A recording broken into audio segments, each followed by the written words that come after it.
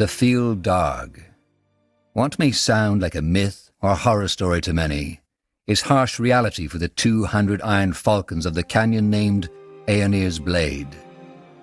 According to legend, the guardian gods fought back the Field Dog, ancient mythical demons, and sealed them in a tomb. Ever since that day, the Field Dog have tried to break free, raising hordes of the undead from the sand to do their bidding. And it is only the Iron Falcons who stand between them and their return to the world.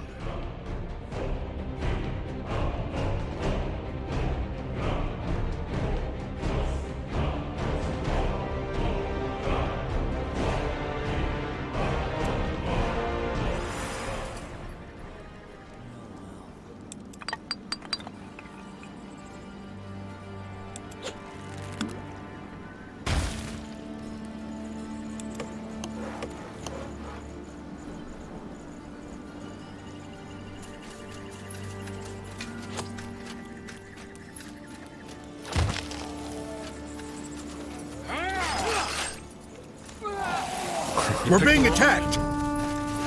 Pathetic. I can't!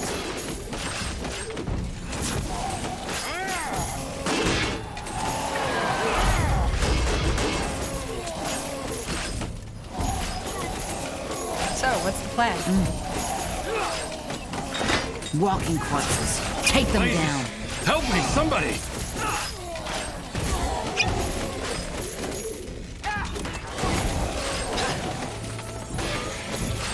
Building completed.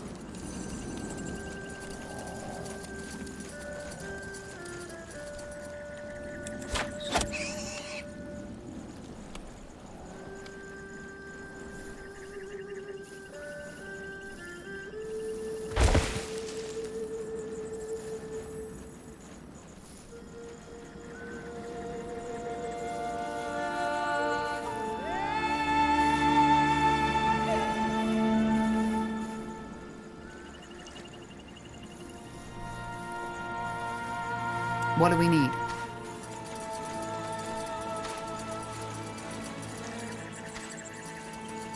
That way?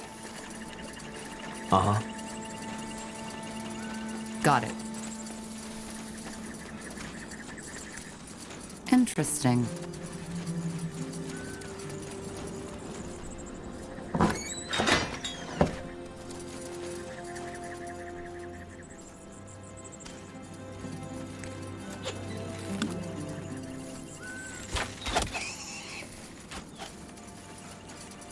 Corporal. Will do. We need to gather more wood, Commander.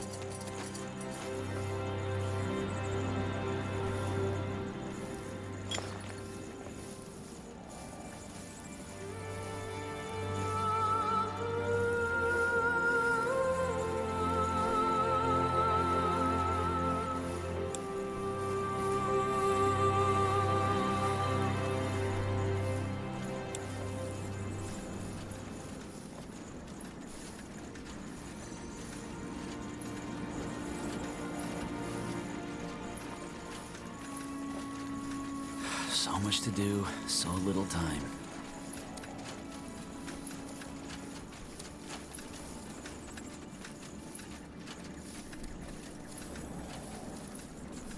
All right then, let's get to it.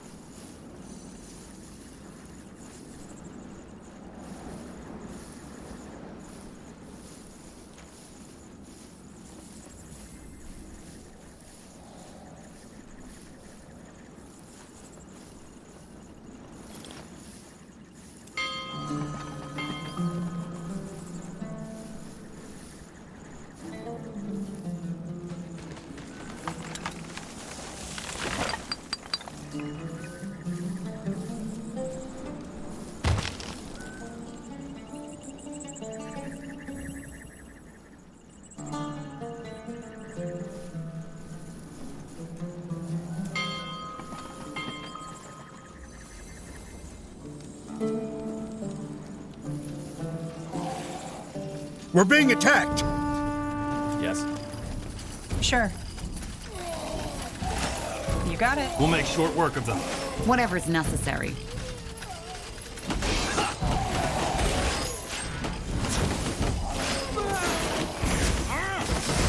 Blazes! Help me, somebody! You'll have to wait. Blazes! Help me, somebody! Killed one of our heroes.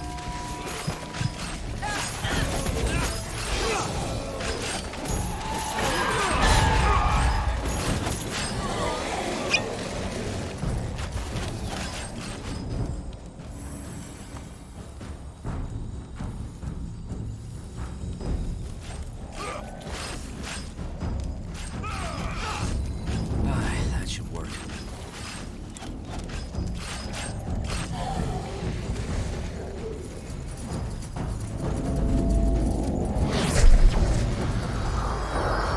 Back into the fight.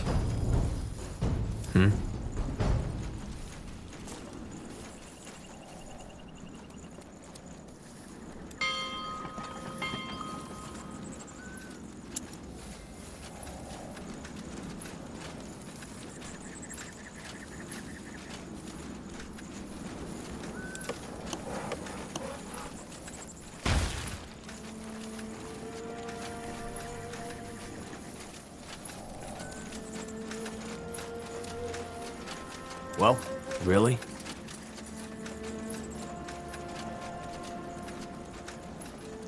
Will only take Just a give the second. word. Chop, chop. Building completed.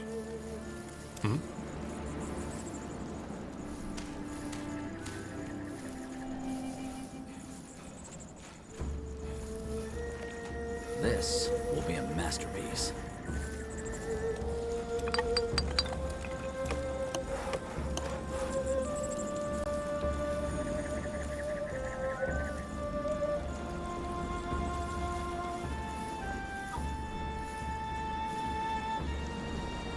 What?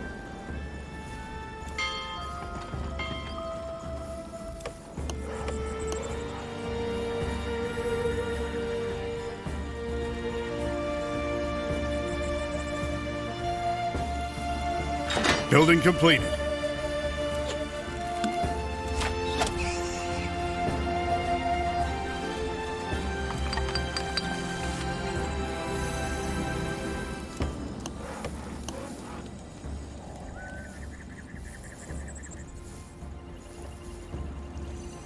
Uh-huh. Fine.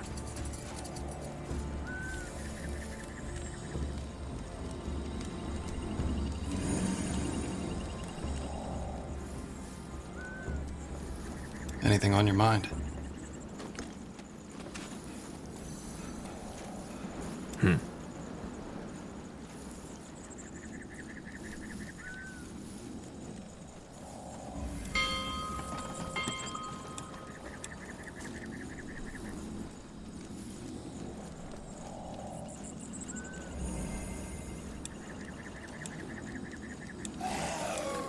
We're being attacked. Get ready.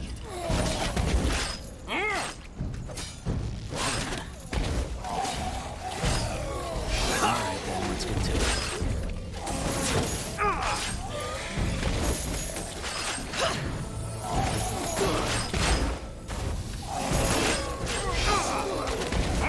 Serious about this. Fine. How do you like that? What? That's all? I'm only getting... I can't.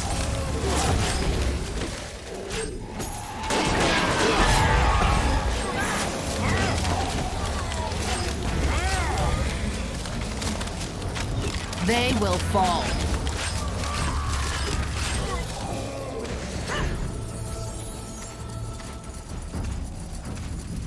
Chop, chop, man. Let's get to work.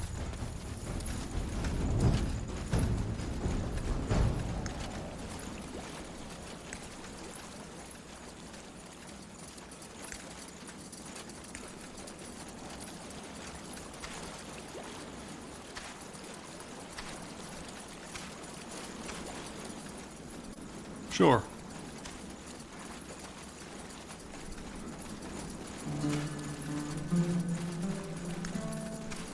Sounds like a plan. A good spot.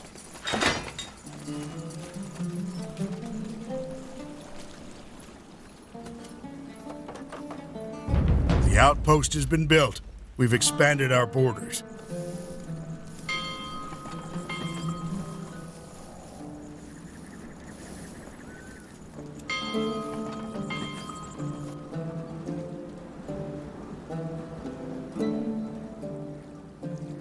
Corporal?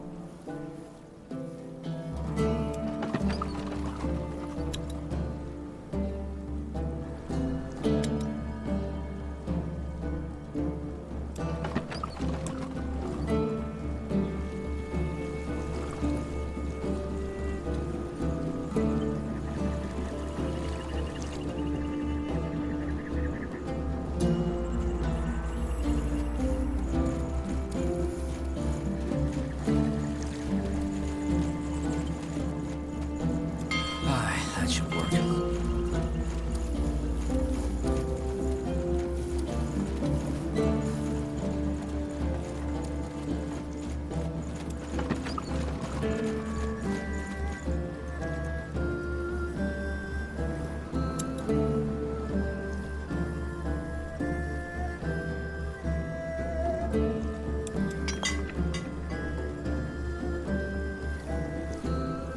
Building completed.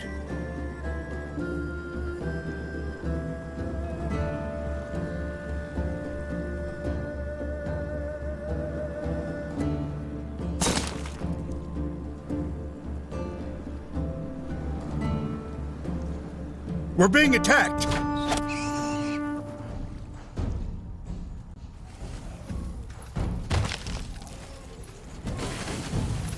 Uh-huh.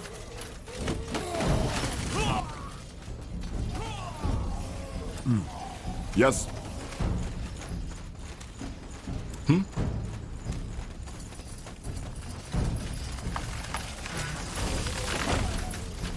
All right, here goes nothing. That way?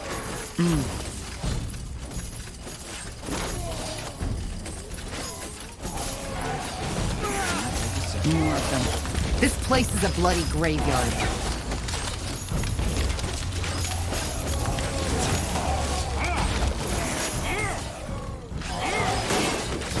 Building completed.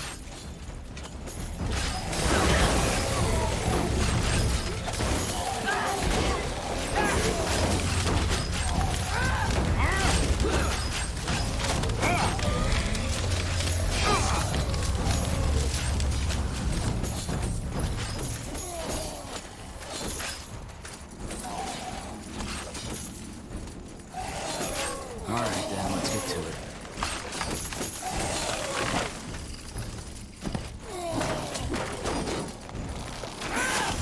Ugh, undead.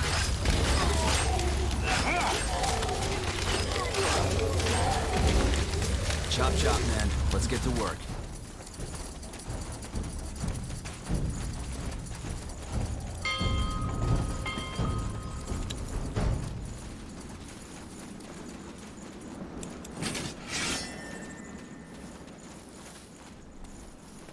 So much to do, so little time.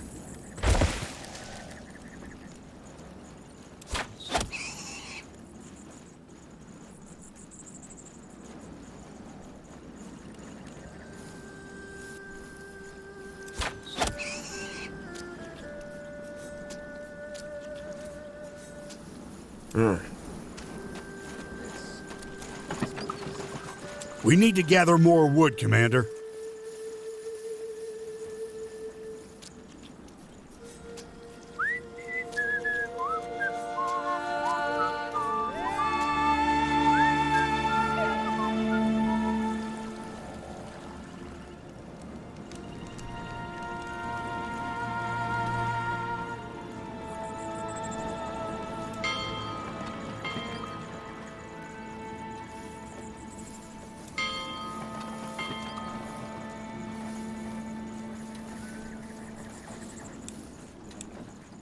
We need to gather more wood, Commander.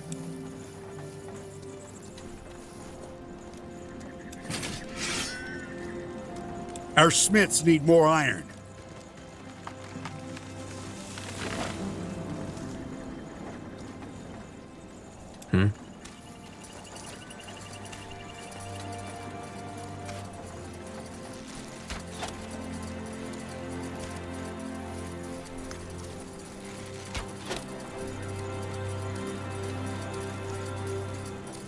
That way.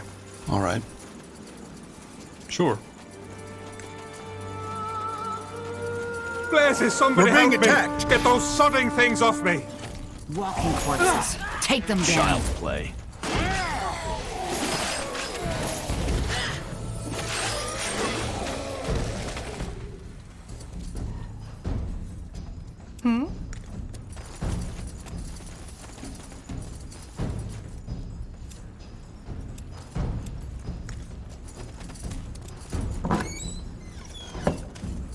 I understand. Don't we have workers for that?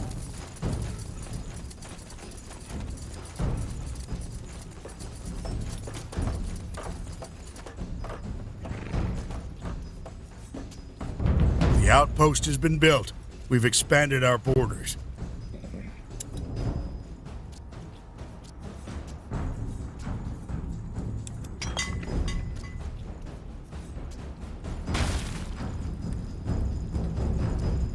Yes? Here we go. You read my mind.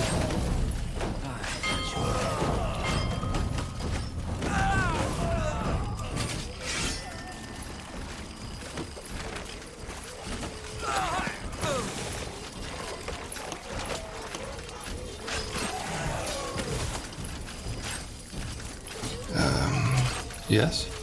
Got it. They will burn. I need more time! Is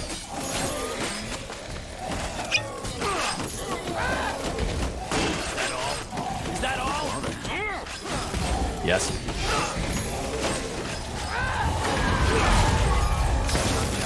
Let's get to work.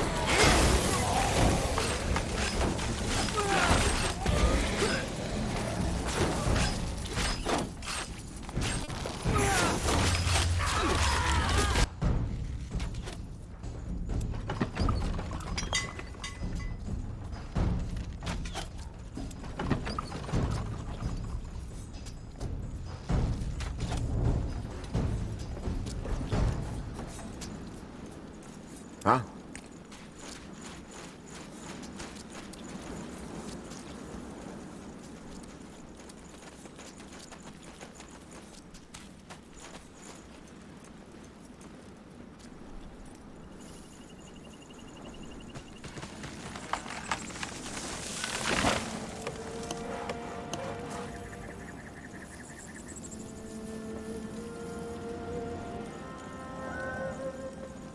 All right, then, let's get to it.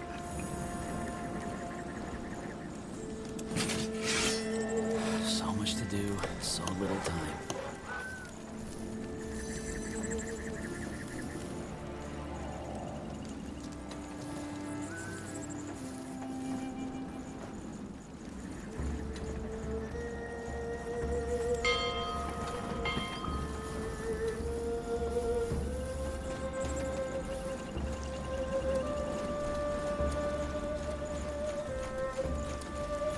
Well then. We're being attacked.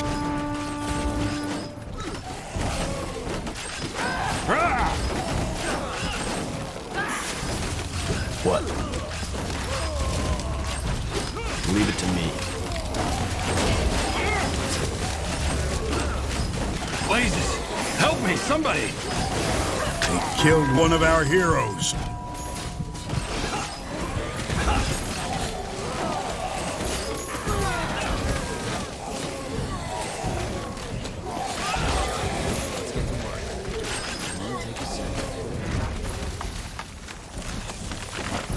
What's next?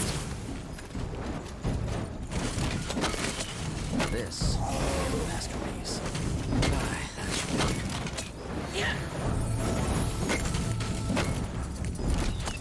More of them. This place is a bloody graveyard.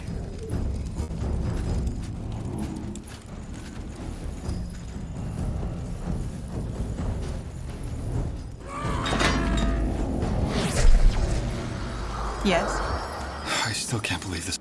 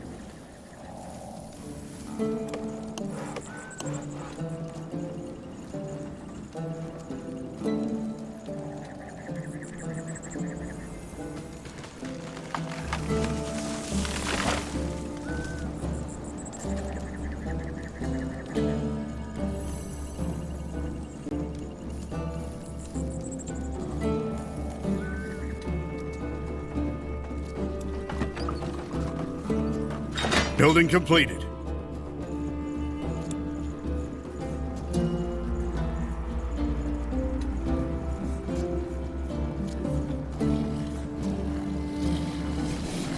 We're being attacked!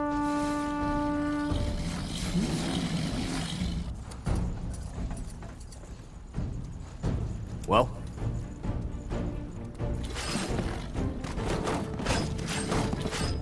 Fair enough. Let's do this.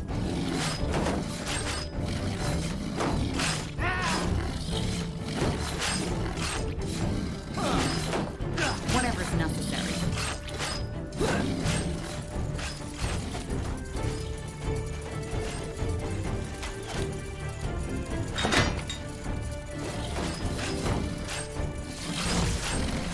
Get ready!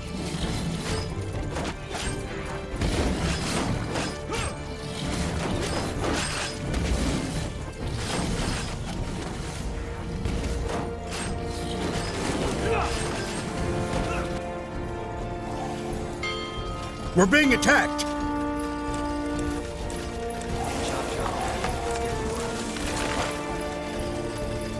only take a second.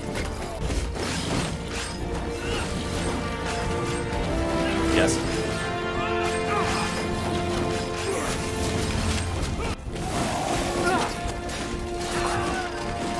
Sure.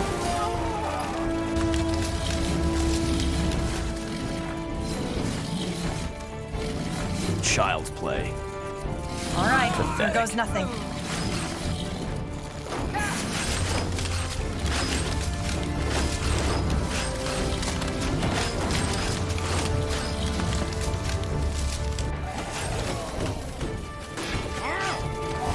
Blazes!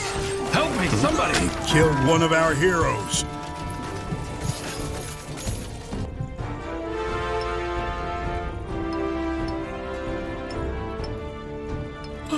Yes? Well then. Here we go. All right, here goes nothing.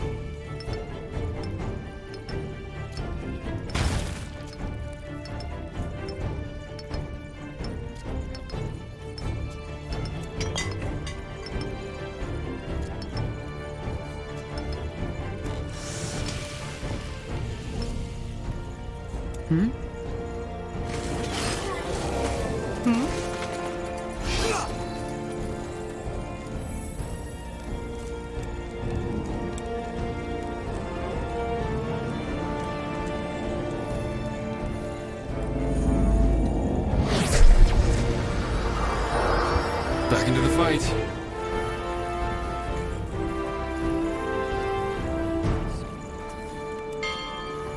Say the word. Anything on your mind? Sure. Need something?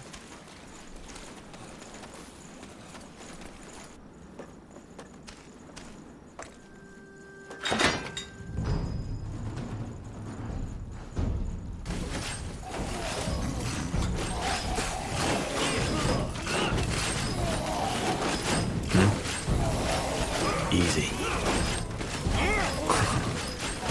Leave it to me. I can't. Help me, somebody! Pathetic. I need more time!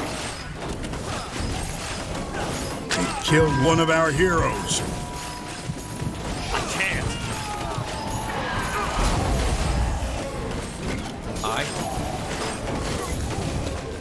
Child's play. Easy. I can't.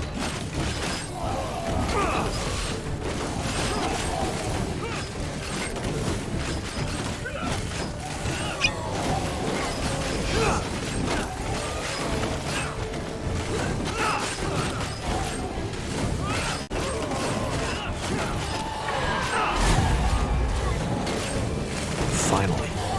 Uh-huh.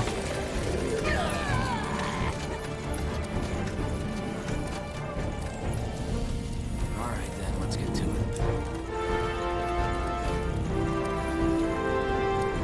Just give the word.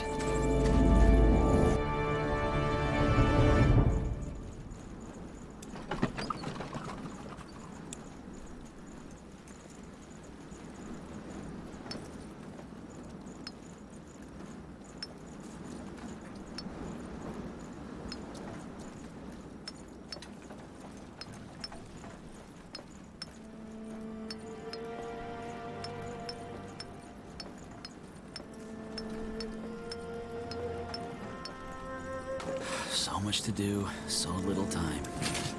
Well then. Did you say something? Our smiths need more iron. This will be a masterpiece.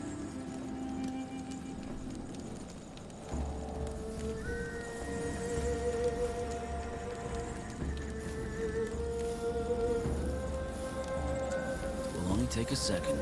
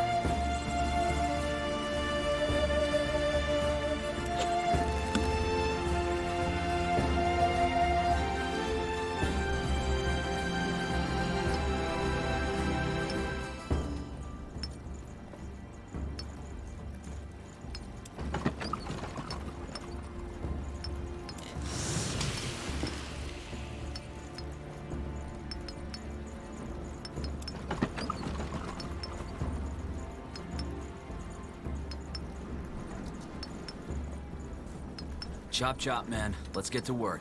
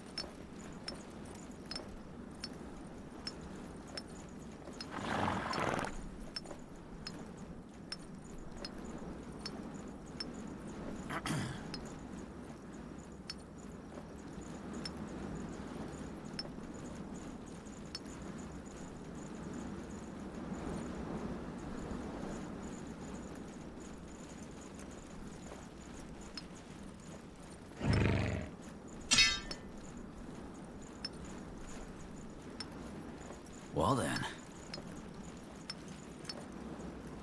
That should work.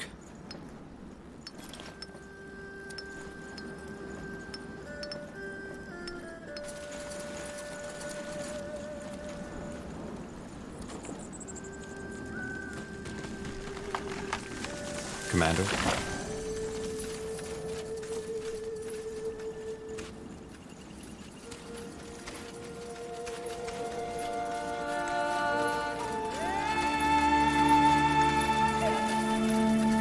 So much to do, so little time.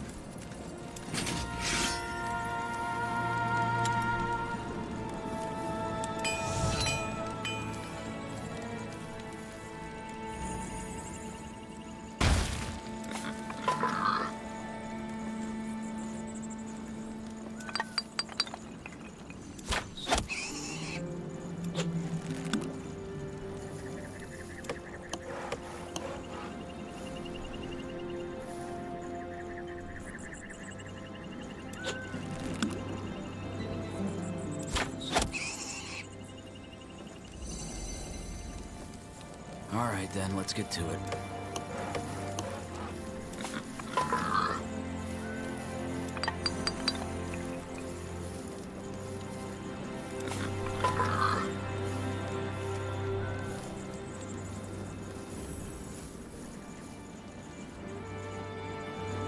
This will be a masterpiece.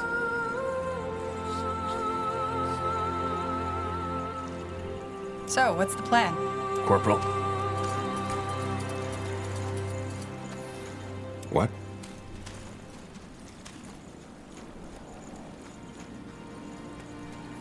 I'm ready.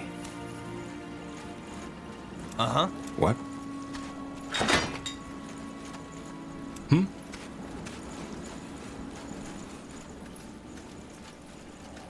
Did you say something?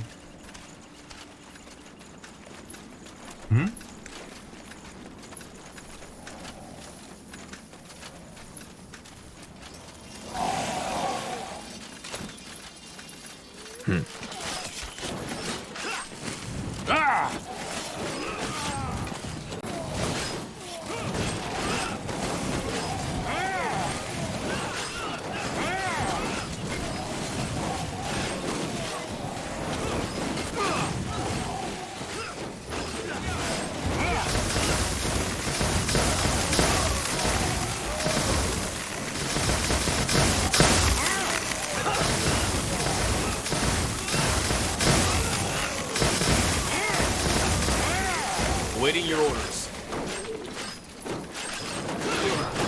Ugh, undead.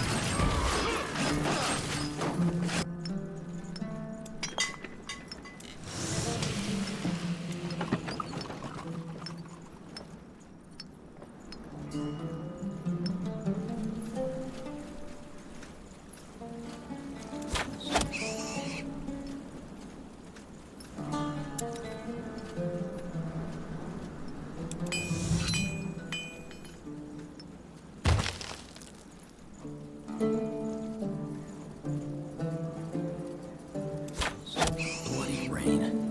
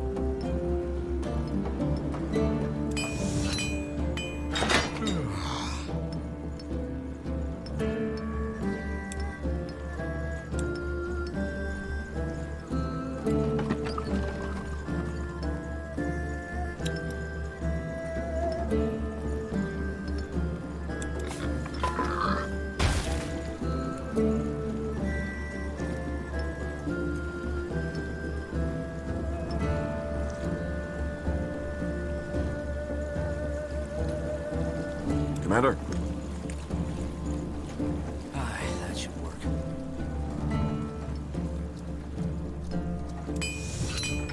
Commander, we finished researching a new technology.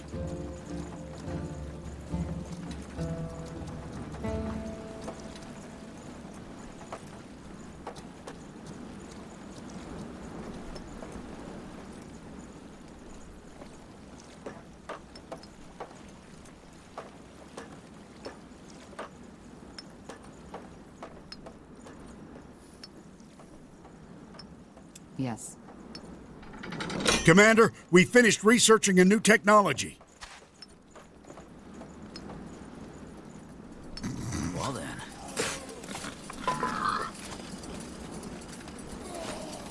All right then, let's get to it.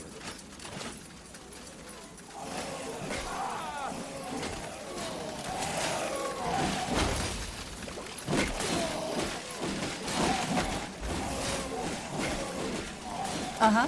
You got it. Leave it to me. Fair enough. Let's do this. You picked the wrong enemy. Child's play. They will burn.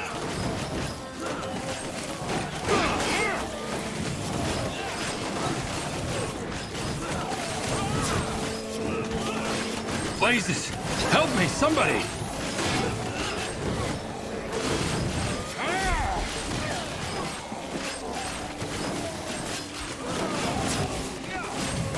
Blazes!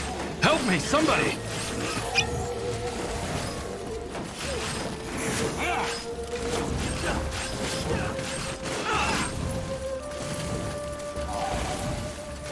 Get ready.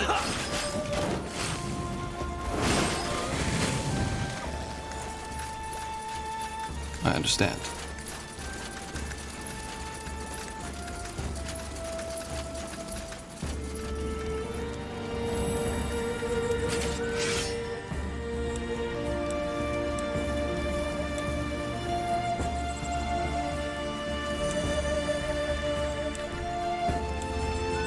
Only take a second.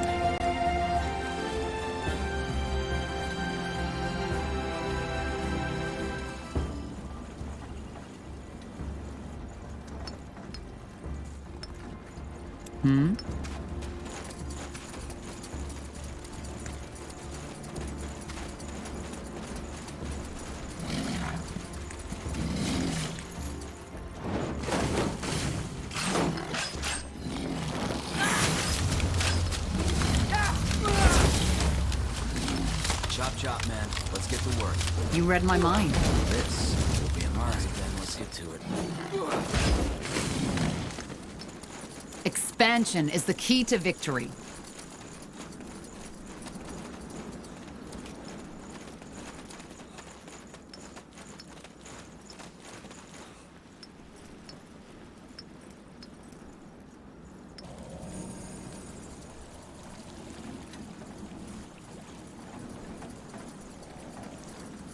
Commander?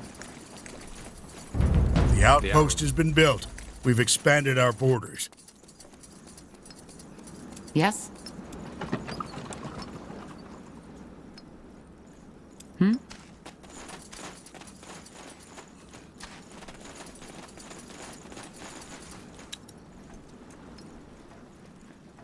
That's just how it is.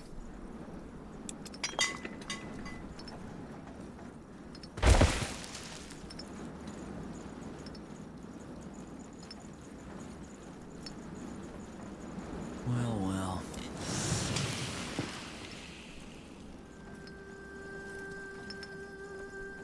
Yes. Understood.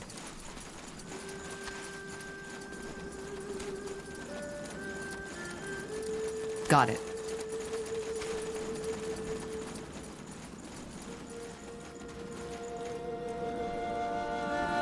Expansion is the key to Building victory. completed.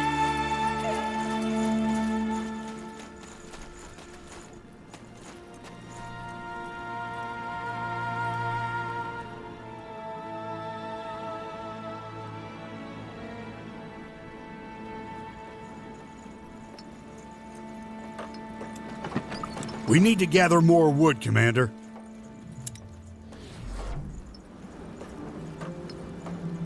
How do you like that? Building completed. What?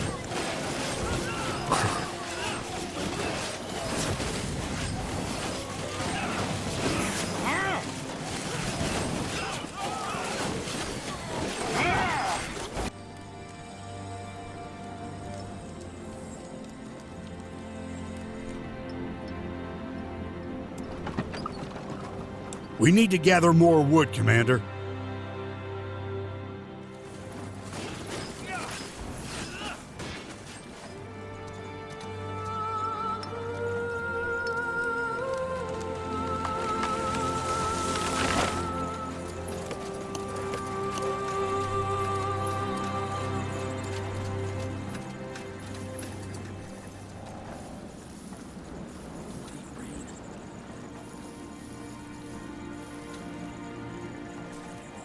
Well then. So much to do, so little time.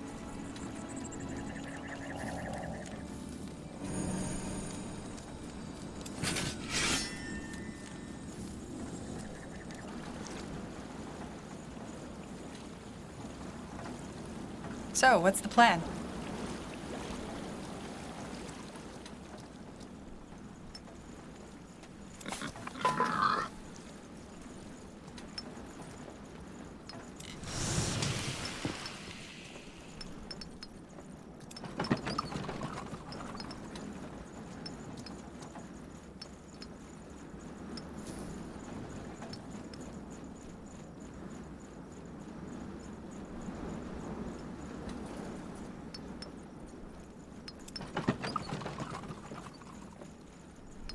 It will only take a second.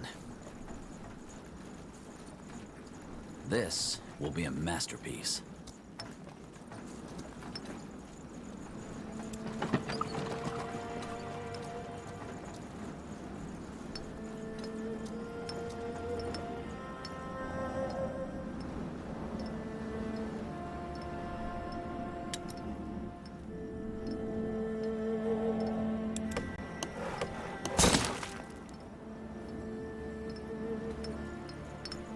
So much to do, so little time.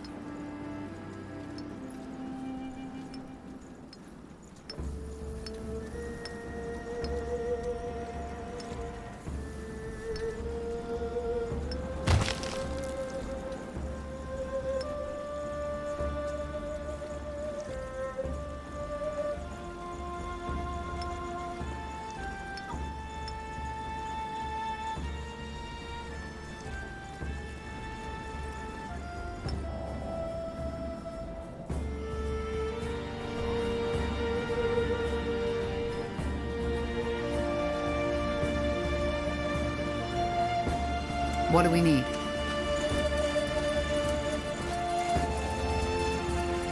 Help me! Take please. that, you piece of... I need What help! the- Help! Oi, you there! Over here, help me! They will fall. Whatever's necessary.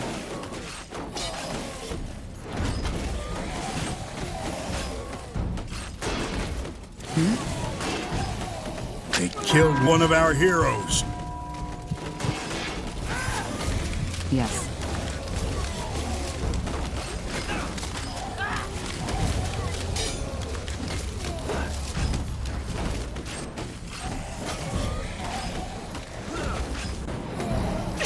They killed one of our heroes.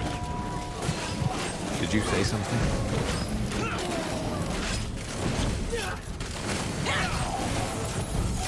What?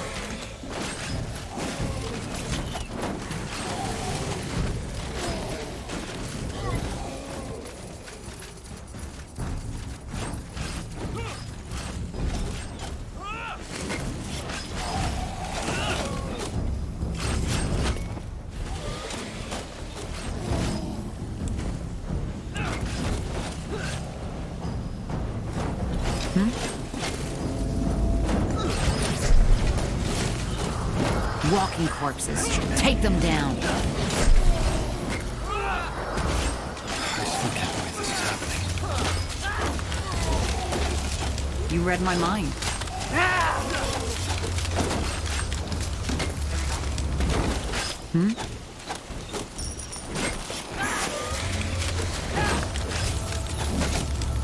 What's next?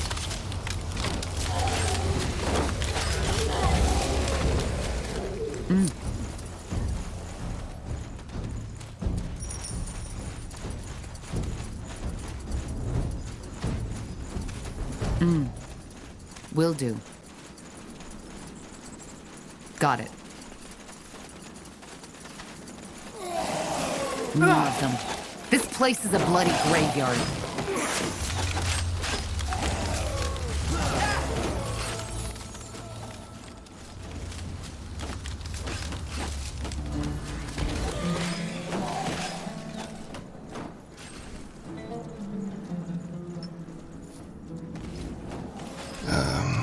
Yes?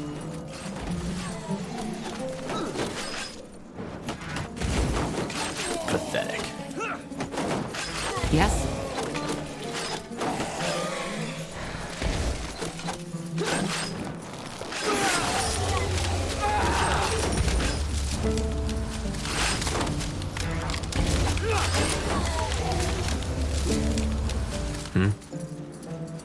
Now would you look at that? Building completed. A good spot.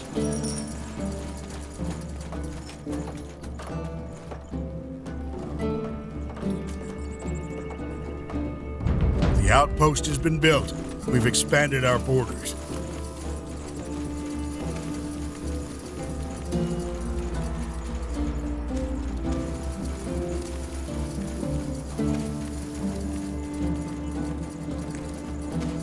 Sure. They will fall. We'll make short work of them.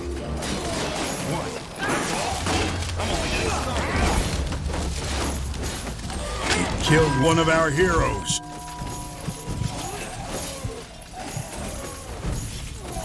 I'm ready. Open fire! Commander?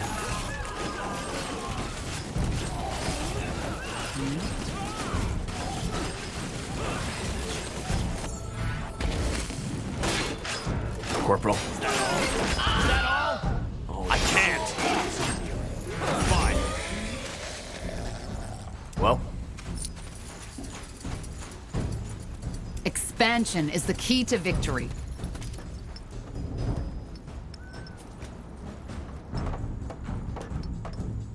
The outpost has been built. We've expanded our borders. fine.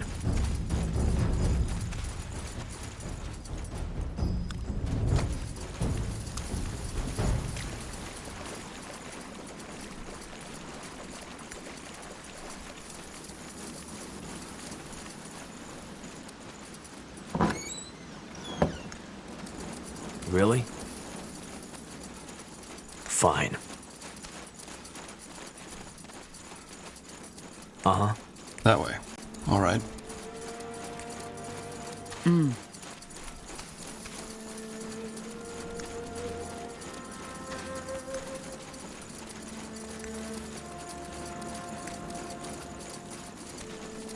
Whatever's necessary. They will Take burn. them down.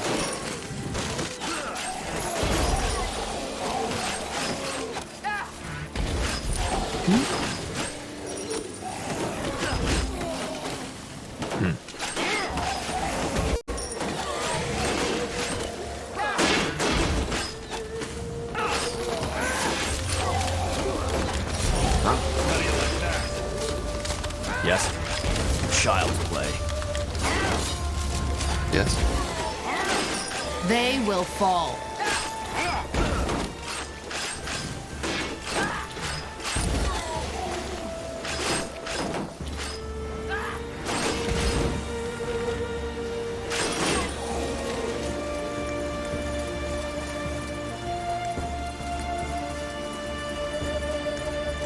Finally.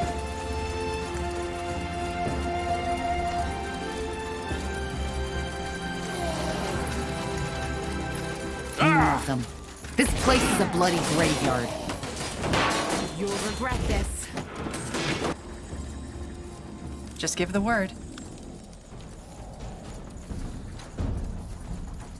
That way?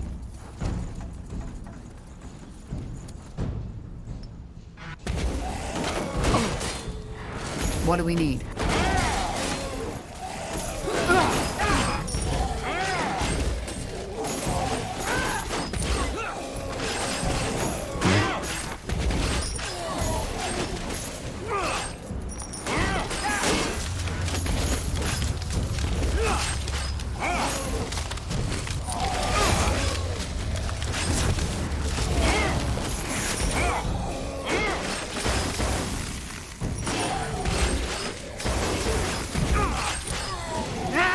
Leave it to me. Let's see. Now would you look at that?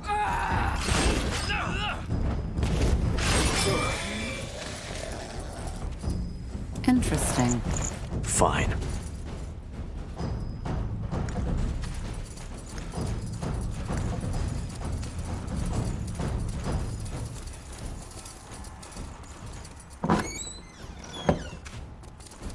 Understood.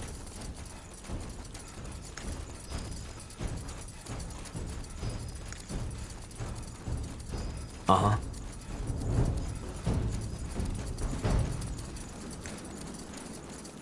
Sure.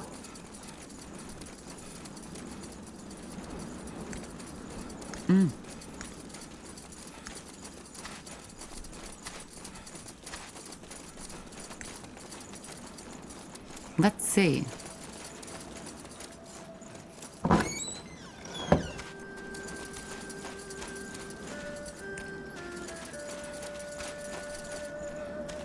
Really? Got it. Sure.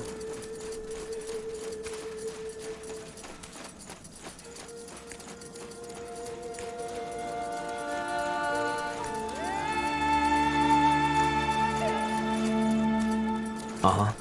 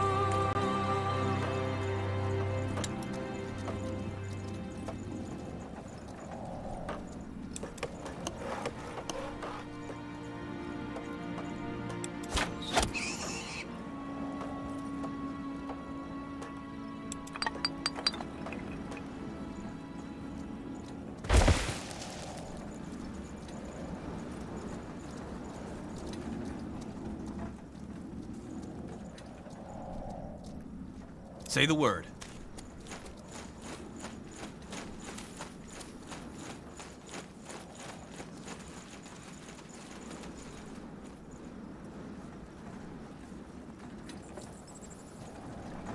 Building completed.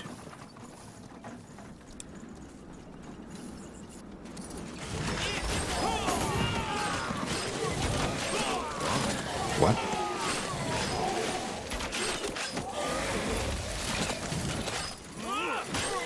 Did you say something?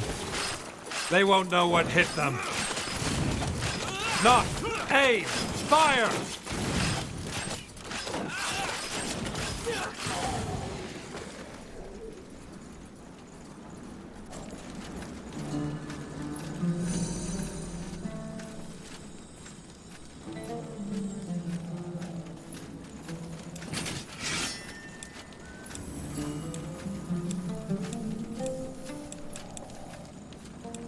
Our provisions are running low. We need more food.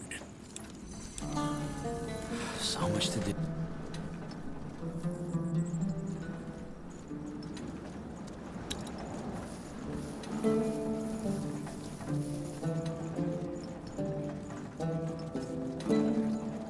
Building completed.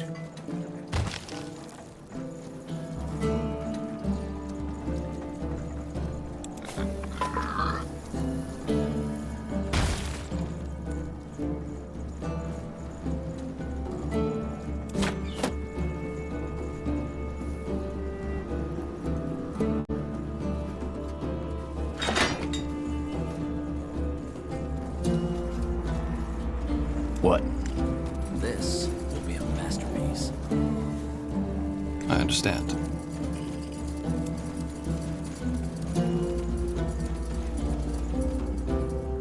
Building completed. Aye, that should work. Nihal's hammer. You saved us. Who are you? What are you doing in this cursed place? Long story. But your brother sent me to look for you. Ulfric. So, well, he's alive. He is. Follow me, I'll take you to him. All right.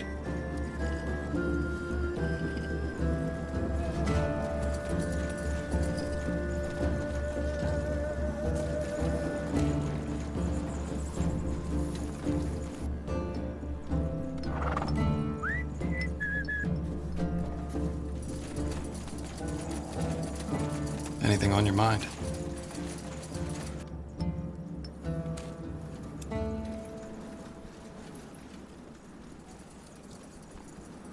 Building completed.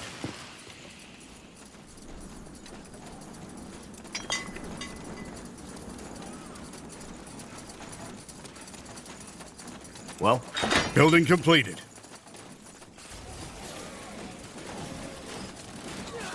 Now would you look at that? Blasted blistering blazes. That was close. Where by Nihalf were those sodding falcons? They're supposed to keep the canyon safe. They're busy. What are you even doing here? You're a long way from Windwall. That's, complicated. Listen, friend, I'm not here by myself, but with my two brothers. We were split up when those blasted corpses awoke all of a sudden. You look as though you can wield a sword. Could you go look for them? Please, I'll even pay. Where are they? Probably up north, but who knows where those sodding creatures drove them. All right. I'll see what I can do. Thank you. I'd come and help you, but I can barely walk anymore. I'll wait here. Knock! Aim! Fire! They won't know what hit them. Open fire! It will only take a second. By Nihalf, there you are! You're welcome. Ah, yes, sure. So listen, this might sound odd, but you wouldn't know a good place for... You still haven't told me how Well, actually, that's... I guess. So do the art. Do you think the undead who almost just... Oh, you do? Well, it's settled then. You have some business to take care of here first, though, don't you? Just let us know when you're done and we'll join you at the entrance of the canyon.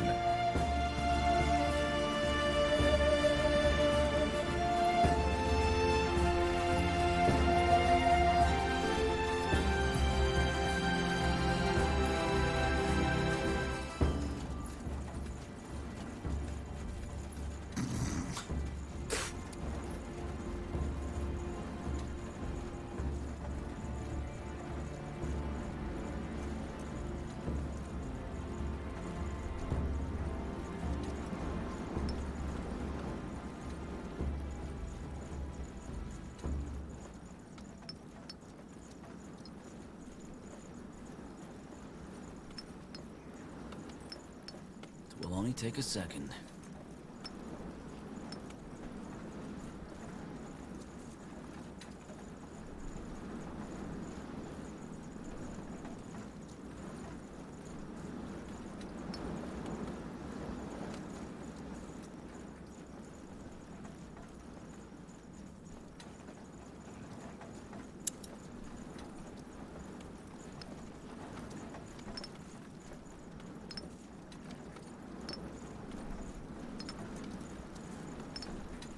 You know how to bargain, don't you?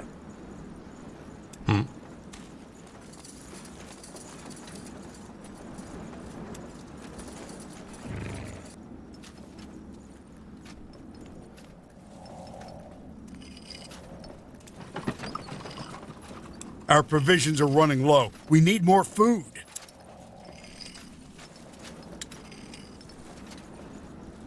Chop chop, man. Let's get to work.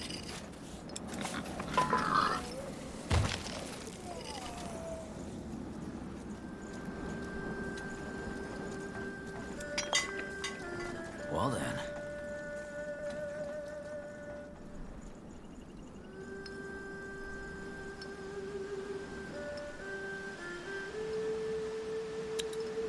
So much to do, so little time.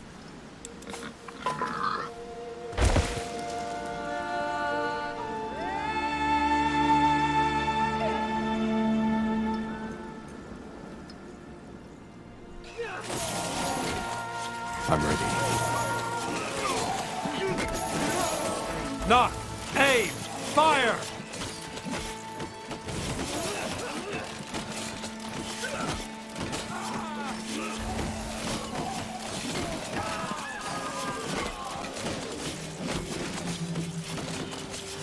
Building completed.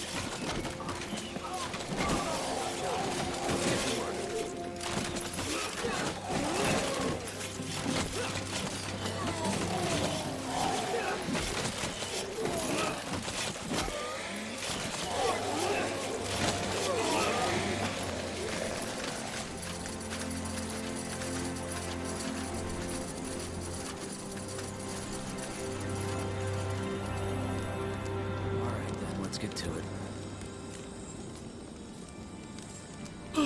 Yes?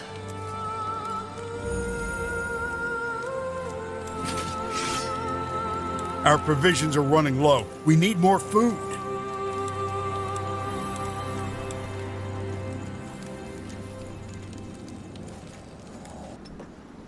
Building completed. It'll only take a second.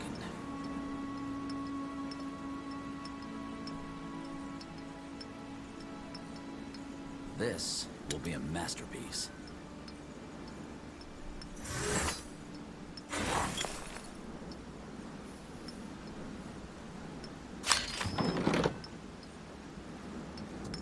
Well then.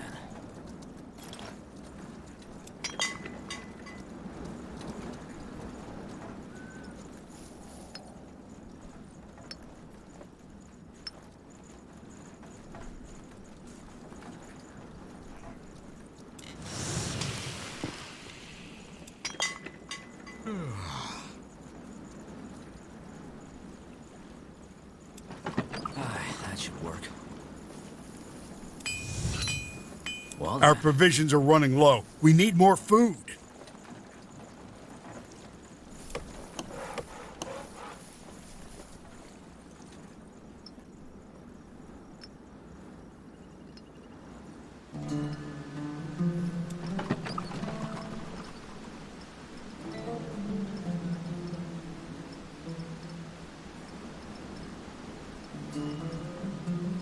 This.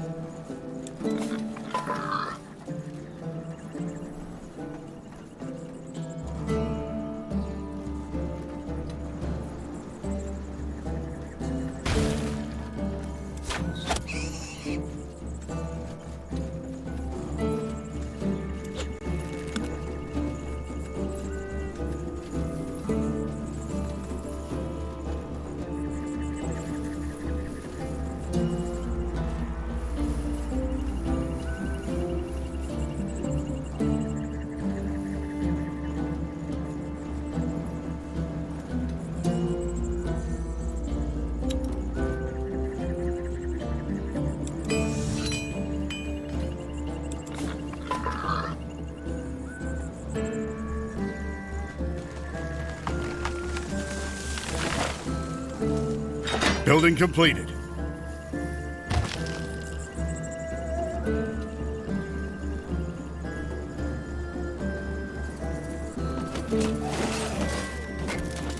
Commander?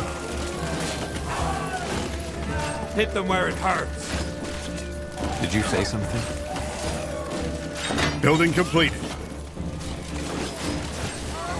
What? Knock! Aim! Fire!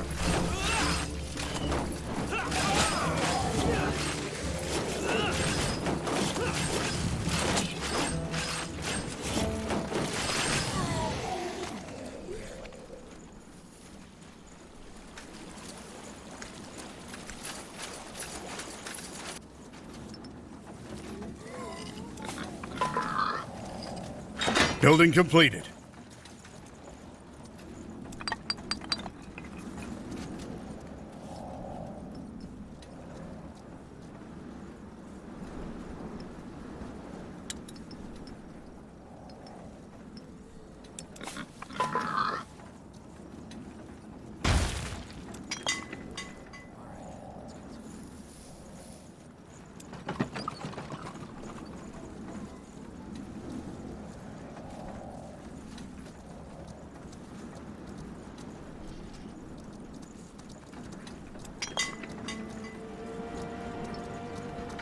Commander, we finished researching a new technology.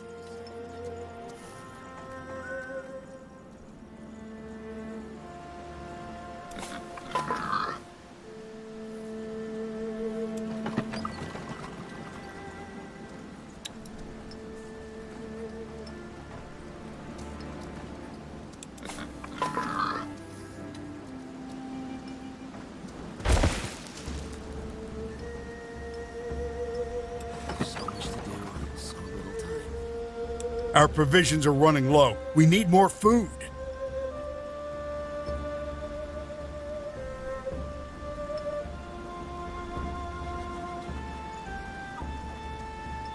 This will be a masterpiece.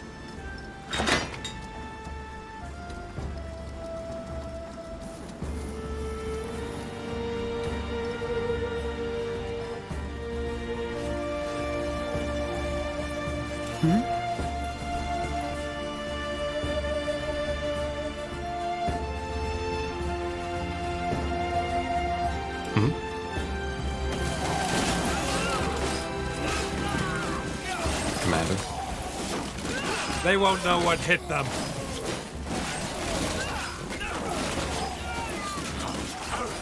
Yes.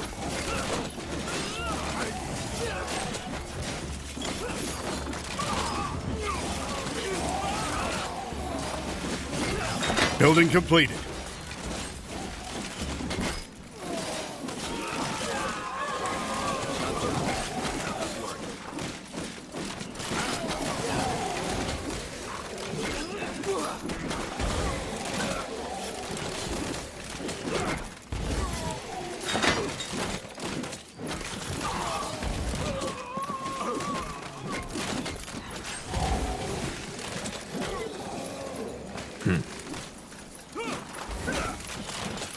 Yes. Finally. Did you say something?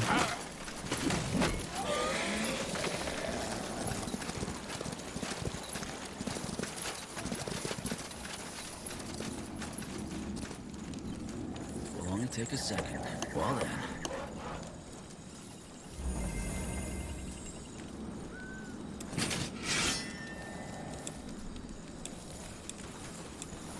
Our provisions are running low. We need more food. All right then, let's get to it.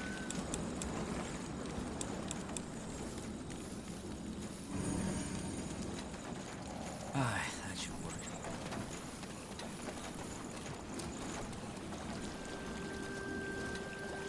Need something?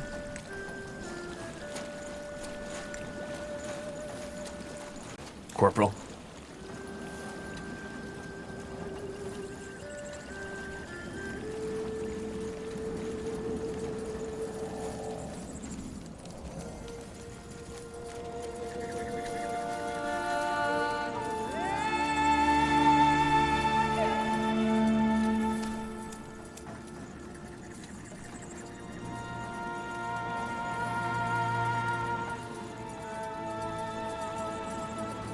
So much to do, so little time. Chop chop, man. Let's get to work. I think we're set. You are. Though I certainly didn't expect your army to be a bunch of sellswords. I hope they're not just here for the loot. Well, don't worry. The Wayfarers aren't just sellswords. They fight for a cause. Your word in Tiara's ear. Well, best we get started. I'll order a carriage of basic provisions to be delivered your way. It's not much, but as you can guess, most of our resources are in the fortress. Since you've also brought some craftsmen with you, we would be grateful if you could share some of your resources with us once you've started gathering. The more provisions we have, the better we'll fight. Just drop them off at our camp. Also, if you could take out those towers, that would help us tremendously. Towers? Yes, they are ancient Hibernian devices the Falcons have used for centuries to defend themselves against the undead. They have captured them and seem to be using them against us, which is, once more, worrying. Undead are meant to be mindless monsters, not tacticians. I strongly assume it's this creature who is leading them. Understood. When do we strike the fortress? Once we've gained enough ground and are prepared enough, I guess. That's really up to Highkeeper Aranor and you to decide. Just make sure you fill her in on your plans. And yes, now that might be worth a try. What? There's an old catapult up to the northeast. When that whole Bloodburn mess started, we pushed it up there to take out clusters of undead, but we were forced to retreat. If you can reclaim it, we can use it to our advantage. All right, let's get to work then. Do that. And I'm glad you came along. That attack the Highkeeper planned to free the fortress. It would have been a suicide mission. You prevented one tragedy from happening, friend. Let's hope we can prevent the second one, too. Sounds like a plan.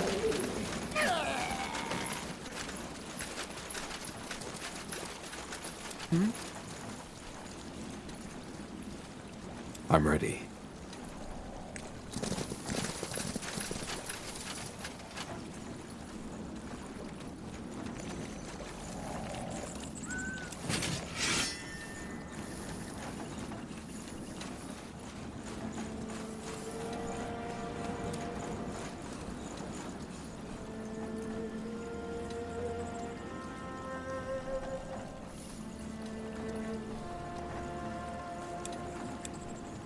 Our provisions are running low. We need more food.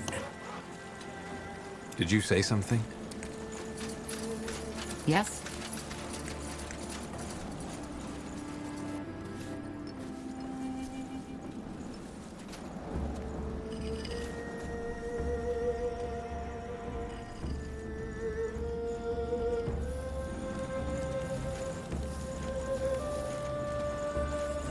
All right, then, let's get to it. Back into the fight. That should work.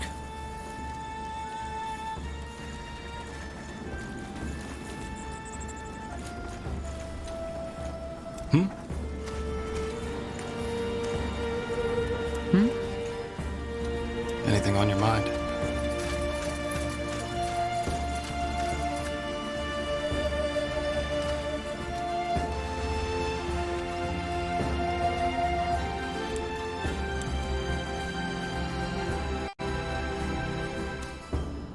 That way. All right.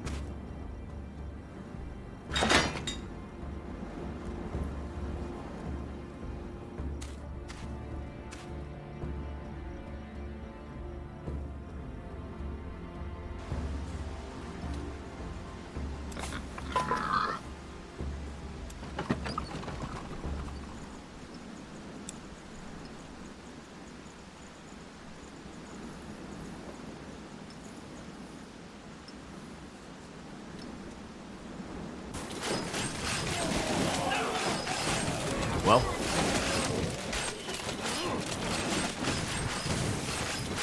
easy.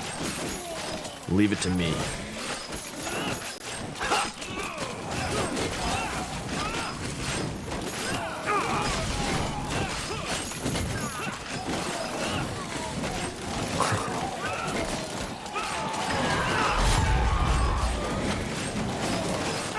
Pathetic.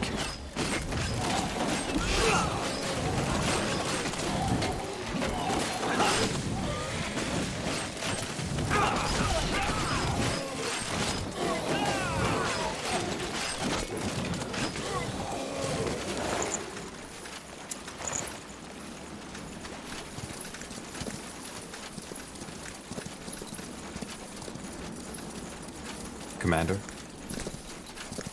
Building completed. What? Commander.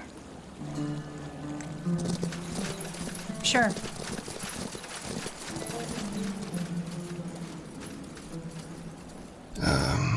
Yes?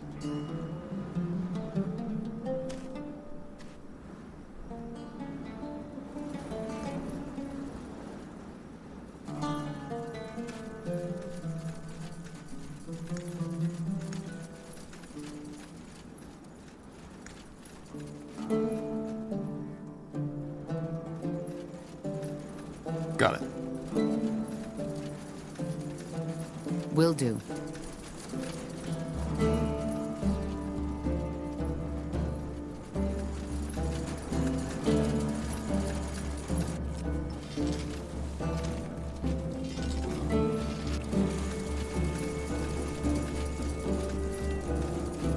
Sure.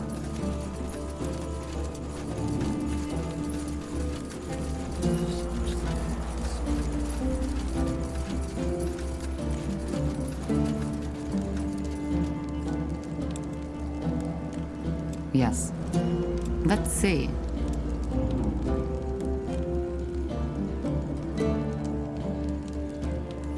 This be a masterpiece.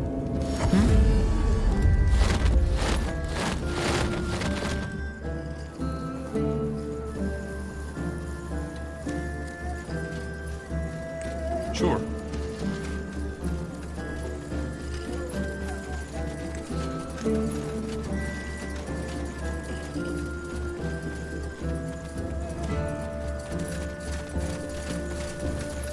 Say the word. Understood.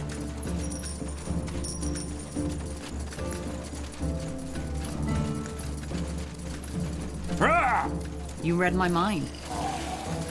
There it is! Take out those undead!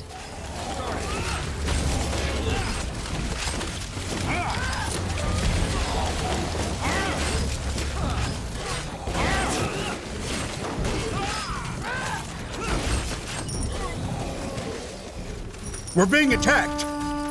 Pick the wrong enemies.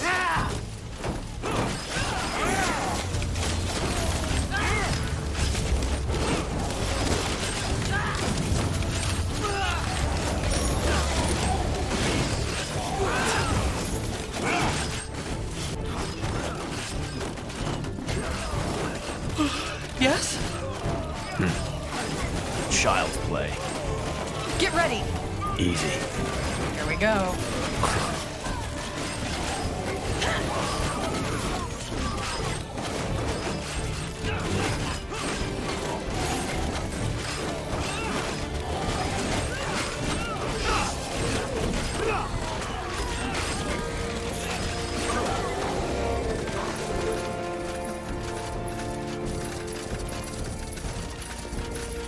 You got it.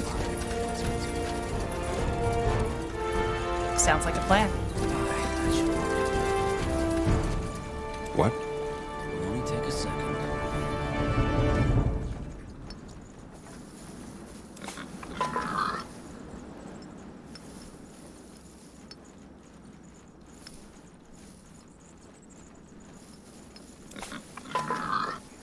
So much to do, so little time.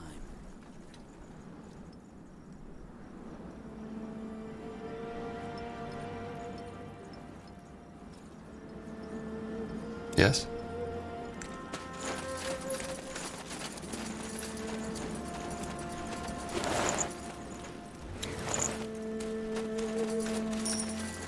Expansion is the key to victory.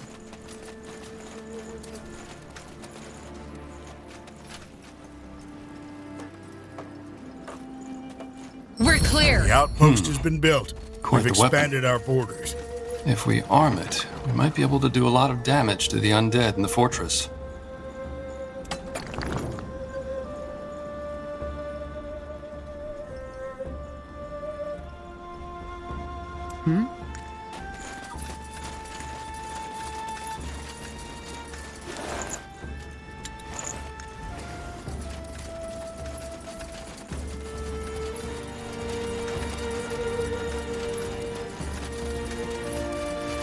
Whatever, knuckleheads. Take them down.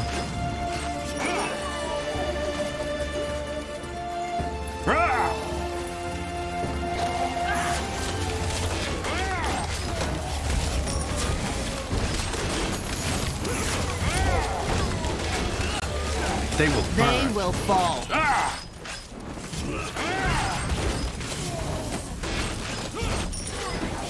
We'll make short work of them.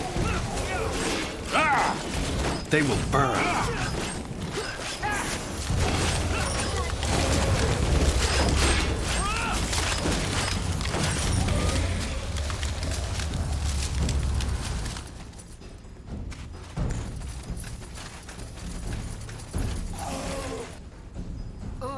undead.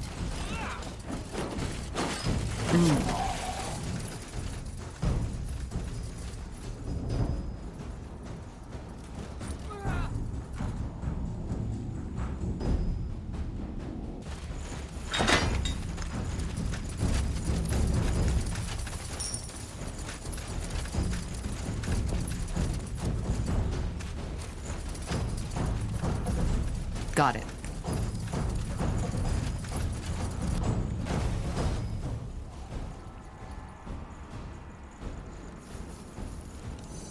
Chop chop, man. Let's get to work.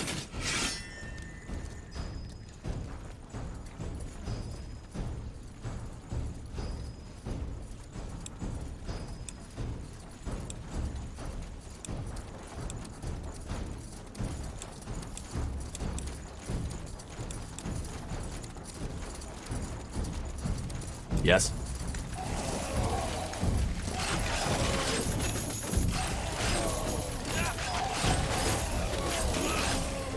Just give the word. Fair enough. Let's do this. Where to?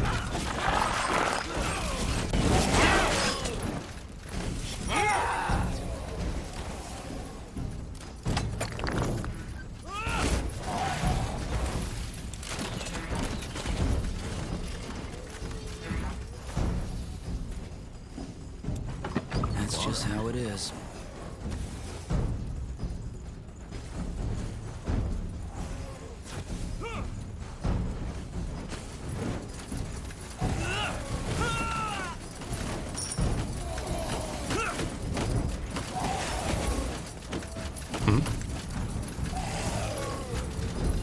Did you say something?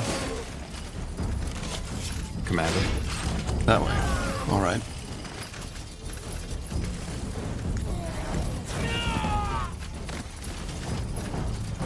What's next?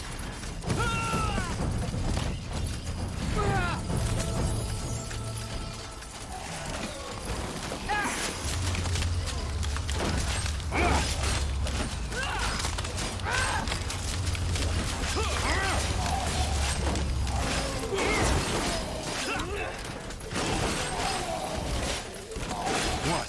That's all? I'm only getting started.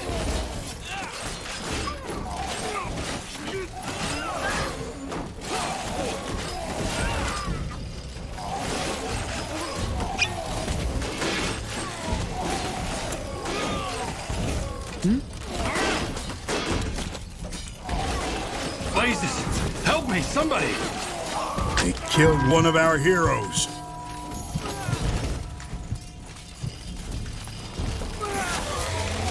Will do.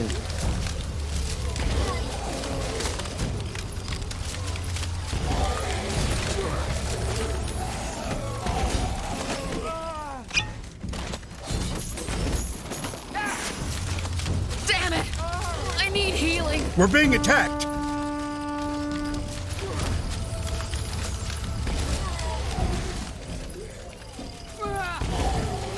Yes?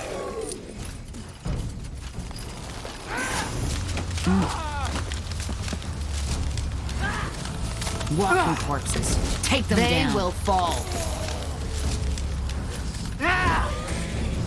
You read my mind. Whatever's necessary.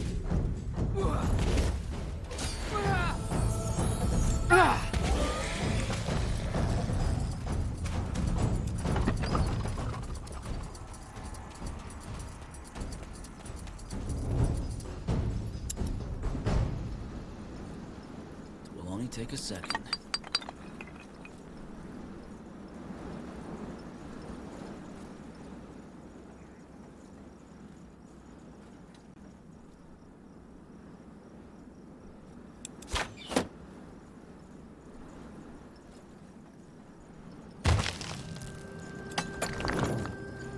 All right, then, let's get to it. Aye, that should work.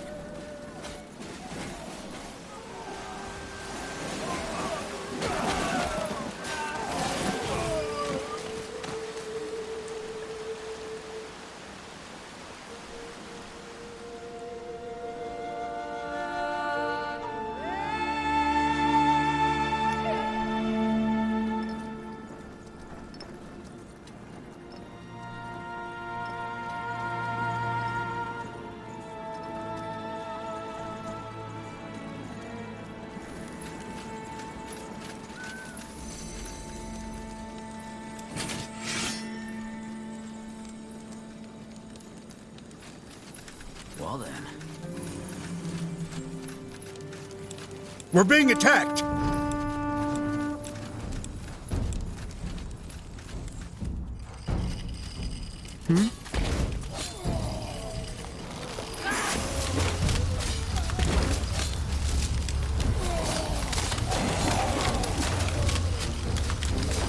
They will fall.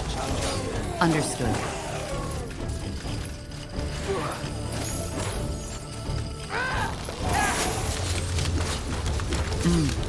Will do. We're being attacked! Got it.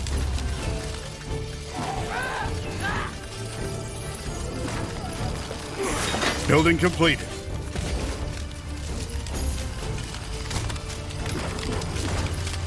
They killed one of our heroes. Damn it!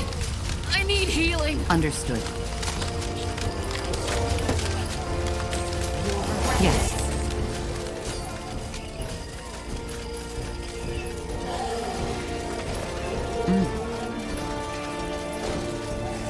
We're being attacked!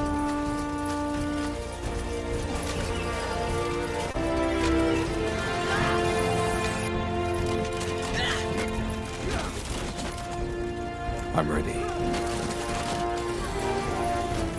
Of course.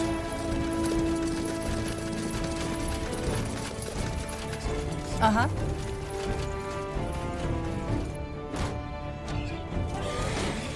Alright, there goes nothing. That way?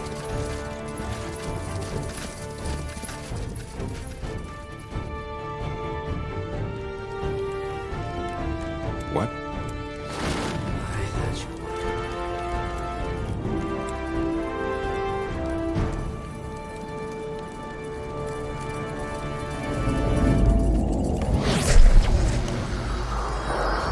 Well, shit.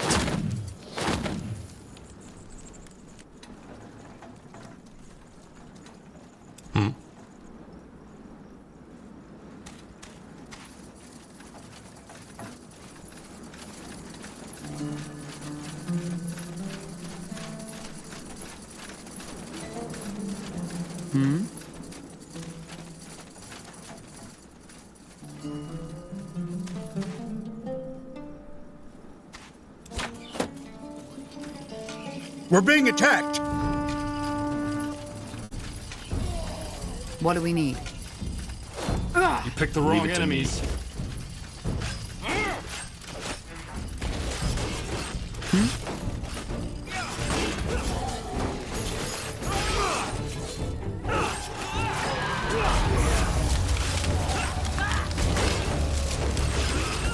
Blazes! Help me, somebody!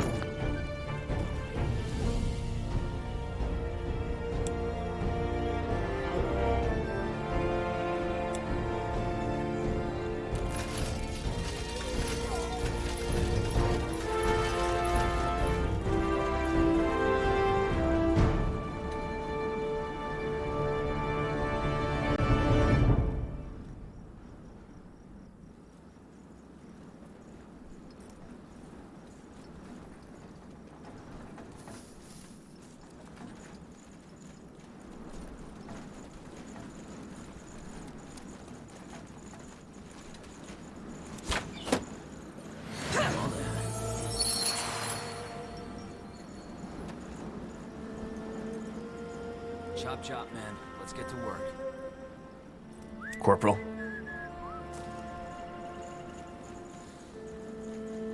Building completed.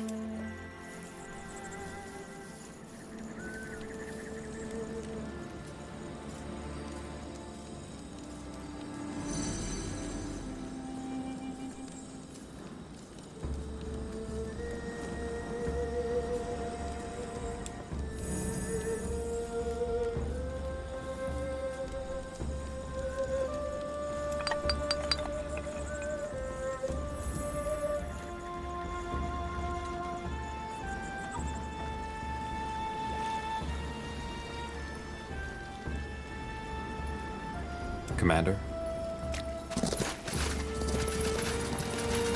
Did you say something?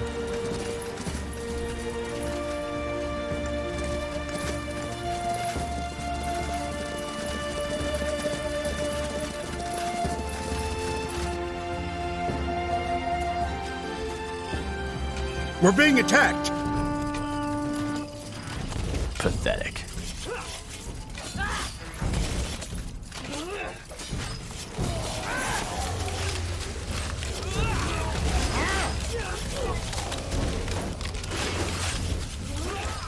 This will be a masterpiece.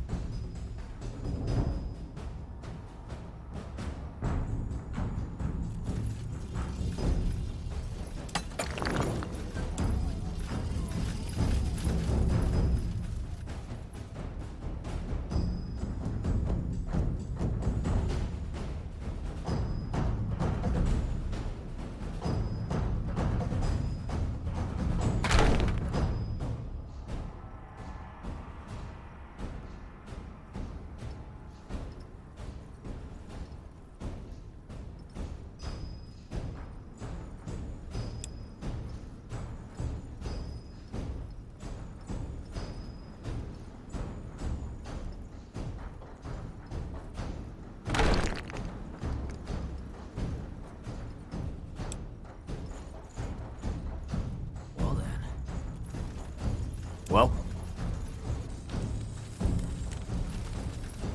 At your command.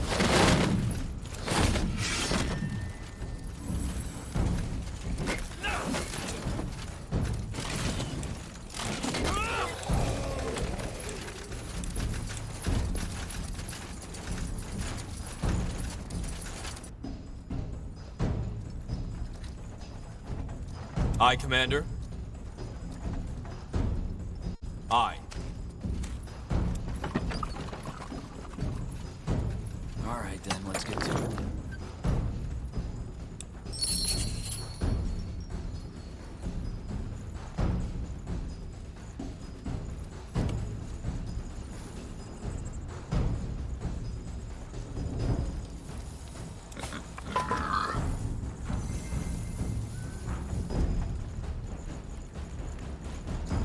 Yes.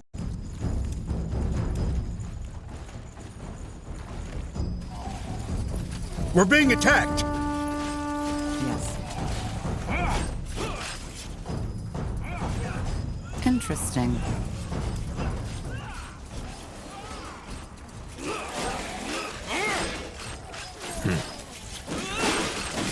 Child's play.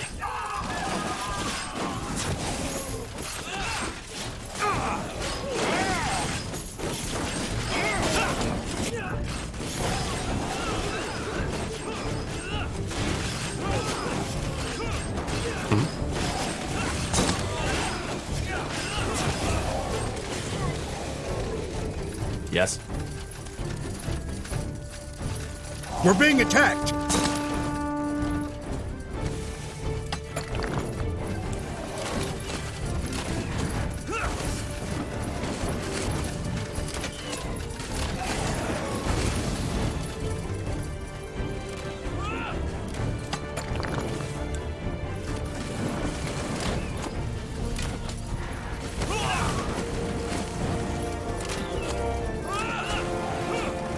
I'm ready.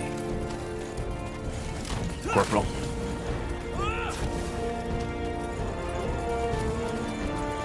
Sure.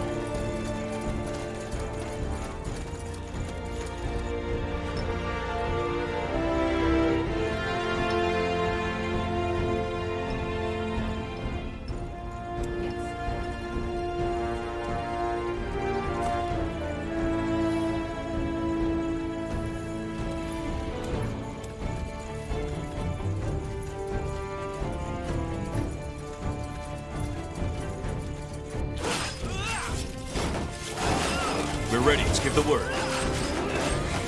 You're the commander, aren't you? I am. What's wrong? There's been a sighting of this entity again. You know, the one who comes with the bloodburn. More undead. Yes. All of us are busy keeping the hordes from the fortress at bay. But depending on how many this blasted song wakes up this time, we might be in for a lot of trouble. Okay, I'll clear out that site. Where is it? In the mountains, to the southwest. Thank you. And Tiara's blessings.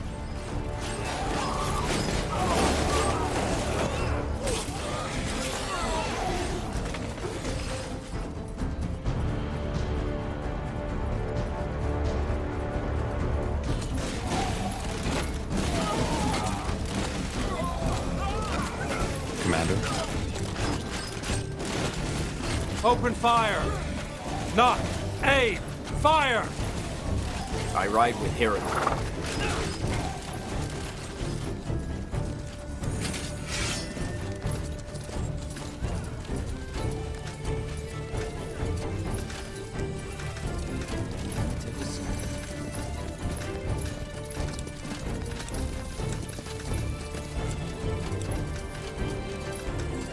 Need scouting?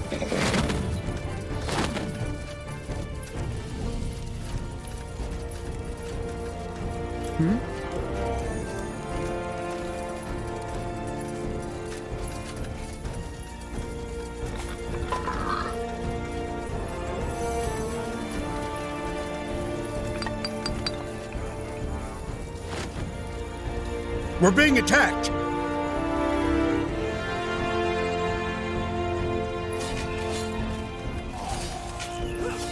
Yes?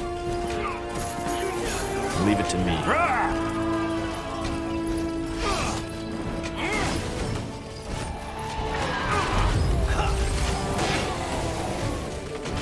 I can't.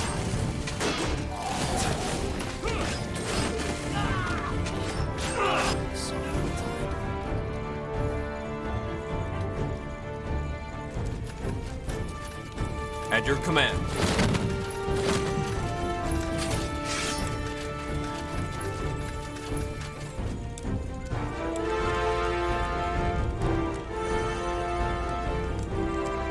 Aye, Commander.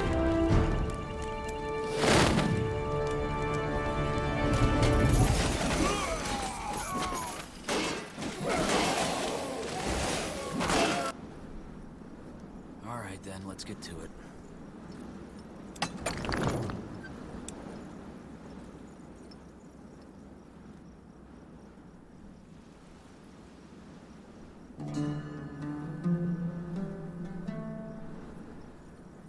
Chop chop, man. Let's get to work.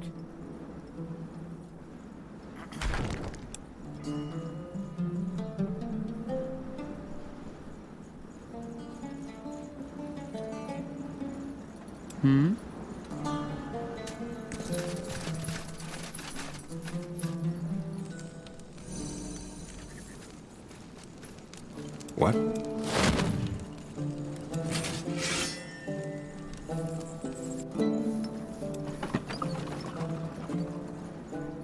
Will only take a second. We're being attacked!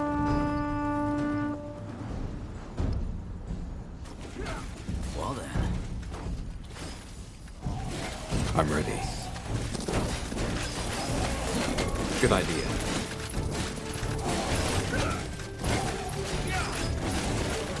Waiting your orders. They killed one of our heroes.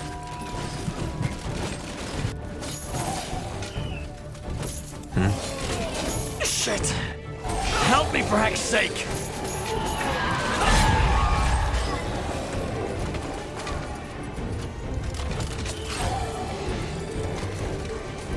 Uh-huh.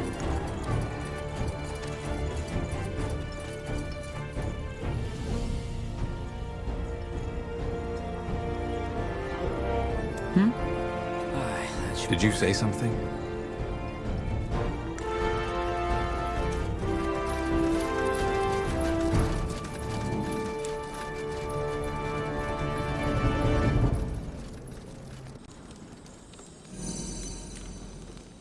guess?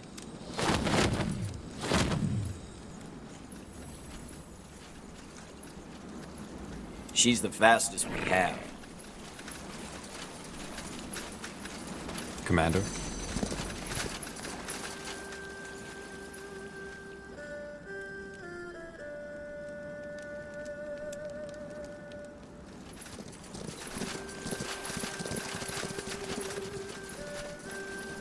What?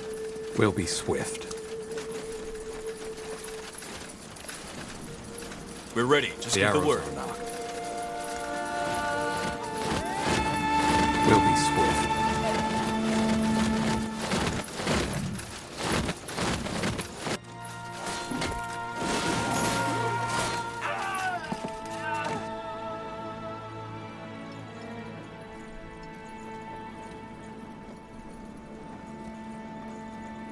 I'm ready. Chop chop, man. Let's get to work. Did you say something? So little time. Of course. What?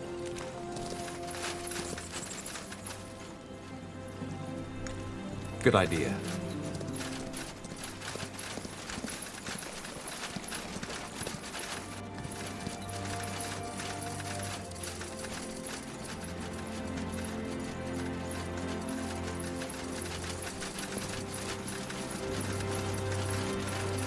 We're being attacked!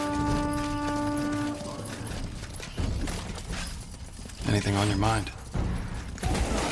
They will fall. What? That's all? I'm only getting started.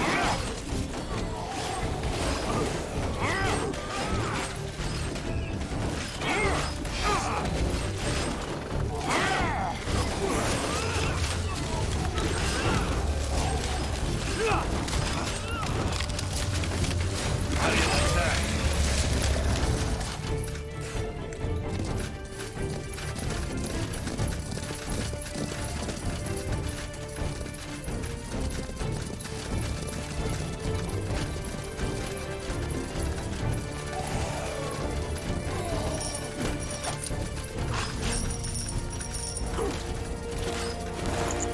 More of them. This place is a bloody graveyard. Ah! We'll make short work of them.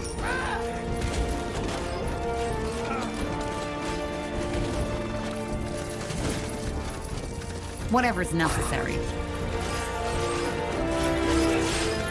Will do. You picked the wrong Leave it to enemies. me. That's just how it is.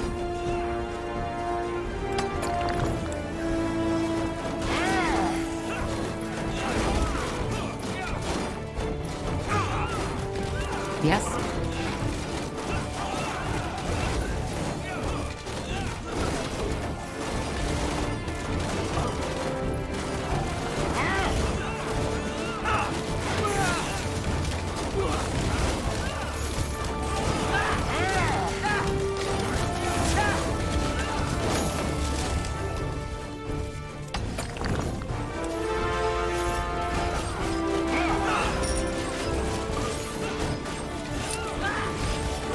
You're serious about this, aren't you? Fine.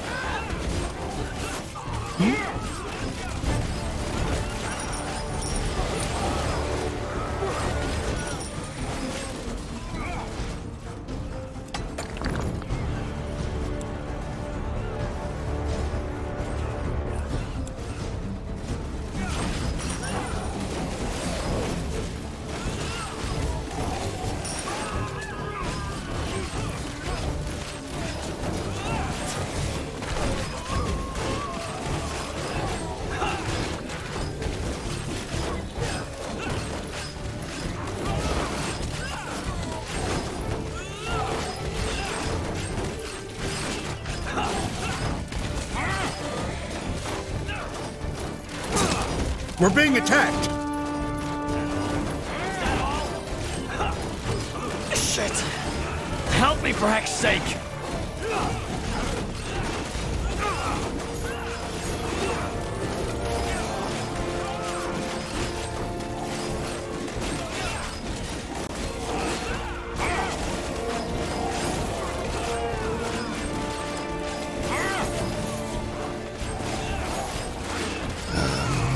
Yes?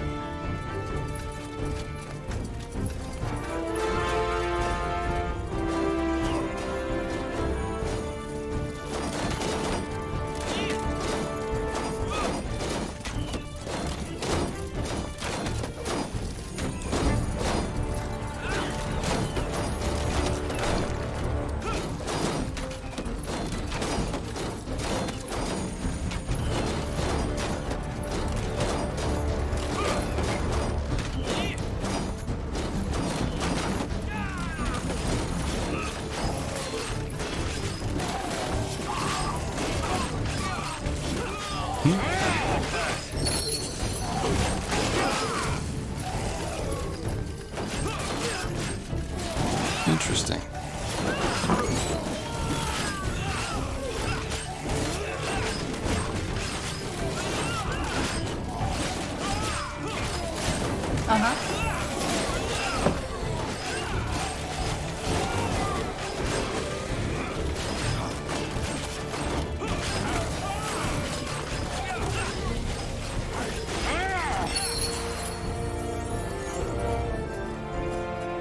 No, this can't be. They're all dead. Oh, really? Just how did you guess that? Seems I'm late for the party. Good job you did there, High Keeper. It's not like I warned you this would happen if you didn't cooperate. You bloody piece of filth! I swear I'll... Oh, just shut that mouth of yours for a moment, will you? This man is completely right, Aranor. If you hadn't refused to cooperate with the Deathmen, these soldiers would still be alive. How dare you? Forgive me, but we should not discuss this now. What about the tomb? Where are...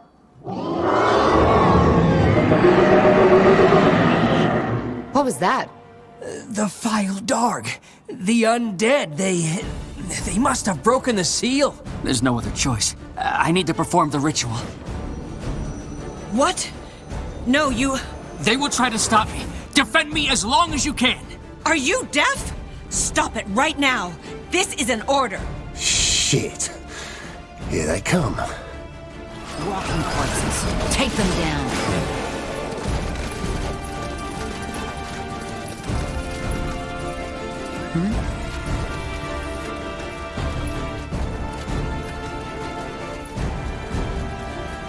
Commander.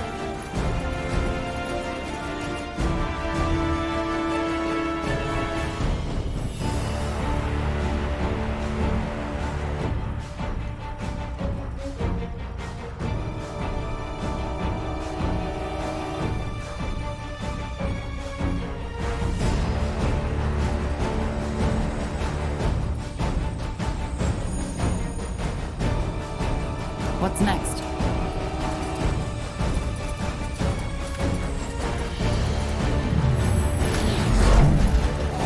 We're being attacked!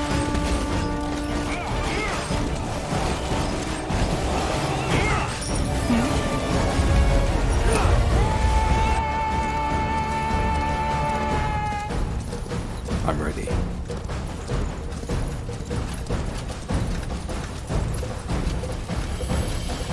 Commander.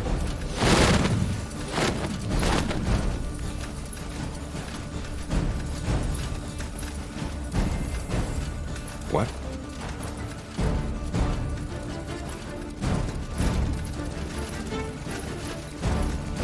That should work.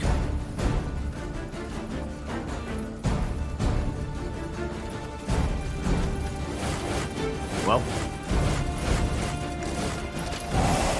They will burn. child's play. Did you say something? Undead. The arrows. I'm only getting started. What?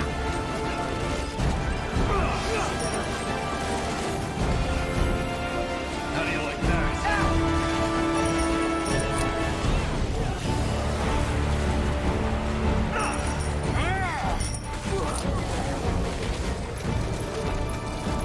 What do we need?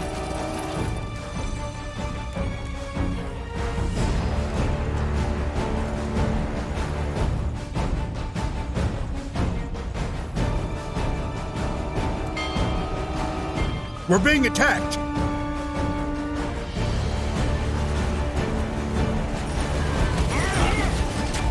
At your command. Got it.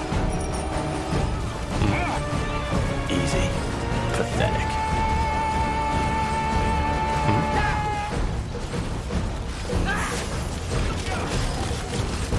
I'm ready.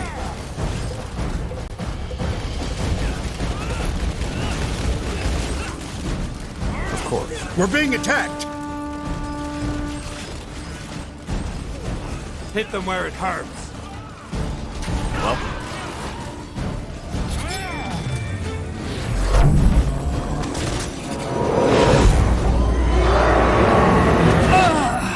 Keroy! No, you can't.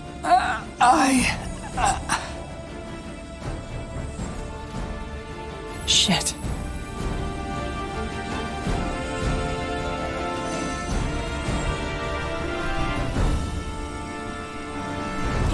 Yes?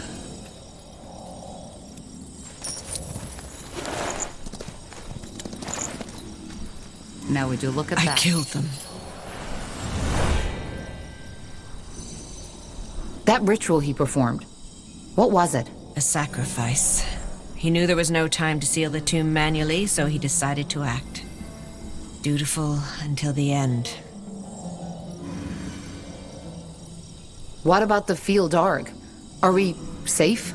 As long as we hold the fortress, yes. The world is safe. And as always, we're the ones who paid the price.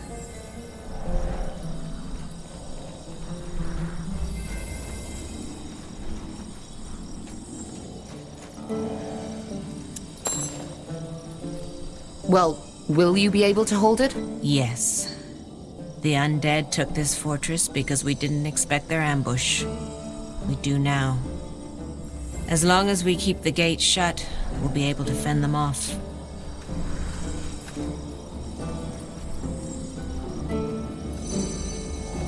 What about the stone? We still need it. Of course, you'll get your stone. Just wait here. Here, is this the one you're looking for? It is. Where did you have it? In our treasury. It has been in the fortress since our order was founded. We never knew what it was and assumed it was a Hibernian artifact. Turns out it wasn't.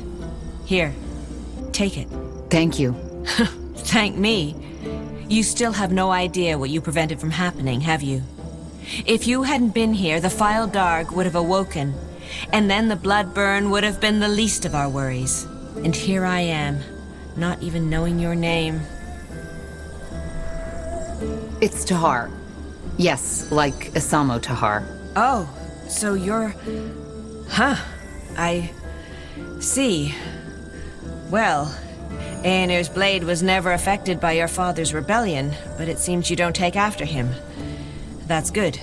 Anyway, all the best on your travels, and good luck. Likewise. Sir Catras, I think we should have a word. Yes, you will get your helmet. Anything on your mind?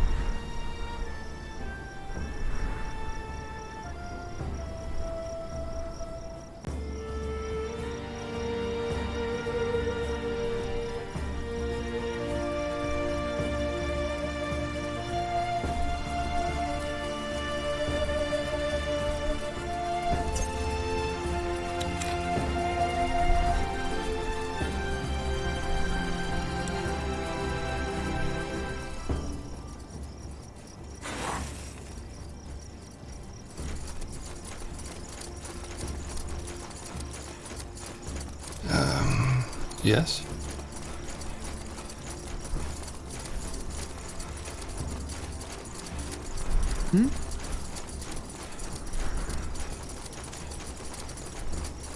Sounds like... Do you smell that? Incense. This must have been some kind of ritual site.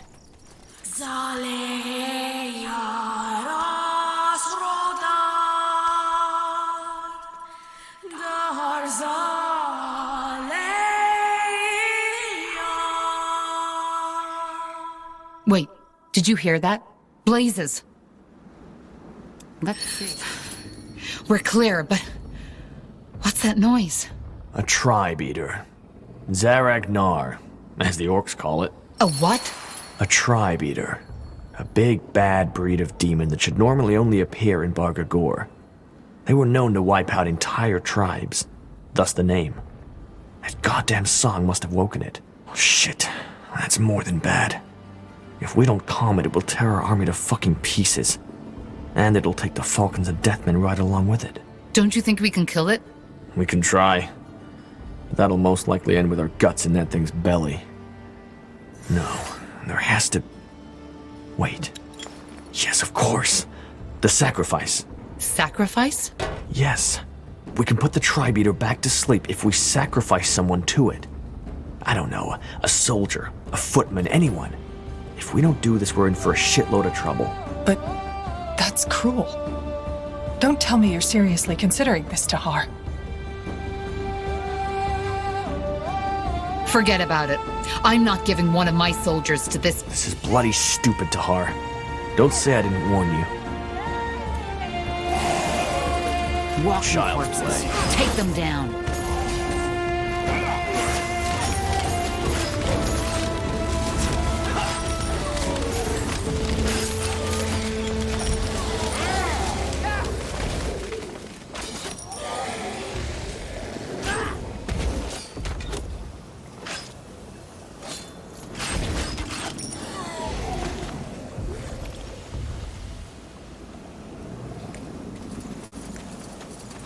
Sure. Fine.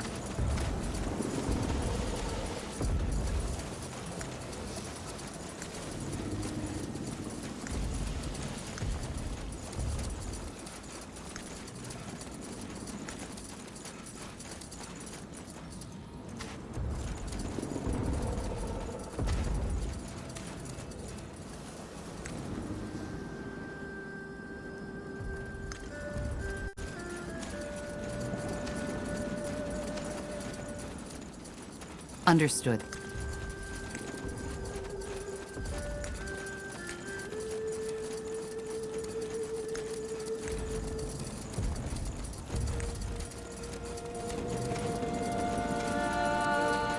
Got it.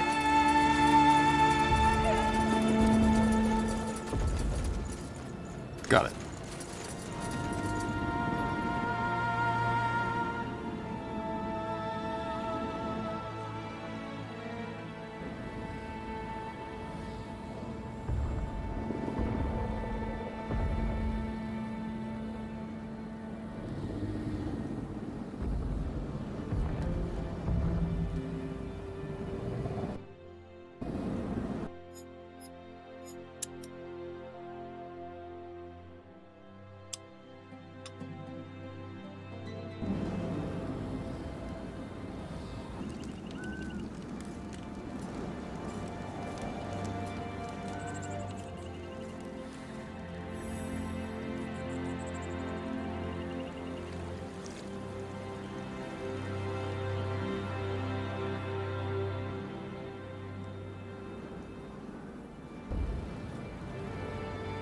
Yes?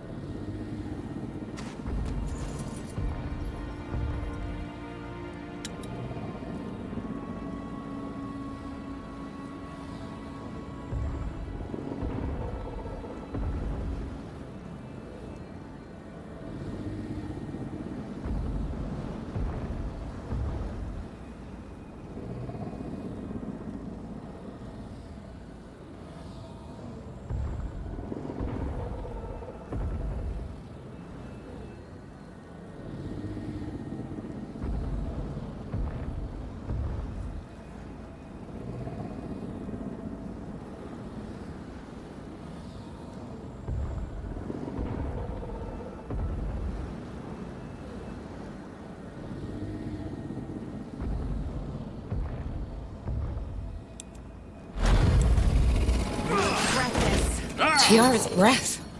That thing's humongous. Kill it!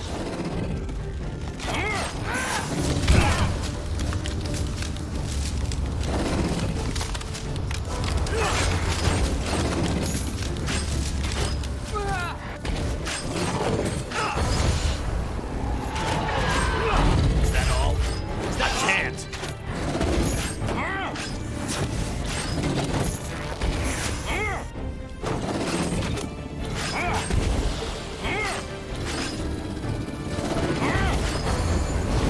So, what's the plan?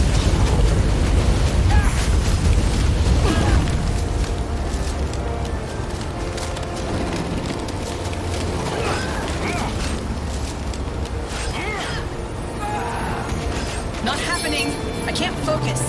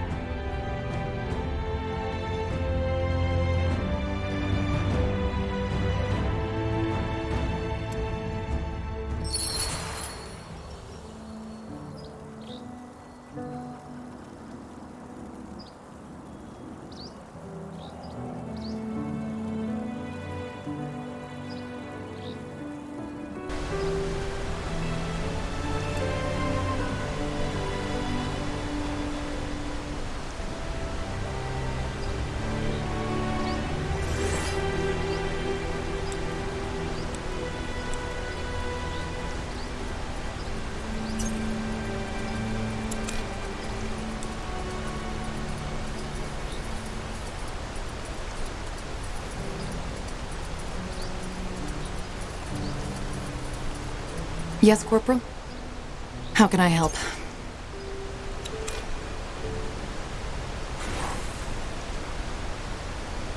Well, there's something I've been meaning to ask you. How did you become an assassin? Why do you want to know? No particular reason, I suppose. I'm just curious. Huh. I see. In short, my mother sold me. And after an incident, my owner noticed my talents. He started to train me to carry out jobs for him. And when I was 17, he had an accident. I've been an independent assassin ever since. Your mother sold you? But where? Why? Because she needed the coin, and already had 4 children to feed. And as for your first question, where there is demand, there is a market, particularly in a big city like Greyfell. It's not as uncommon as you might believe. You're saying there's a slave market in Greyfell? Slaves, sex, murdering for pleasure. Just imagine every dark desire you can think of. And you know what the Greyfell Bazaar has to offer.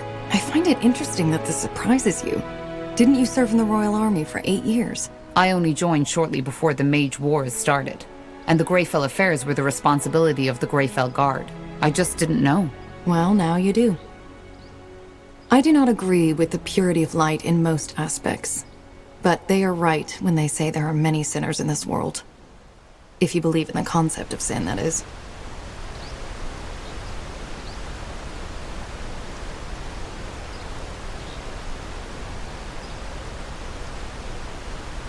Even if she needed the money. That's despicable. Well, to her credit, she didn't take it lightly. At least as far as I can remember. I was only 7 when that happened. That doesn't make it better. How do you feel about this? Your mother selling you off? Well, I used to feel strongly about it. Now I've simply accepted it as part of my past. But there are plenty of reasons for that. That's quite the story. Is it?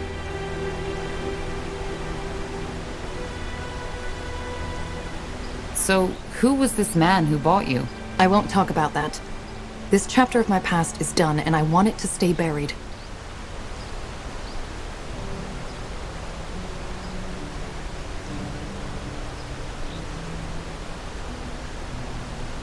I understand. I'm glad you do. So, tell me, Pariah, how did you become the Betrayer's child in the first place? It's rare for a child to defy their own father. That's simple. My father was a monster, and I had to stop him. A monster? Interesting. What makes you call him that? He was power hungry. He said his war was about protecting the mages, but it wasn't. All he cared about was becoming more powerful. Huh. I understand. Either way, is there anything else you need?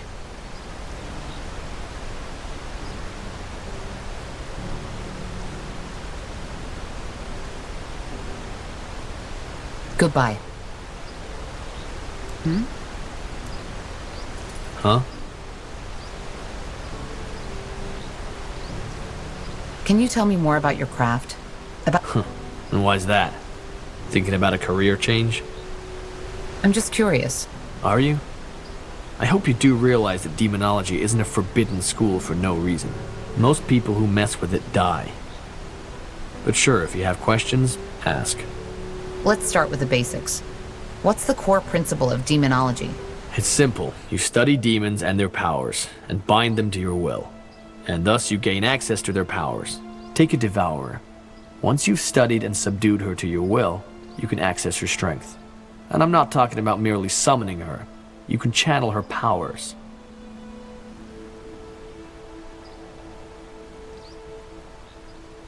How is that supposed to work? Channeling their powers? Hard to describe. Just imagine that the demon becomes a part of you. You connect it with your magic, so to speak. And when needed, you can call on it to help you. It's not just the power that comes with it. It's also the feeling. Channeling the essence of a Zarek Nar, a tribe eater. It's a feeling that compares to nothing else in this world. You can't understand it till you've done it. So, in order to bind them, you need to beat them in battle, correct? Well, it's a bit more complicated than that, but yeah. In a nutshell, that's it. And I'm guessing that's what makes it so dangerous? Among other things, yes. What can also happen is that your body simply can't handle a demon's unleashed essence. It can cause a brain rupture similar to what these masks the Purity use. And, to be honest, that happens to 8 out of 10 students of demonology. They subdue a demon, get excited, and let all their energy rush in at once. As a result, their brains explode like a watermelon hit with a warhammer. So, why exactly is demonology forbidden? Because it's dangerous. And because demonologists can be extremely powerful. More than some members of the ruling caste would like to see. Is there a limit to how many demons you can bind? No. If there were, I wouldn't still be traveling after all this time. Interesting. Thanks for the insight. Sure.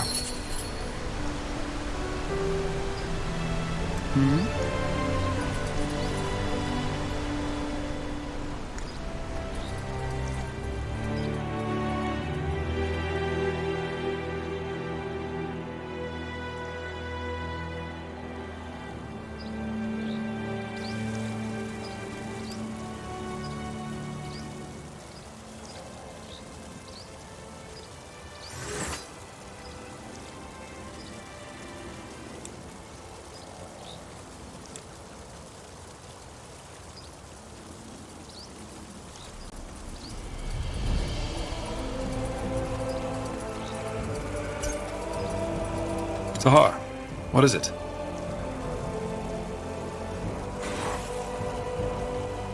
There's one thing I've been wondering about.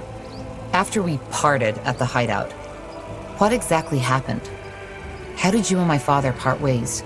Good question. I guess it all started with the relics, the tomes. You remember them, right? Yes, he was hoping they'd help him to win the war. Exactly.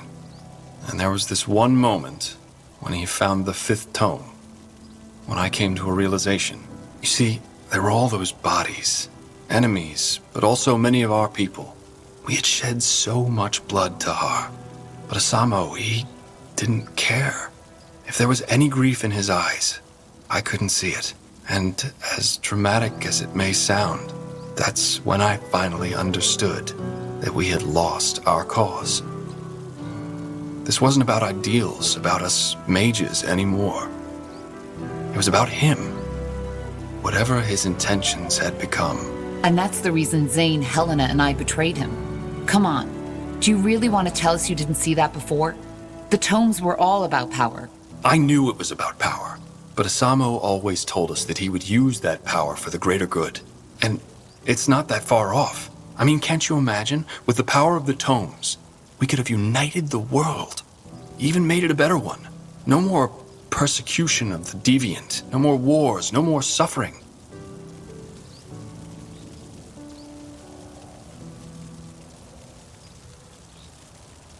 You mean an aristocracy, with a couple of mages playing God? There's always someone playing God.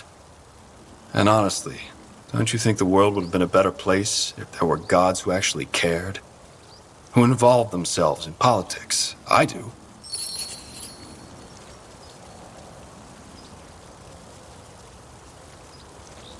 I'll be off.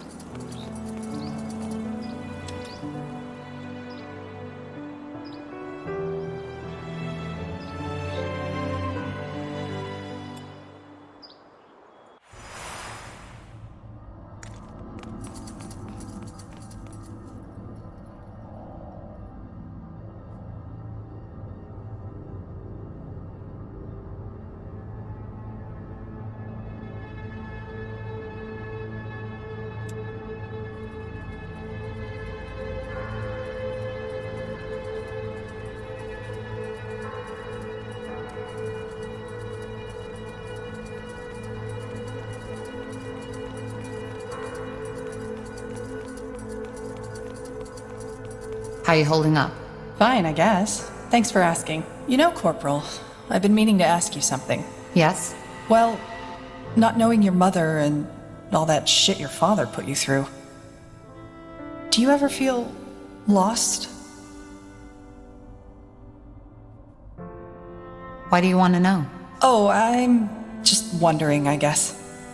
So, what's your answer? Yes, I do. I figured. You know, I haven't told you that yet, but actually our pasts aren't so different. Save for the fact that my father didn't try to conquer the world, at least not that I know. How are our pasts alike then? Simply put, I also didn't know my mother. And my father was a bastard if there ever was one. What happened to your mother? She died giving birth to me. I'm sorry. It's all right. As I said, I never knew her. I take it you and your father aren't on good terms then. You are of great wisdom, Tahar. No, we were not. I was and still am the only heir of the family, and if there's anything my father ever cared about, it was prestige. You see, it might not be obvious, but I'm actually of noble blood. Pure blood, as Finn and Mir elves call it. Nothing impressive, small nobility. You know, similar to the kind of Northander nobility that's always around at royal festivities, licking everyone's boots so that they just don't forget about them. There's nobility in Finn and Mir? Oh, yes, there is. They don't call it that, but essentially Finn and Mir is an aristocracy. How so? Well, as you might know, Elven culture heavily revolves around the White Tree, a gift from their goddess Ellen. Simply put, the tree is revered and guarded by a group of mages, of seers, called the Council. They're the rulers of our country, 6 women and 6 men. Now, according to the ancient lore, when a seer dies, his or her successor is chosen by the Council.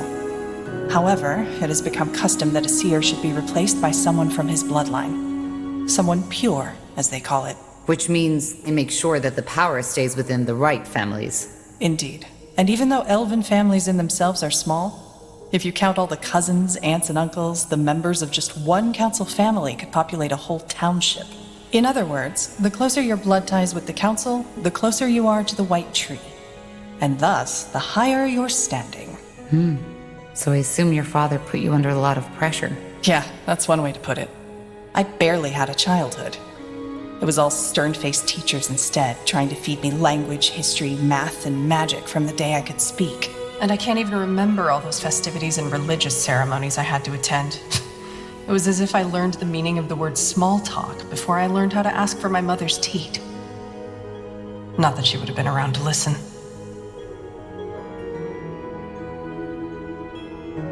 How about friends? Oh, that's another topic. I was allowed to go out and play as long as it was with the right people. Still, I didn't, which was my choice, really. One of the few I made in those years. I preferred to stay on my own. How come? I don't know. See, I've always felt a bit ahead of others. As you know, we think in other dimensions than you do. Our lives are a lot longer. What that means is that an elf who has seen 20 winters is still considered and looks like a child, thus behaves as such. I just never felt at home with most people, especially around my age. And that feeling never changed. What was your father hoping to gain from this? Isn't it obvious? He wanted to marry me off, and thus expand our petty little family's prestige. If he simply wanted to arrange a marriage for you, then why teach you magic, math? When these things happen in Northander, it's usually more about, how shall I put it? The looks? And the ancestry, yes. Well, these things play a big role in Finn and Mir too, but to be considered a good match, education and magical talent are just as important. For a priest, let alone a pure blood, to be seen with an uneducated, non-gifted street elf is frowned upon, not to say forbidden. Also, from what I've learned, it's mostly young women and girls who get married off in Northander, isn't it? Yes. Well, this isn't the case in Finn and Mir. If the head of a family decides to do so, a young boy or a young man may have the same fate as the one I just escaped by a hair's breadth. But this is a topic you could fill books with. Probably not for now. But it never came to that. Almost. I see. Where's your father now? Dead as a doornail. He got assassinated some years before I was allowed into the priesthood. Assassinated? What happened? He got mistaken for someone else. But it doesn't really matter. Let's not talk about it. I'm sorry. Oh, don't be. To be honest, I'm glad he's dead. Otherwise, I would be in bed next to some 200-year-old seer now. You see, Tahar, if there's one thing I took away from all that, it's that there's no greater power in life. Or, if there is, it doesn't care. Murderers live to be 100, children die in the birth beds. Ultimately, the biggest fallacy is that we like to believe that there's someone who gives a damn. We're on our own, and we have to make the best out of whatever life throws at us. I did. And even though not all worked out as I had planned, I'm here. And I'm free.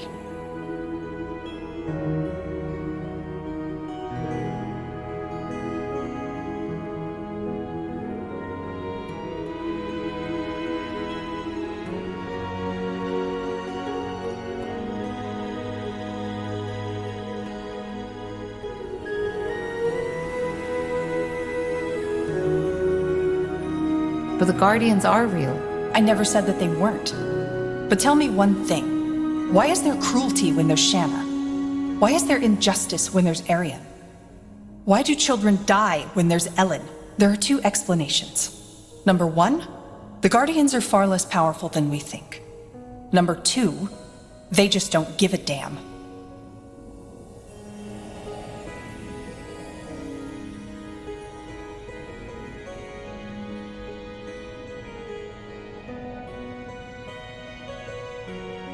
I couldn't agree more. Happy to hear that. The gods aren't the answer. Yeah, every once in a while there's the token miracle healing. The chances of your prayers being answered are next to none. So you can either sit on your buttocks hoping that some god will take pity, or you can take your fate into your own hands.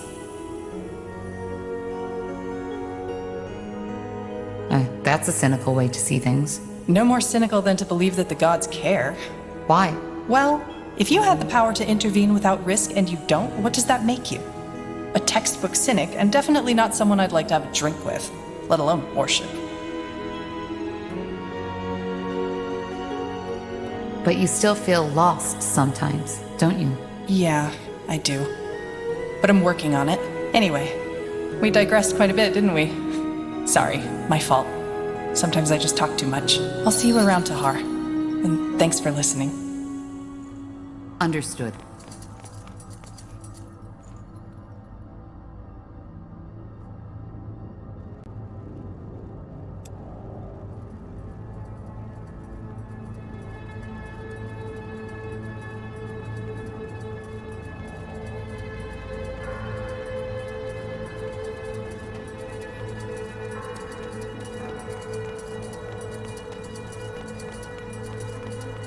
Huh?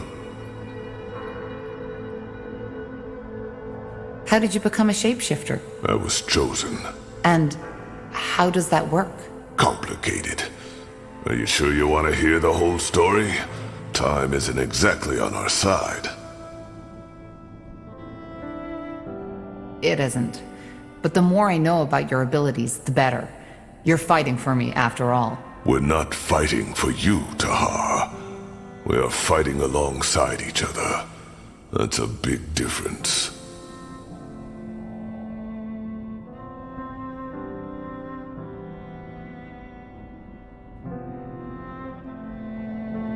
Alongside, then. Good. Let's make it short, then.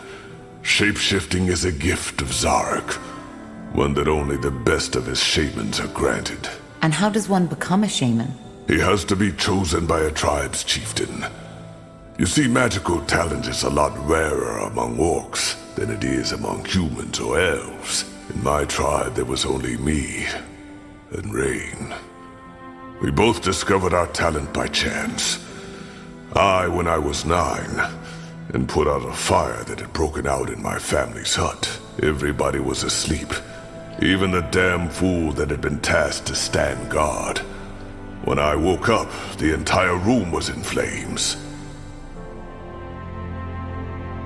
So, it was your magic that woke you? No, I needed to take a piss. Makes sense. What happened then? I panicked and started screaming, as every child would have. However, the only thing that did was make me inhale the fumes even quicker.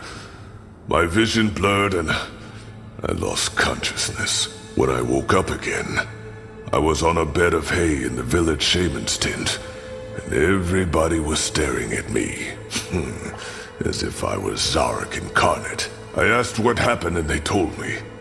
Just when I had lost consciousness, it had started to rain. Not just a little. It was a full-fledged storm, a deluge from the skies. With not even a minute, all the tents in the village had been flooded. The fire wasn't extinguished right away, but was quickly put out by the other orcs that had been awoken by the storm. That's impressive. Well, it was also my last successful weather ritual.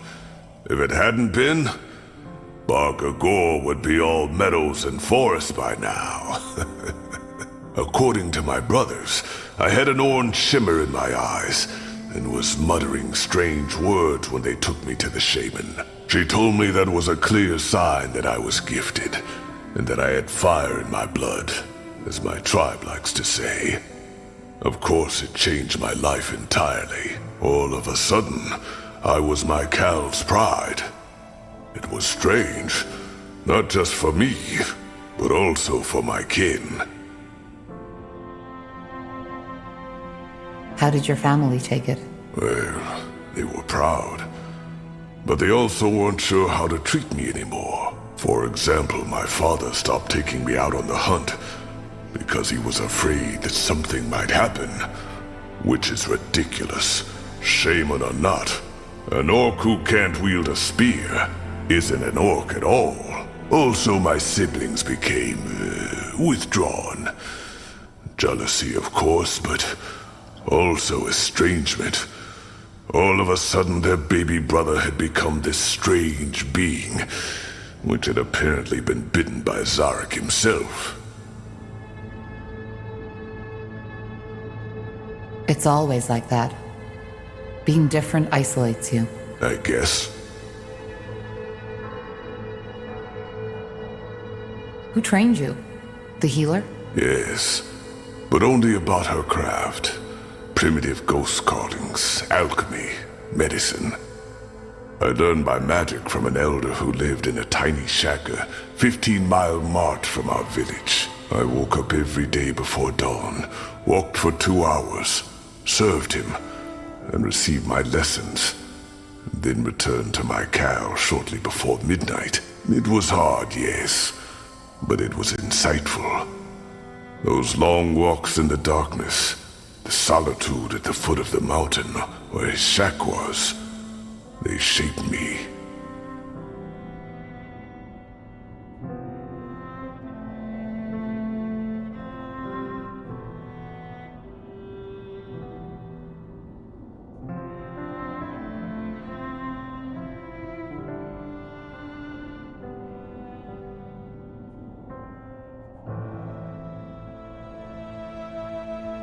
Interesting.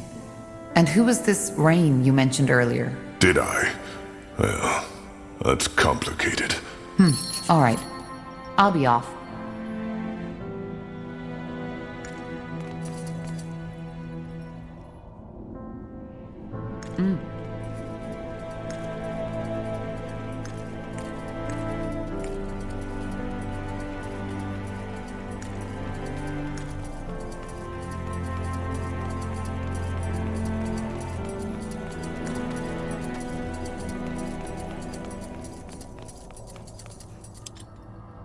To this day, the Shaper's magical and technological prowess remains unrivaled. One thing is clear: none of their marvels would have been possible without an incredible amount of magical energy. According to Iskrim,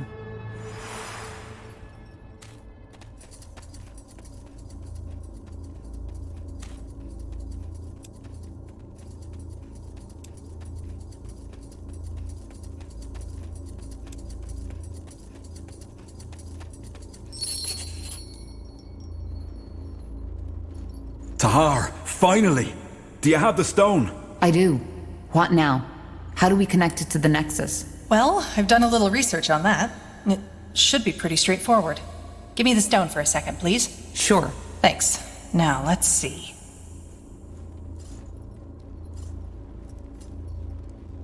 Whoa!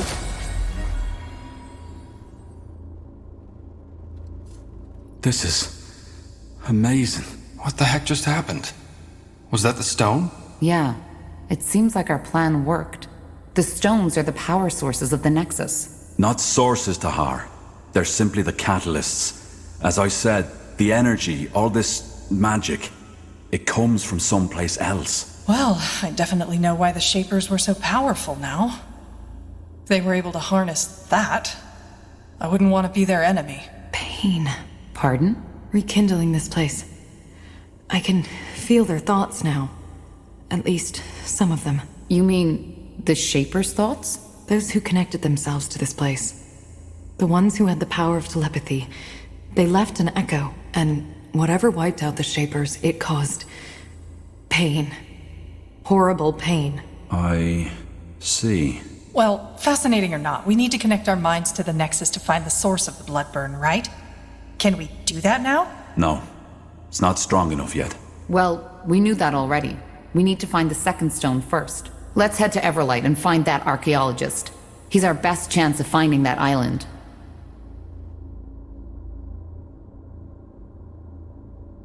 Interesting. Exciting, isn't it?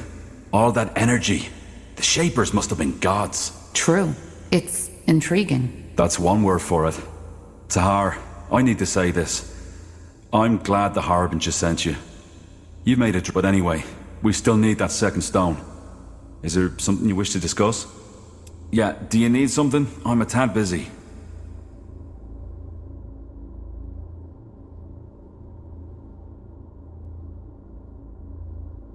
What exactly is it that fascinates you about... Oh, Tahar, that's quite a topic. I don't mind sharing, but... if that's the... No hard feelings. Time's of the essence, isn't it? I'd still like to know more about how you went... Bugger and blast. And here I was hoping you'd forgotten. Alright, I'll tell you. But only under one condition. Yes? That I get to ask you a personal question too.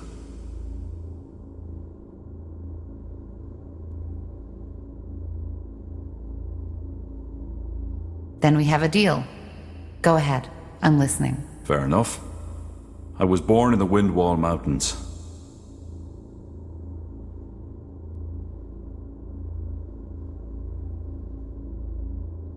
You don't say. Sorry, still sorting out my thoughts. It's been a long time since I last told this story to anyone. Alright, one more time.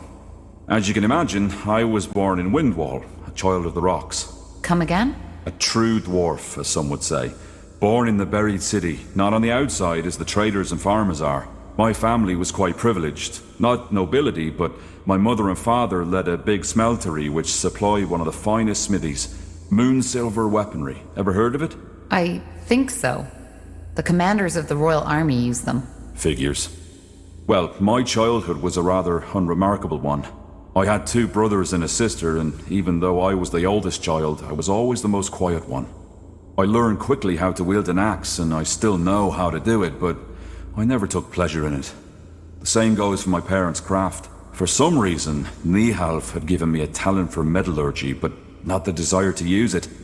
Instead, my biggest love was always made with ink. Books. And I assume your parents didn't approve of that. Oh no, they didn't mind. I had 3 siblings who could do the job as well as I, so the future of our family was secured. On the contrary, they were quite accepting, which wasn't usual amongst dwarves, especially not those in Windwall.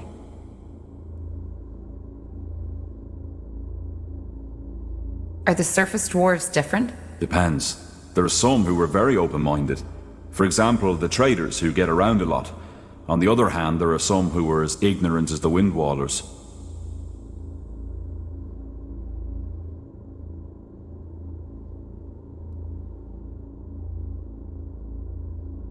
Dwarves are traditionalists, aren't they? Oh yeah, they are. They love their brawls, they love their ale, and they love their metal crafting. And they never miss a chance to tell the outside world just how much they do. Well, to be honest, when I think of dwarven culture, that's exactly what comes to my mind. See? And that's the problem. There's always diversity in every race. There are soft-hearted orcs, there are elves who don't give a damn about the white tree, and there are humans with... well, you get the point. What I'm trying to say is, many dwarves love living these traditions, but there are some like me who just don't fit in. This is one of the reasons why I appreciate you and this group so much, Tahar. Aenir's tools or not, we're all pariahs, in one way or another.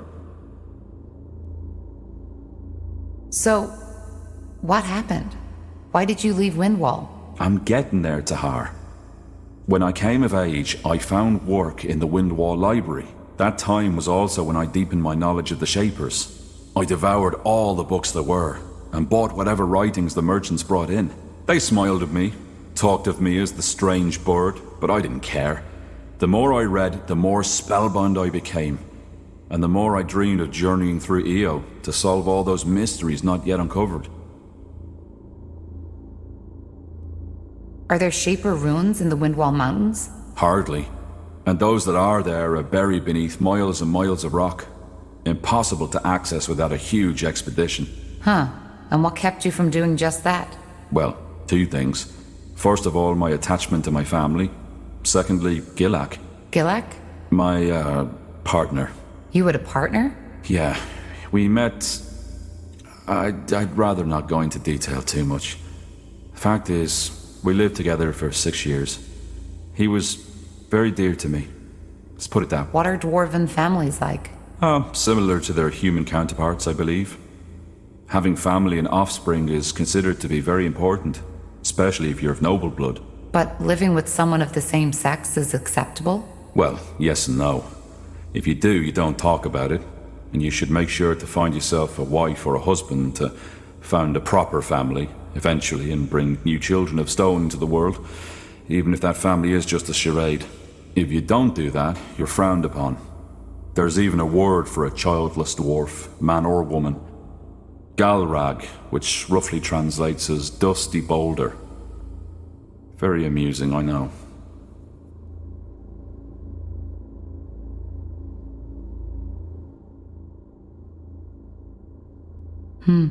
That's sad. Well, I doubt it's going to change anytime soon. And once again, the Shapers were different in that regard. As long as you stay within the boundaries of your caste, you could do as you pleased. I understand. But something happened, didn't it? Yeah. The Blackstone Rebellion. Ever heard of it? Yes. A coup, wasn't it? Yeah. An attempt to overthrow the royal house. It was bound to fail from the beginning. The rebels were anti-traditionalist and wanted to establish a new order, where it's the people who have the power, not the nobility. Gilak was one of these rebels. Oh. Yeah. At first, before the coup, they tried to raise awareness by giving underground speeches. A noble endeavor, but not at all thought through. Most dwarves just don't care about politics as long as they can have their mugs of ale. First, he didn't ask me to participate, but the more sour things went, the more he started pushing me. At one point, we had a fight. When he asked me to steal money from my family to support the movement, it was terrible. Finally, push came to shove, and he told me of the coup. He knew that despite my occupation, I was a remarkable fighter and Earthshaper, which is why he asked me to fight alongside him. You can make a difference, that's what he said. By Nihalf, he was just so naive.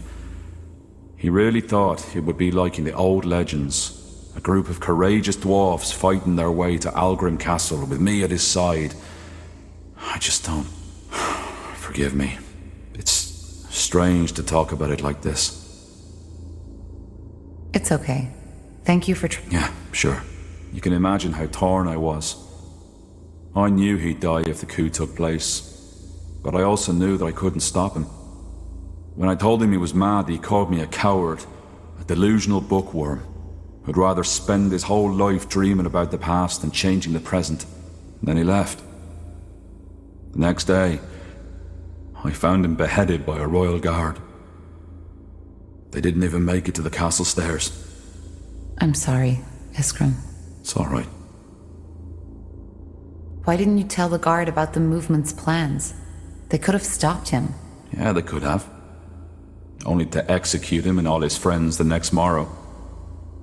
Tahar, believe me, I thought about this quite a lot. About what I could or should have done. And do you want to know the saddest part of it? What? I came to the conclusion that I did nothing wrong. He had his mind set, and nothing I could have said would have changed what had been about to happen. In the end, there's only so much you can do. What happened then? I ran. Not only because I'd rather have died than returned to that empty house of ours, but also because they would have arrested me too. Our relationship wasn't a secret, and in their eyes, I was as eccentric as Gilak and his friends. And we all know how dangerous eccentrics are, don't we? I left my family a letter, telling them not to come after me, bought a horse, and rode as far as it would take me before collapsing. That was 9 years ago. I haven't returned ever since. What about your family? Did you ever hear from them again? Not directly. Every now and then, I return to a big city to find a dwarf who can tell me about Windwall. But the thought of returning, I don't know. I know it's cruel toward them, but I just don't think... I see. And since then you... Yeah. If there really is, as people say, a silver lining to everything, then this would be it. I'm finally doing what I was too afraid to do back in Windwall. What? There's a third reason to my fascination with the Shapers I haven't told you about yet. It's Gilak. Stupid as it may sound, there's a part of me who wants to prove him wrong. To show him that the past has value, that it can guide us toward... I see. Well, thank you for sharing this, Iskram. I appreciate it. Yeah. It felt good to talk about it. Right. Shoot.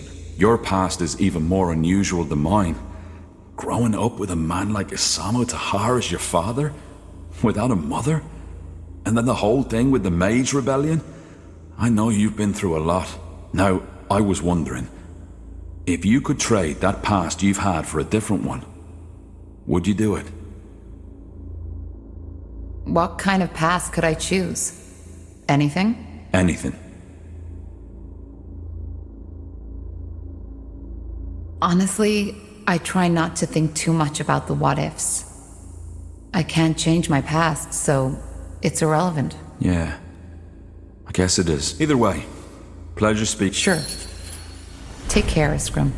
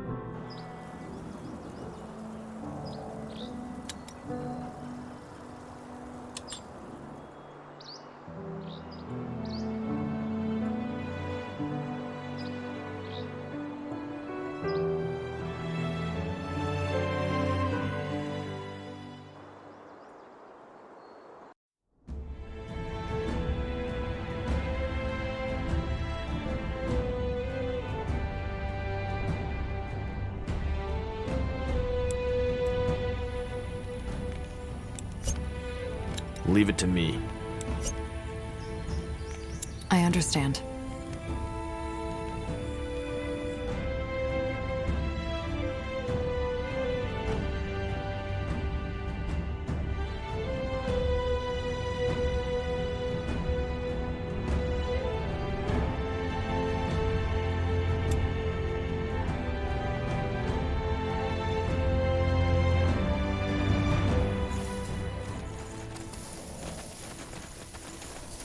Corporal. Now would you look at that?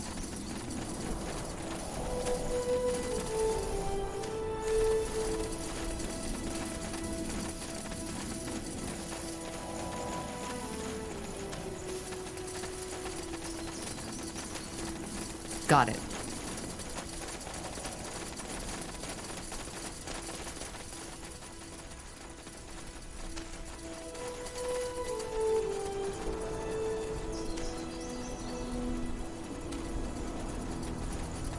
Really?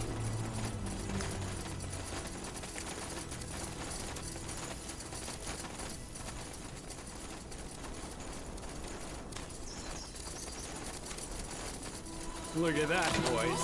We're in. On highway then.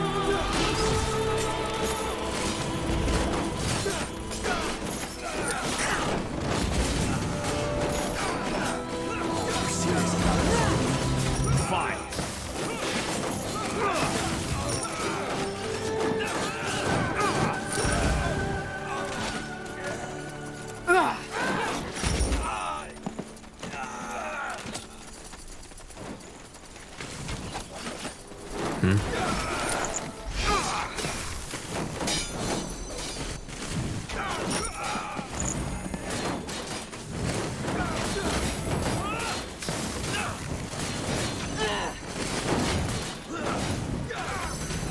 won't stand a chance.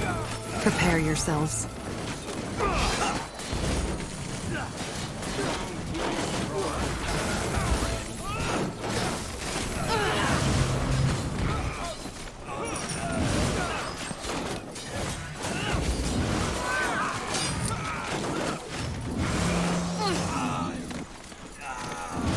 Interesting. Finally.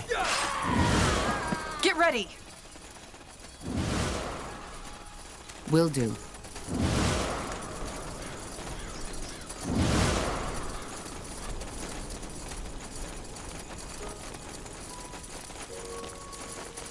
What the?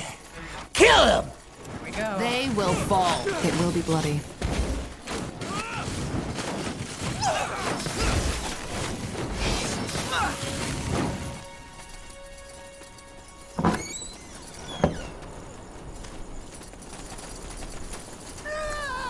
Got it. Let's see. That's... You'd like that, wouldn't you? An easy way out.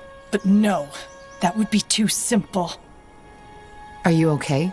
I am. Just let me take care of him. I just hope you know what you're doing. I do. Am I supposed to be scared now? That's entirely up to you. Vuela Nevrenga! No. No, make it stop. Make it stop, please! No! Ah! Ah! What in blazes is that? What are you doing to him? Just a little trick I picked up on the road. The mage who taught me described the effect as having your face eaten off by a swarm of maggots. Now say it. Say that you're sorry. Please, make it stop, please. Just make it stop. Say that you're sorry. Say it! I'm sorry! For fuck's sake, I'm sorry! Ah! Ah! Are you done? Let's go.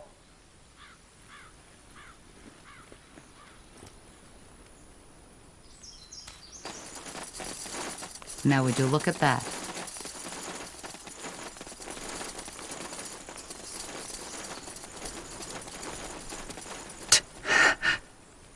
This is a dream, isn't it? You're Ellen's reins. What happened to you? bandits. No. Hang in there. We'll fix... We won't. She has lost too much blood already. Just shut up, will you? No, she's... Just... What? No! Tiara, grant me hope for what's to come. No, you're wrong. This isn't over. Iria, it's pointless. You have to end it. But... Zerbo. Let's go. And if we find the bastard who did this, I'll have words with him. Of course. Interesting. Now would you look at that?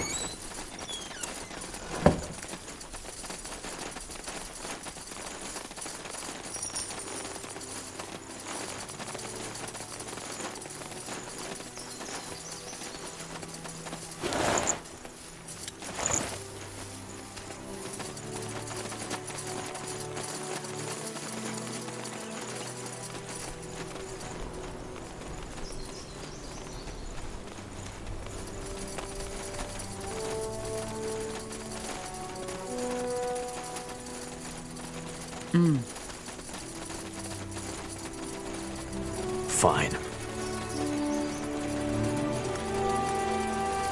You got it. Let's see.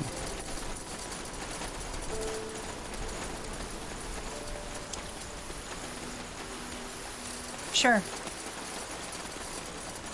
Understood. I'll be swift. Now would you look at that?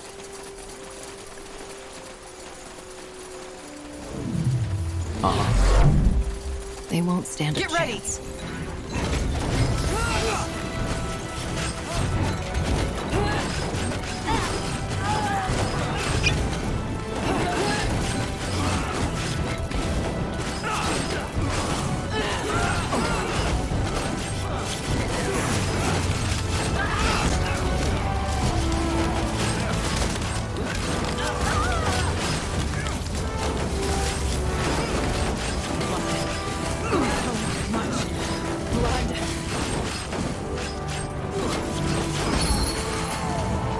Interesting.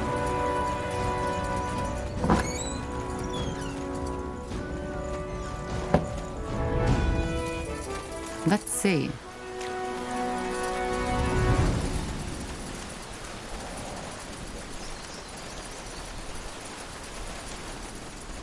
That way?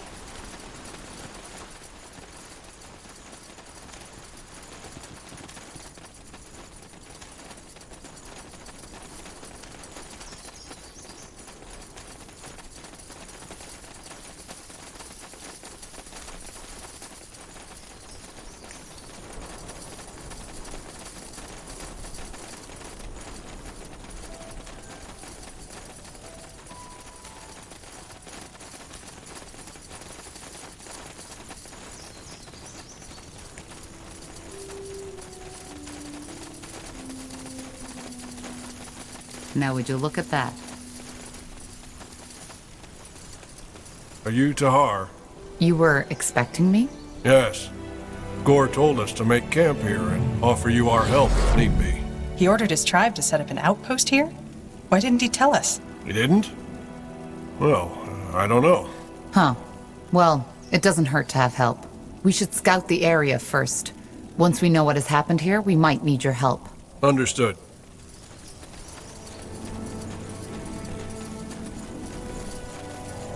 Chieftain. Really?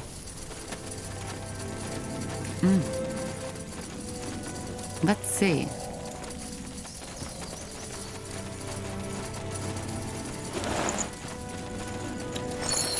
Finally.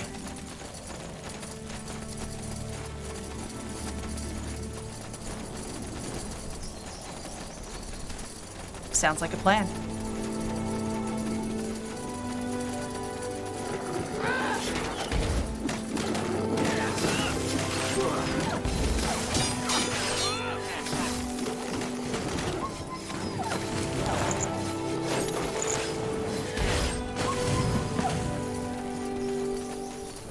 Now would you look at that? Uh-huh.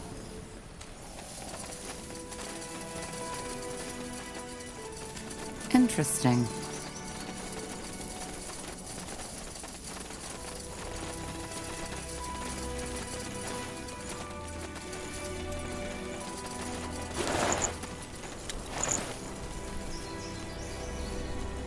You got it.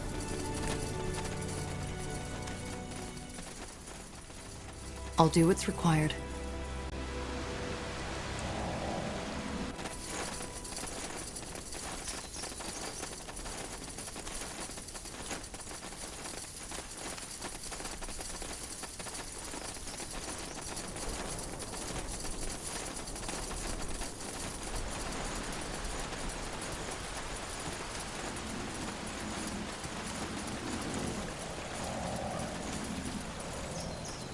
Fine.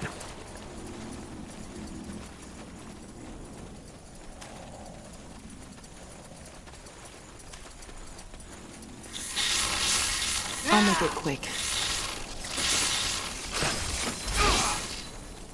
Control. Need control.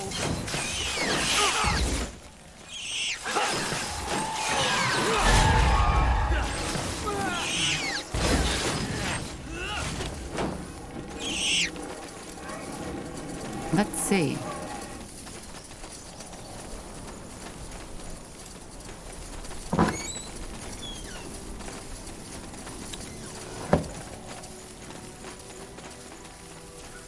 As you want. You read my enough. mind. Let's do They this. will fall.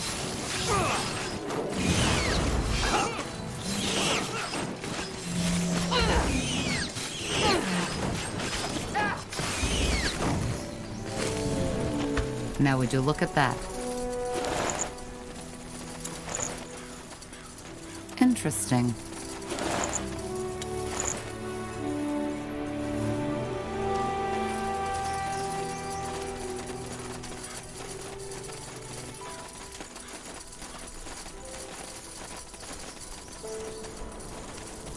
Prepare yourself. Whatever's necessary. I understand.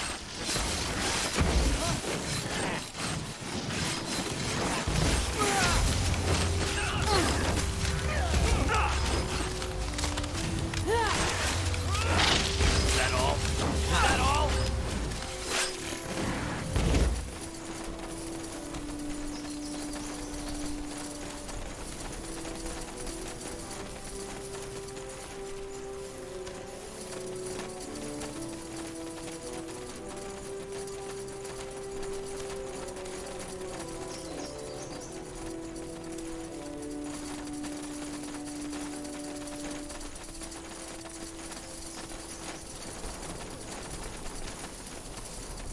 Understood. Let's see.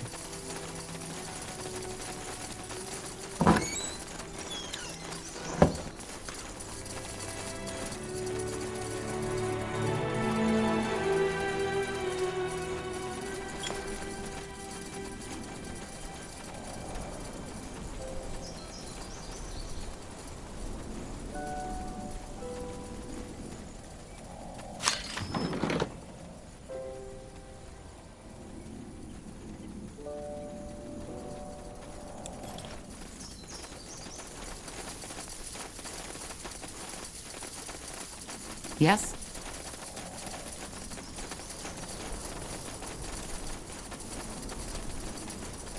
I took care of the trolls for you. You did? Great! Good work! Now all I need to do is repair that roof somehow. What about the reward? Ah, yes, of course. Here, take that. I brew these myself. Believe me, they taste better than they look. Now, I best get to it, shouldn't I? That roof won't fix itself. Thanks again for your help. All right, stay safe. I will. Trust me.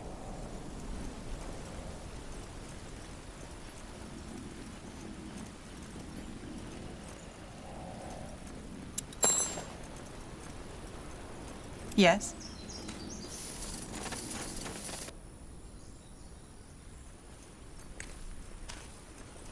Got it.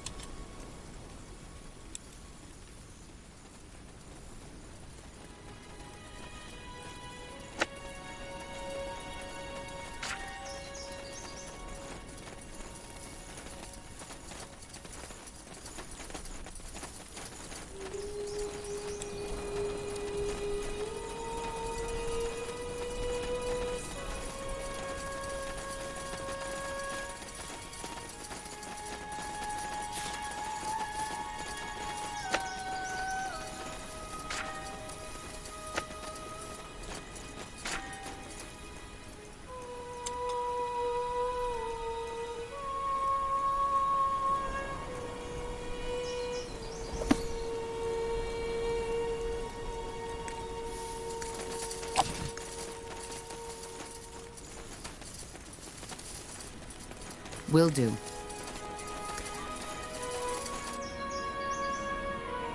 Corporal.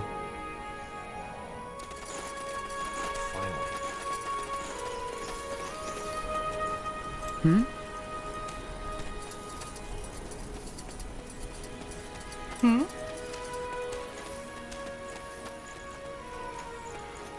Hmm?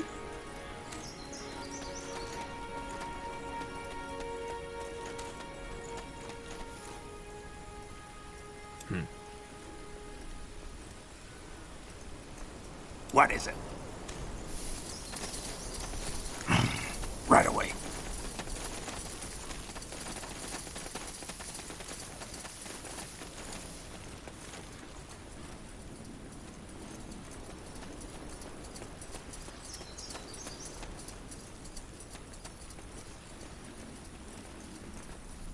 What's next?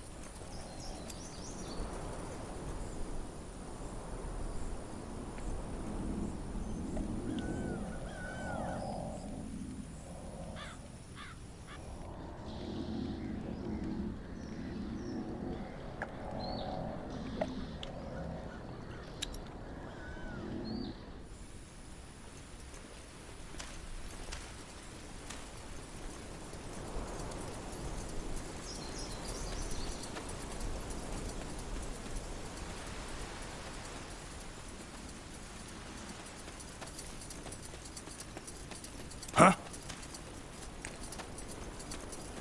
Chieftain? Yes? Decide. Now. Goblin fast. Huh?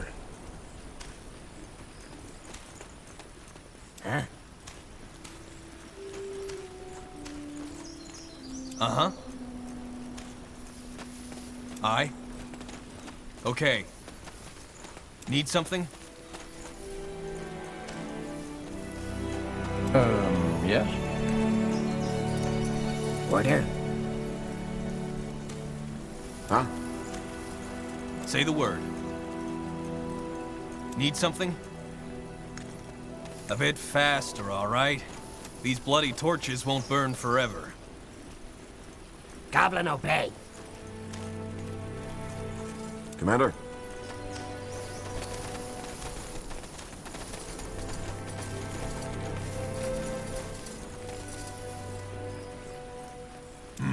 Fair enough. Keep it up. Paleskin. Uh-huh.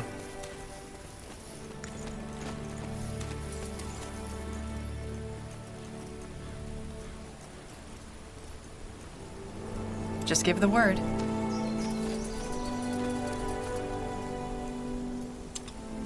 Though your legs ache and your stomach burns with hunger, you cannot help but feel a vague sense of anticipation as you descend into the black tunnel. Yes?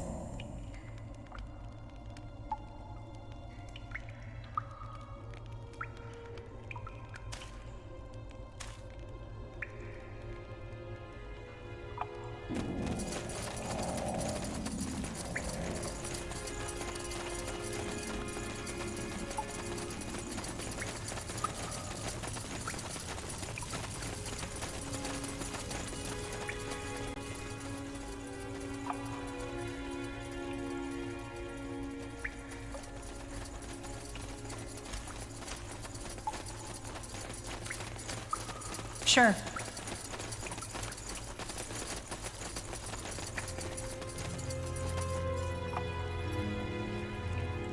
Good. We best get some cover now. Let's see if this works.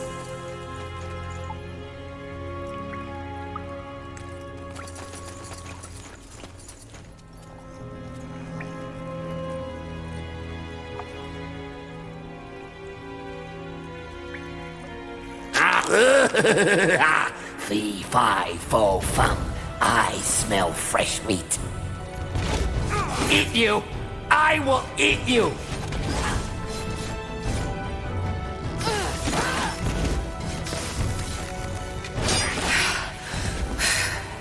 It's over.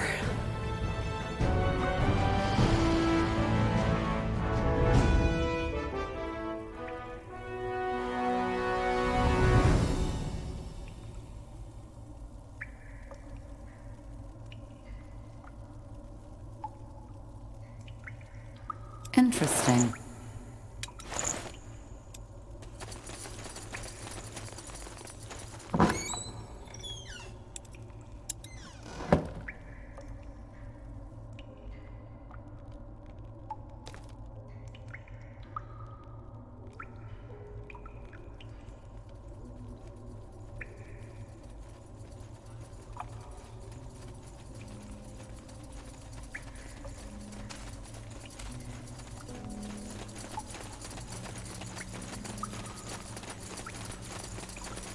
Now would you look at that?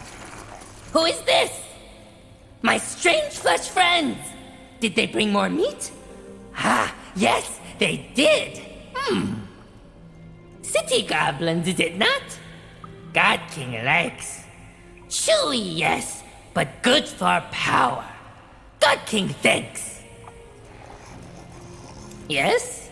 What do strange flesh people want? I think we'll be off now.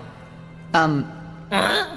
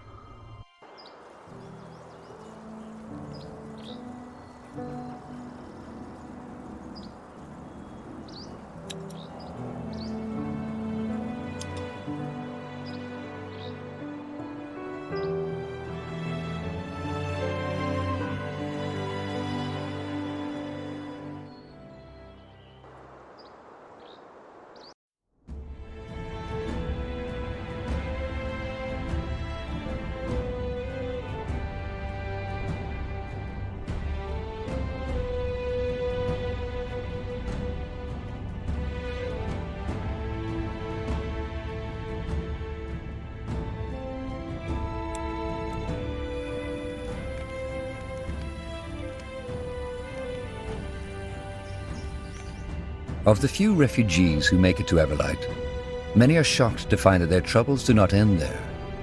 Though its neutrality as a city-state left it largely unscathed during the Mage Wars, the city has its own mountain of problems to struggle with. The biggest ones being the ever-growing gap between the rich and the poor, an uncontrollable rise in crime, and the Purity of Light's aggressive crusade for new followers. What?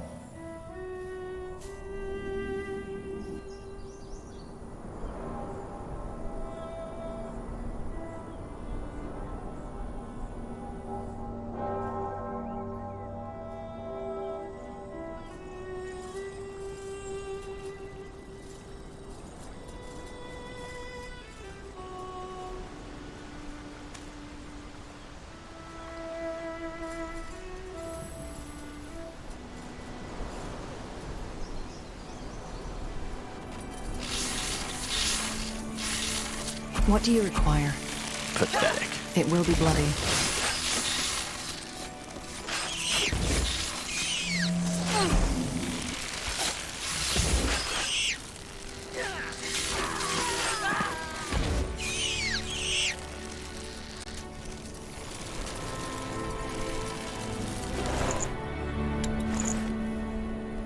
All right, here goes nothing.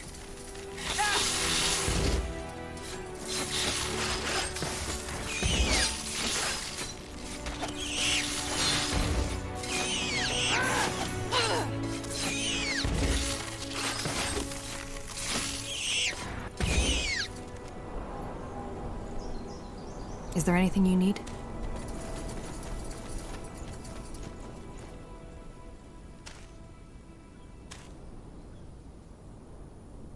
Really?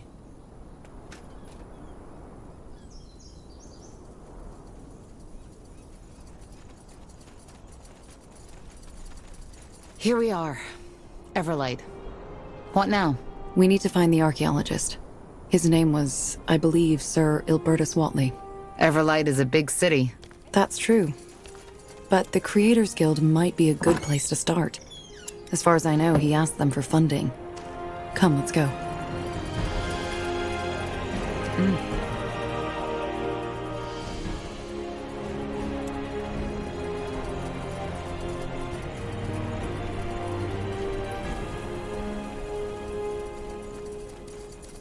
You there! Soldier, you!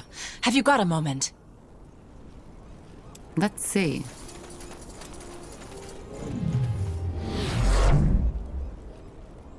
Interesting. Yes? What is it? I need your help. What happened? Who are you? Rohija. Rohija Tanner. I have a small farm just behind the city walls, which I run with my husband. Thing is, he's sick.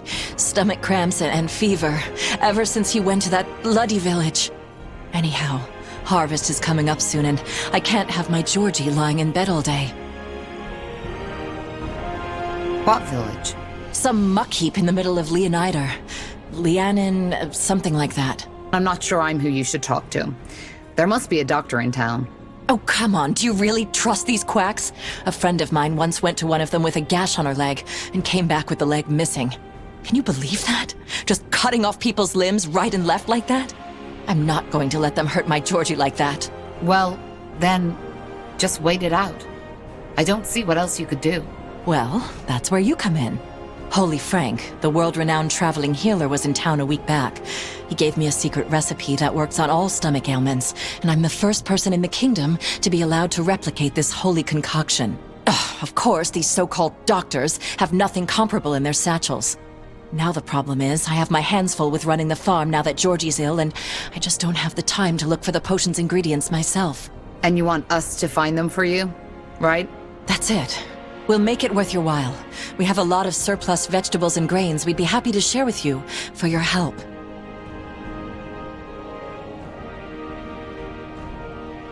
All right. I'll see what I can do. Oh, yes, of course. All right. Where's your farm so I can... Just under the south wall. You can't miss it. Tiara's blessing, soldier. You're doing the right thing.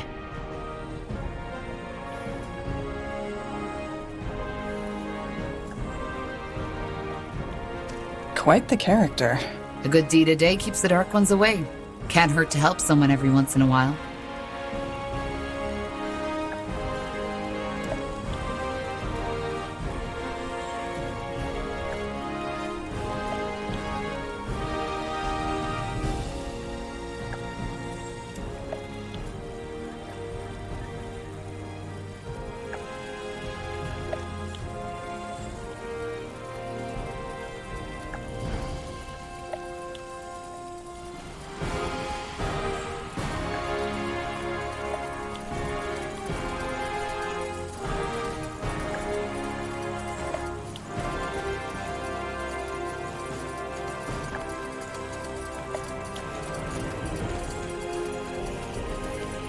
Yes? Do I know you? Greetings, milady. Could you spare a moment? We're really doing this, aren't we? Ellen, help us. Sure. What is it? I don't really know how to say this, but I need a lock of your hair. Hair? For a potion? Don't ask. Well, fine. I won't. But it will cost you. And no, don't give me that look. What you're asking of me is strange enough as it is. All right. Is this enough? Let me see. Yes, fair enough. One moment, if you will. Here you go. Now excuse me, I have business to attend to.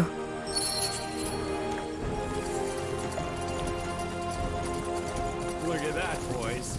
We're in for some fun. More cutthroats. Take them down. Fast!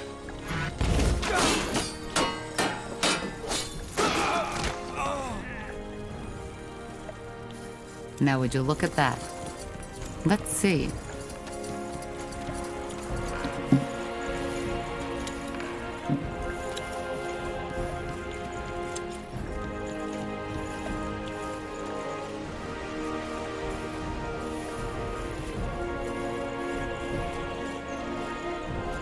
Interesting.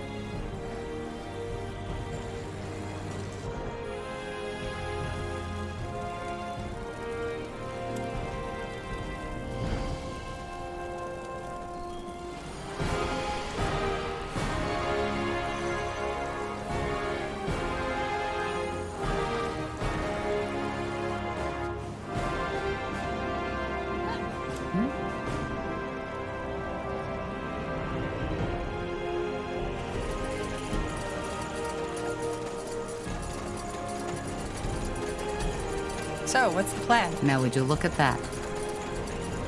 Looking for potions and scrolls? I'm sure I have just what you need.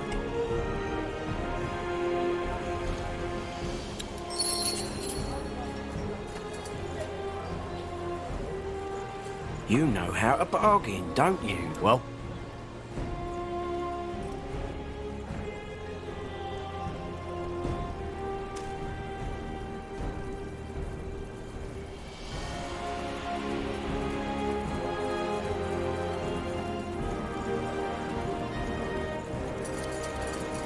Corporal?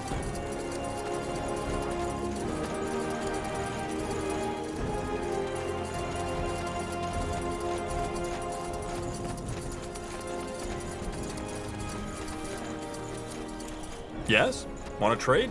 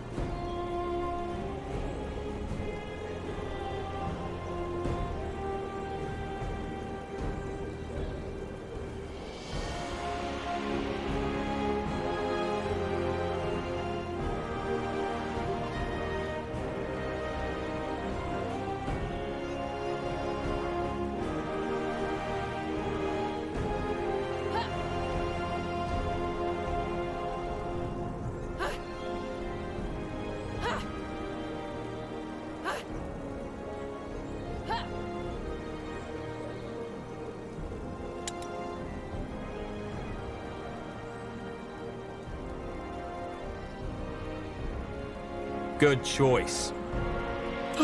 Yes?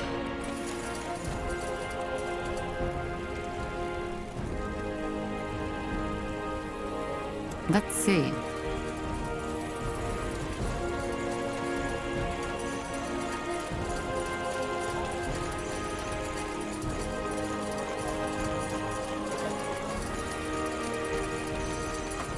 Hey, you're an adventurer, aren't you? Come take a look. I'm sure I've got something that might spark your interest.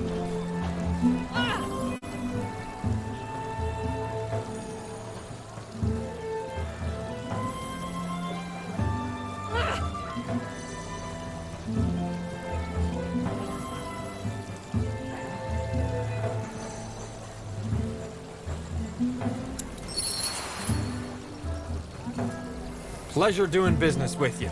Come again. I'm getting new wares by the next moon's turn.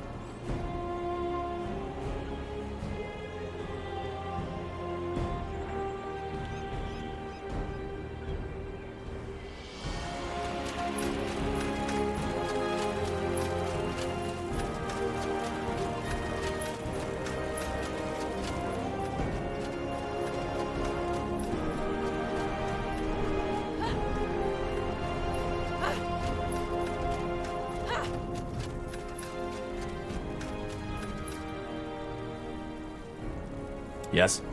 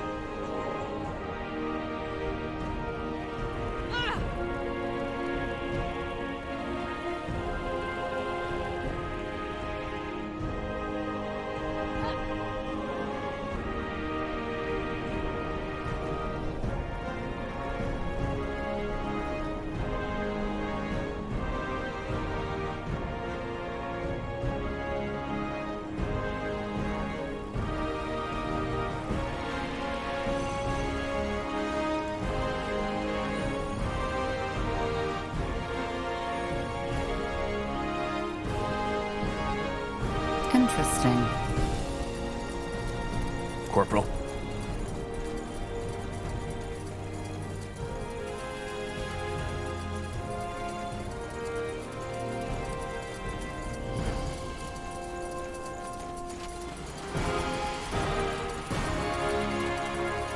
Axes, daggers, swords, everything for the wary traveler.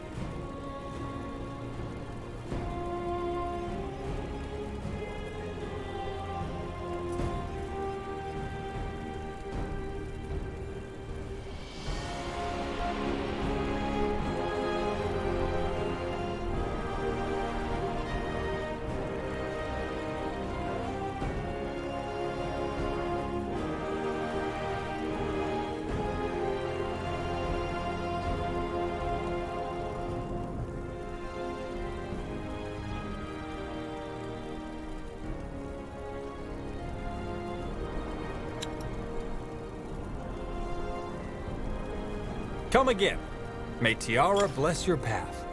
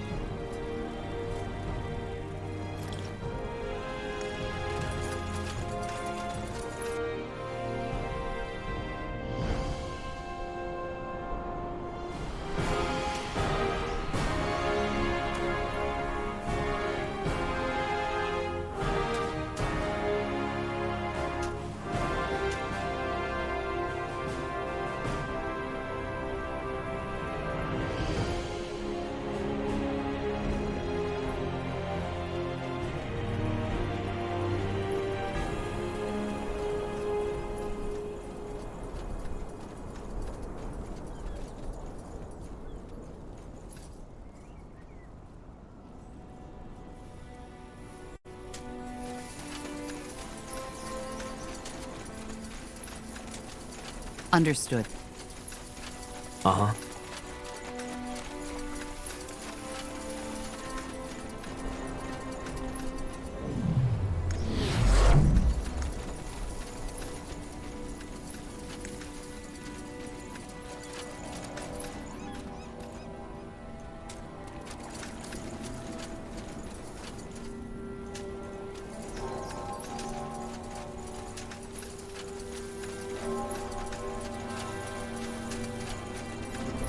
Of course.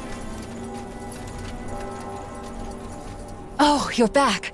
So I take it you found everything. The fever's gotten a bit worse while you were gone, so you came just in time. Rosie, Shh, Georgie, I'm here. The kind soldier brought the herbs for Holy Frank's medicine. You'll be better before the morrow. This is not a fever, Tahar. This man has the blood burn. No potion can cure that, especially not that quack's elixir. Blazes. You're right. What? Did you say something? Rohicia, your husband is ill. Why is he even outside? Getting fresh air. Ever thought of that? Holy Frank said that there's no better cure than the smell of fresh grass in your nostrils and the warmth of sun on your face. And if Holy Frank says it, then it's true. It must be.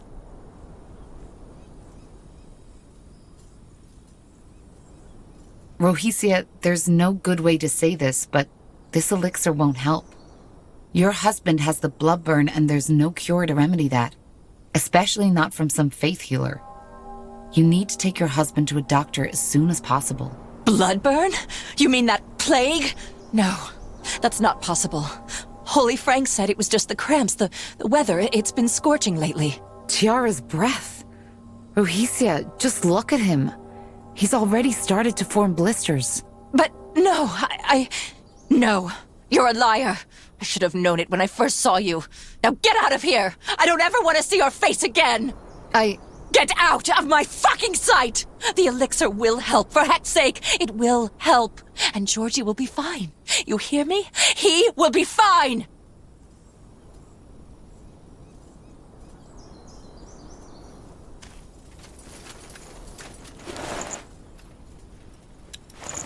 Sure. Well, that could have gone better. People believe what they want to believe. We should still inform the Everlight Mayor about this, though. Yeah, I know. The bloodburn isn't contagious, but the doctors might learn from this. I guess. Blasted plague.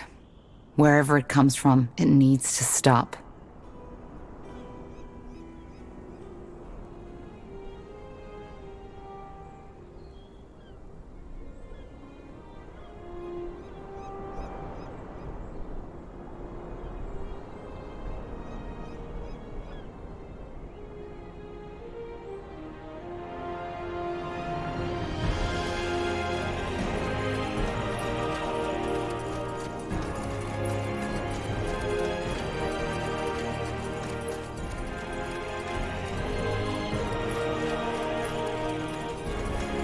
Will do.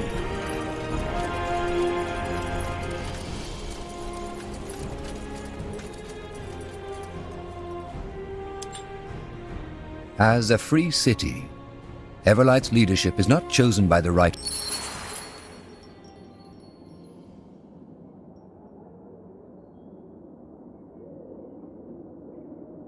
Yes.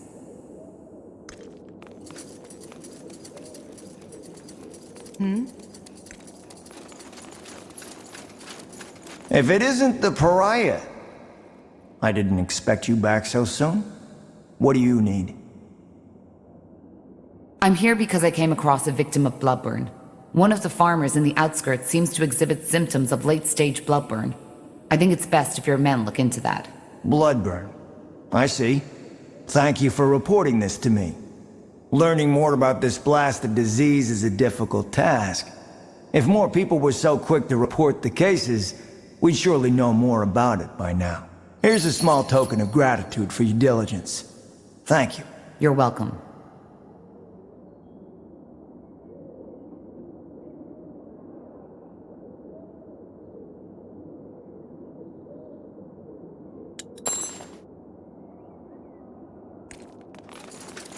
Let's see.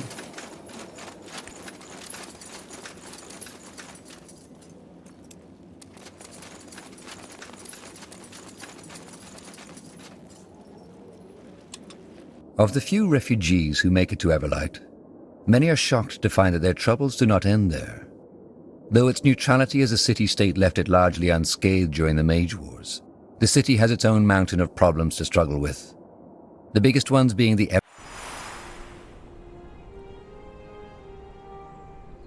What?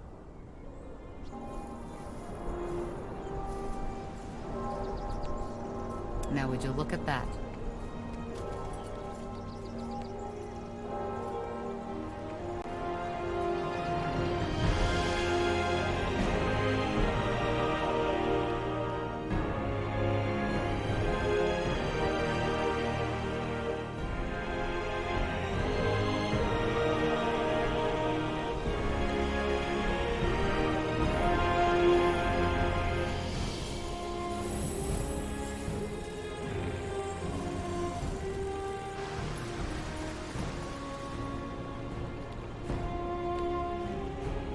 Interesting.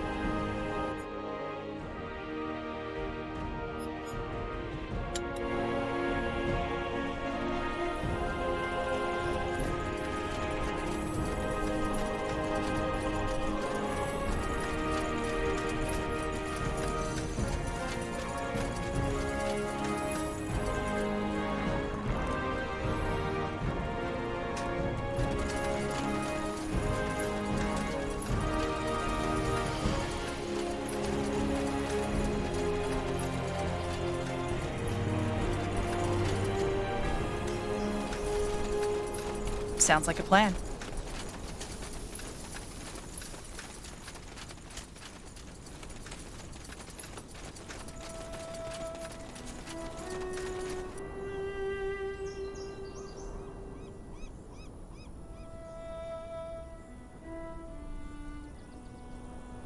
I am ready.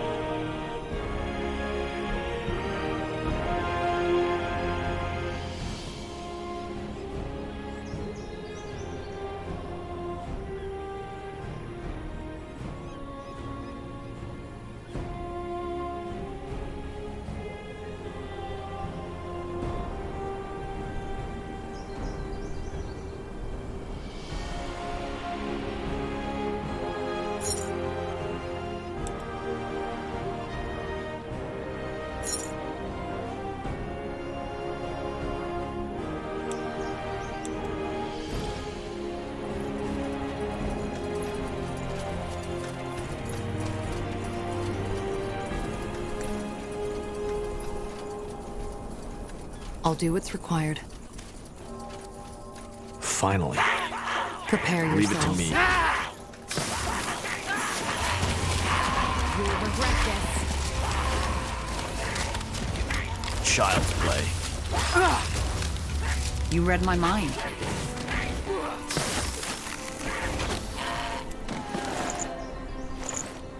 Let's see.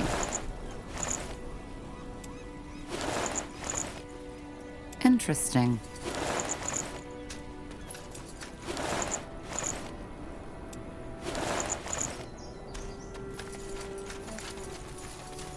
Understood.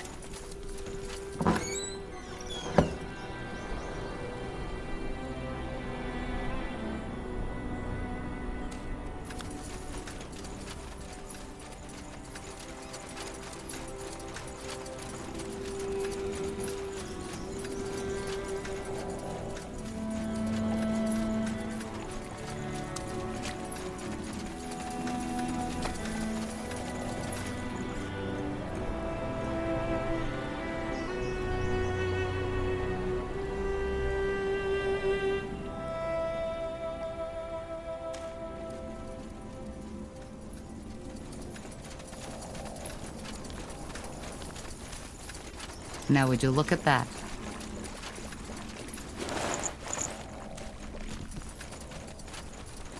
You got it.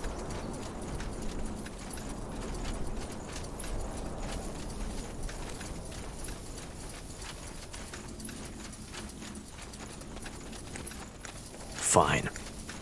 Let's see.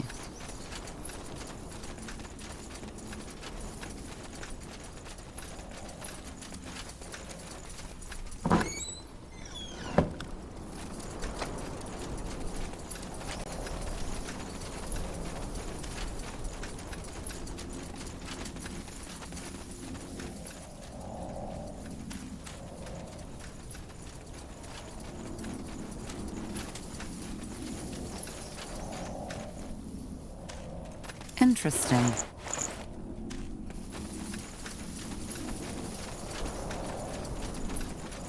I'll be swift.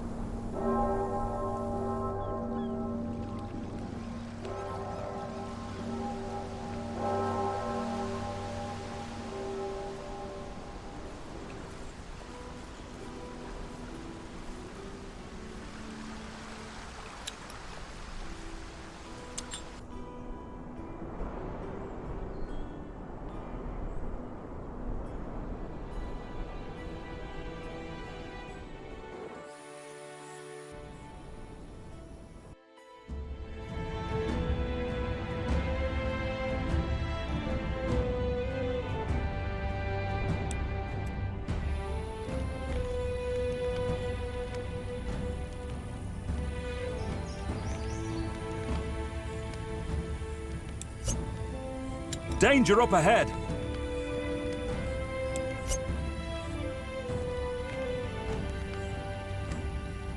Leave it to me. Of the few refugees who make it to Everlight, many are shocked to find that their troubles do not end there.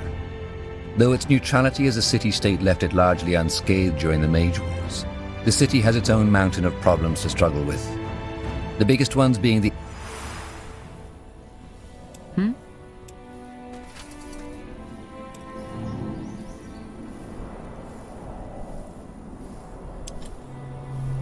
Uh-huh. I'll take a look.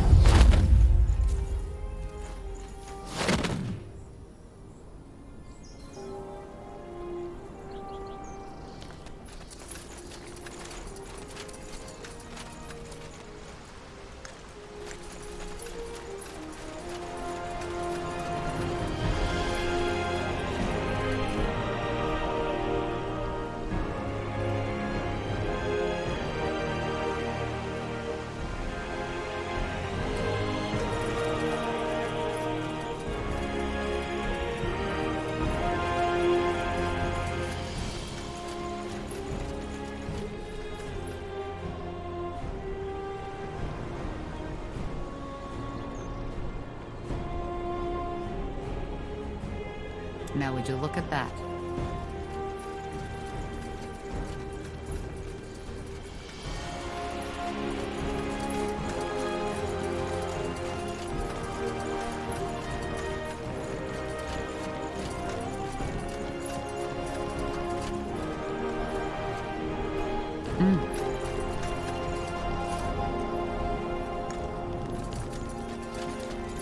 Really?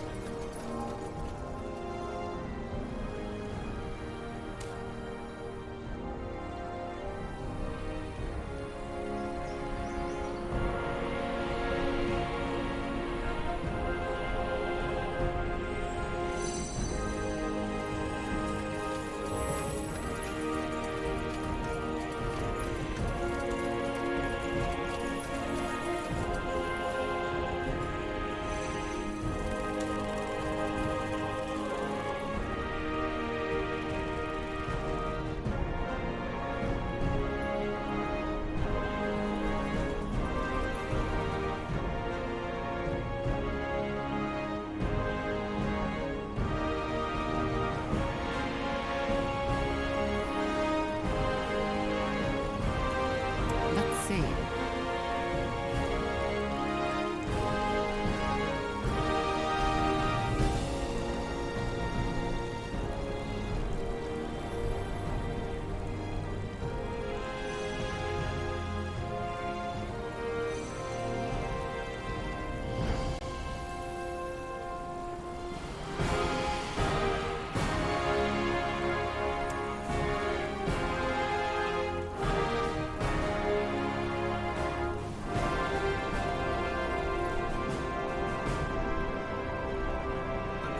Full of gold, saved by the crowd who was told not to trust dwarves, and behold, shady pirates boarding for some sunken mold. Now would you look at that? Interesting.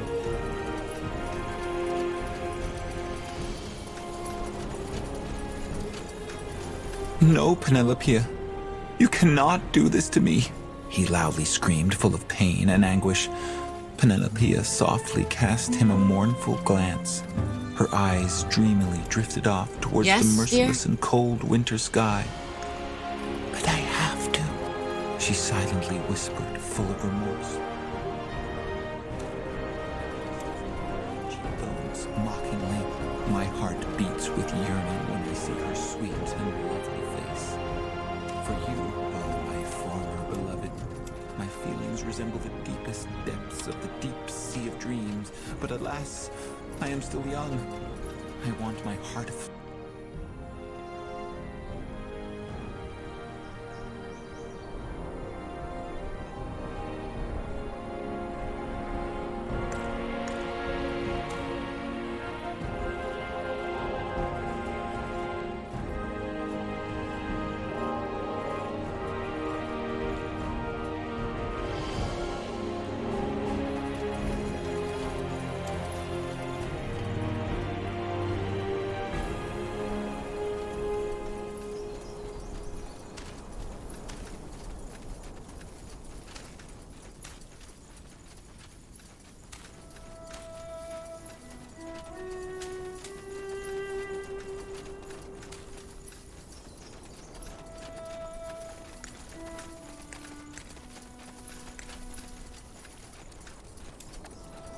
Huh?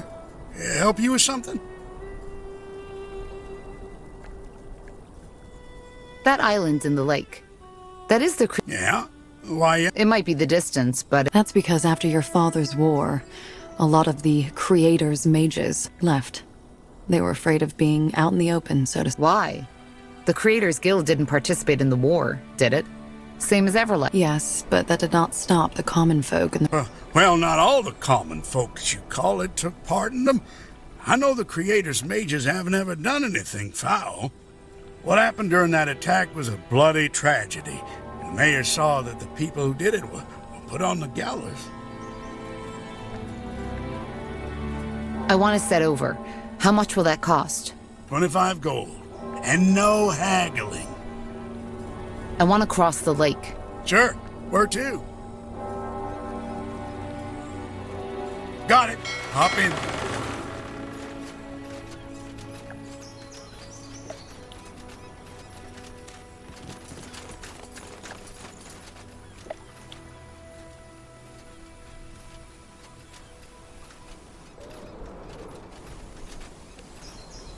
Interesting.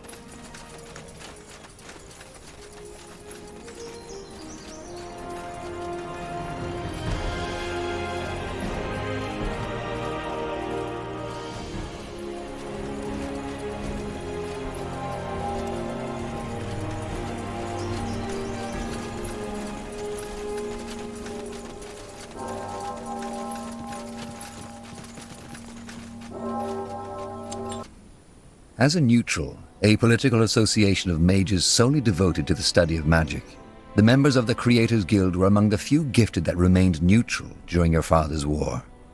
Though not comparable to the great universities of Kalaya, it is safe to say that Fiara owes many of its magical and technological advancements to them. Here we are. Impressive. And there's people down the hall. We should... Interesting. We do not get visitors often these times. Who are you? I'm Undergast. I suppose you could call me the head of the guild. I sensed someone was coming and that someone had an intriguing aura. Now I know who it is. You are Isamo Tahar's child, are you not? How do you know? Well, I have studied Isamo Tahar's magic quite extensively, especially since the end of the Mage Wars. He was a remarkable man. Yours and his magical aura have a lot of similarities. A remarkable man? Yes. Does that mean you supported him? No, that is not what I said. I merely stated that he, as a mage and a man, was remarkable, unusual or special, and therefore surprising or worth mentioning. My opinion on the war is an entirely different matter.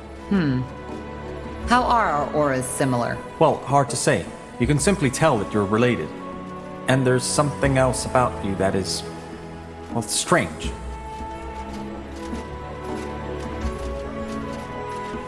I get that a lot. Could you elaborate? It is hard to say. There's something peculiar about you. An oddity in your aura which I cannot make sense of. I'm sorry. Either way, I assume you are here for a reason. How may we, the little that is left of us, help you? I was wondering if you could tell me more about the Creators Guild. Maybe I should begin with the question, what do you know about us already? I know that you're a neutral association of mages that didn't participate in the Mage Wars. That's about it. Well, and that is about the core of our guild.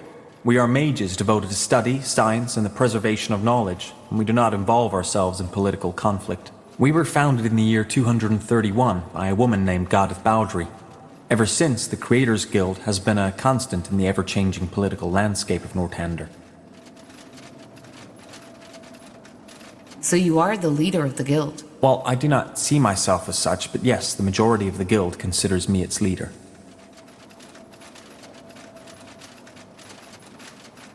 The ferryman told me about an attack on the guild after the Mage Wars.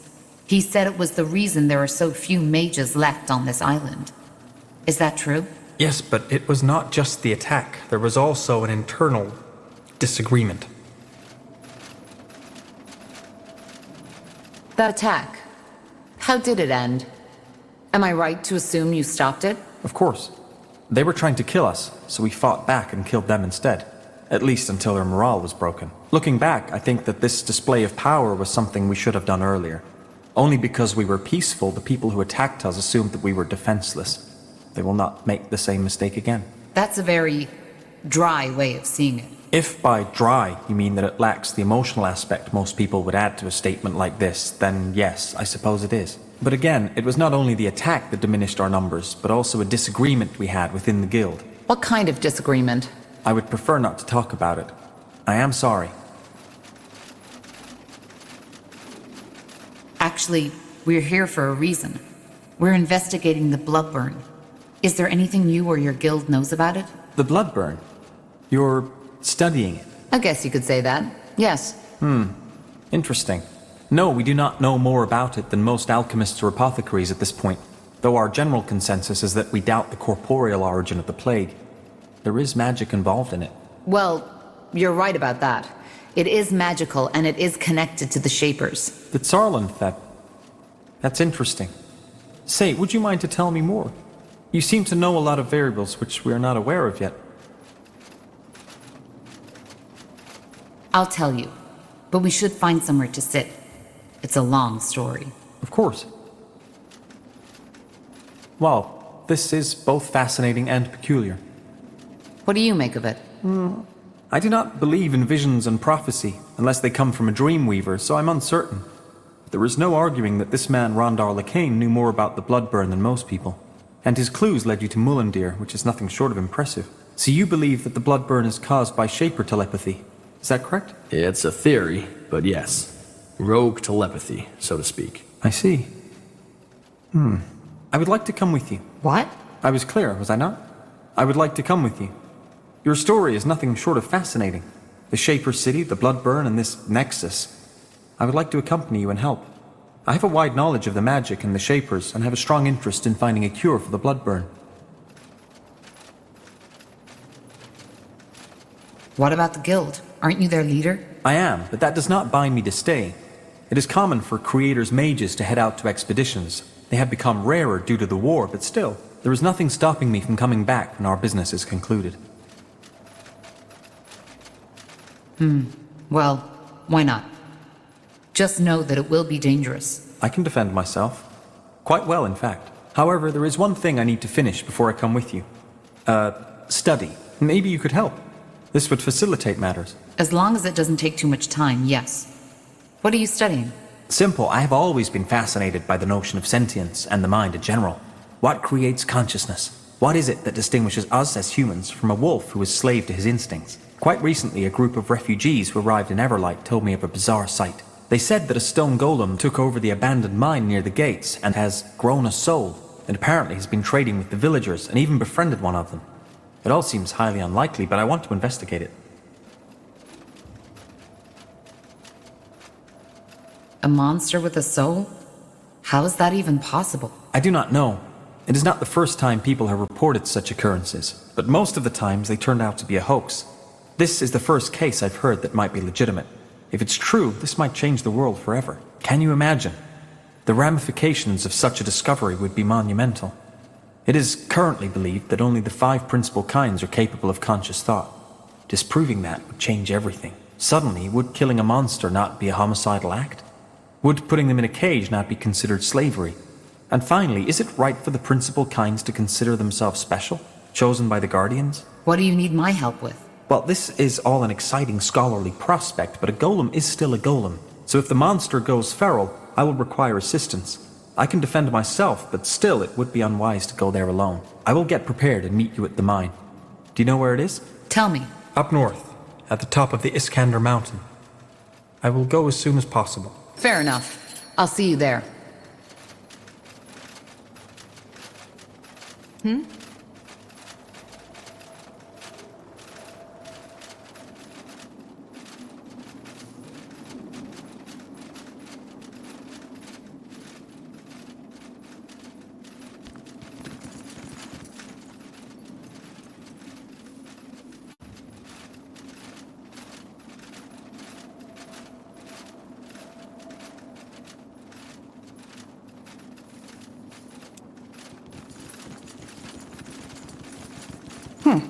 Odd fellow. But he's a capable mage, that's for sure.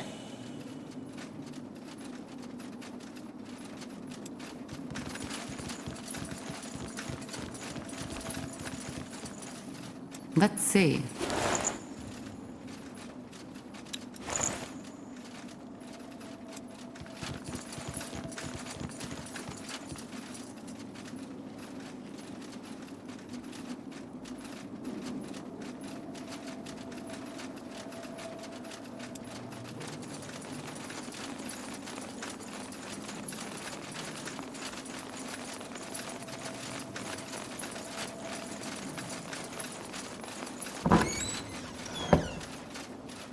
Now would you look at that? Armors and shields. Everything from copper daggers to moon silver swords.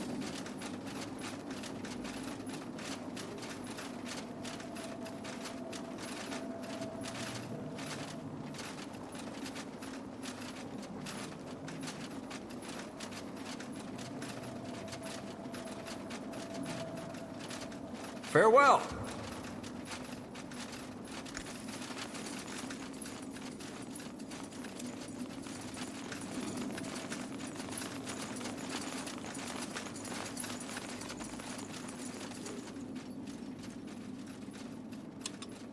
Of the few refugees who make it to Everlight, many are shocked to find that their troubles do not end there.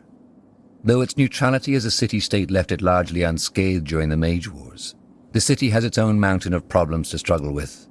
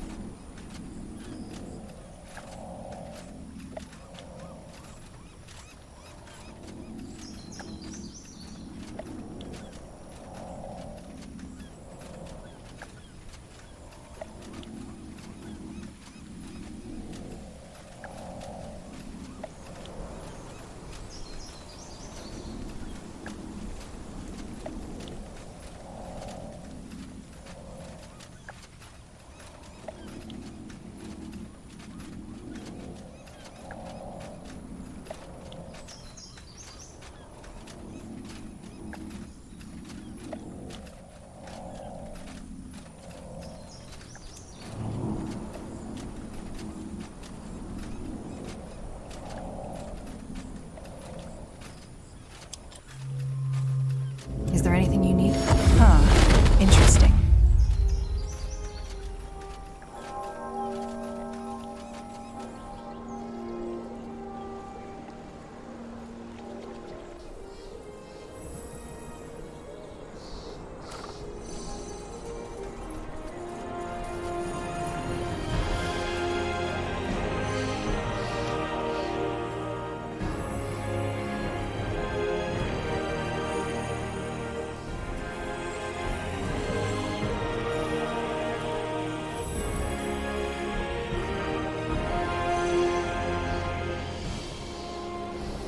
I'll do what's required.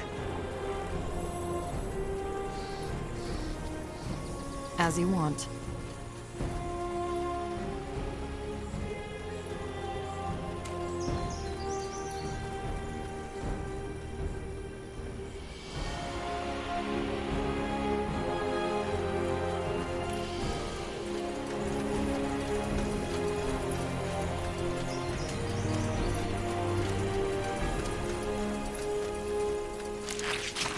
ready. They won't stand a chance.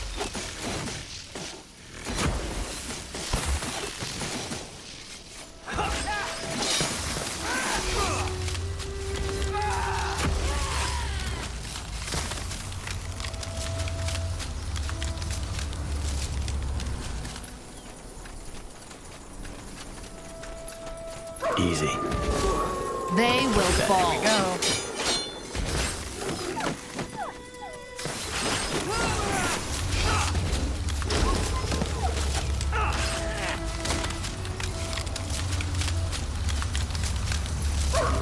I'll make it quick. I understand.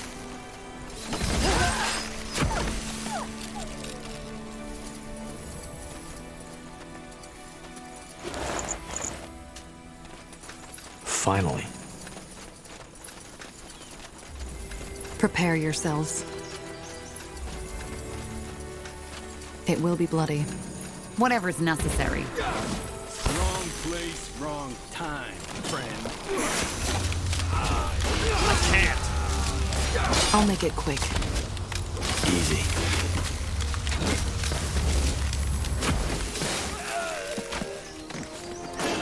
Let's see.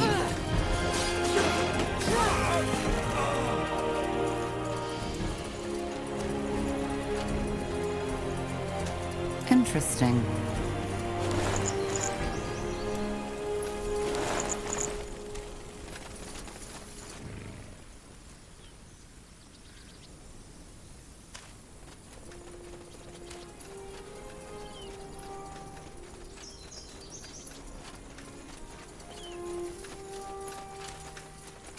Now would you look at that?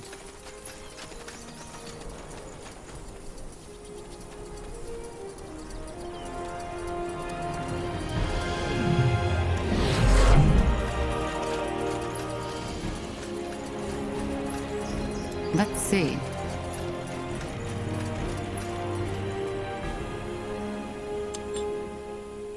Nowadays, few people remember the reason for Everlight's wealth, the glittering mine. For a long time, it was believed that moonsilver, the most precious and most durable ore of Io, could only be mined in the Windwall Mountains, the empire of the dwarves.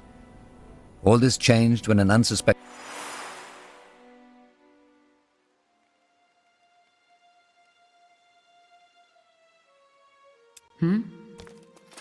Interesting. Ah, it is you. Didn't you say in front of the mine? I did, but then I realized that it might be wise to scout ahead in order to get a clearer picture of the situation. Come, let us go. The golem and its supposed friend should be further down the mine. Follow me.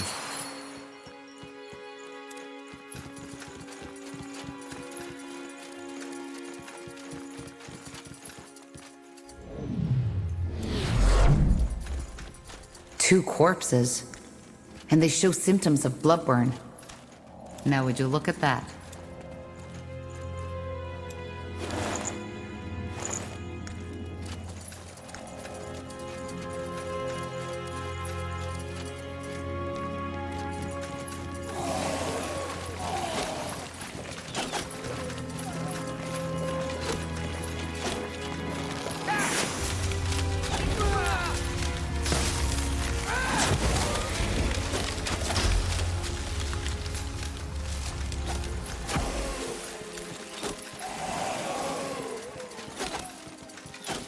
They will fall.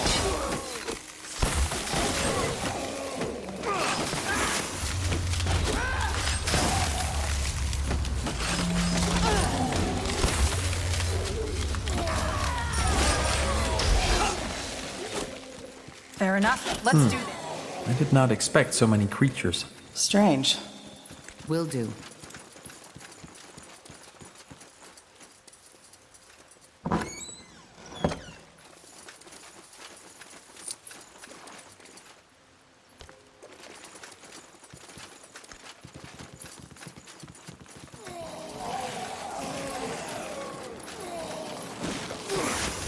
More of them.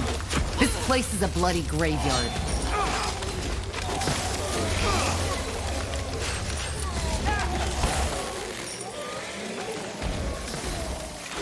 Prepare yourselves.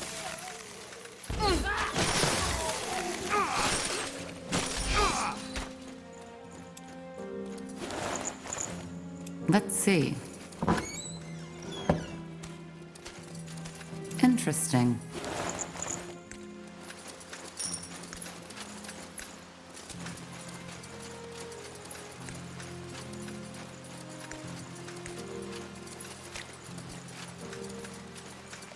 Look, Rick, up ahead.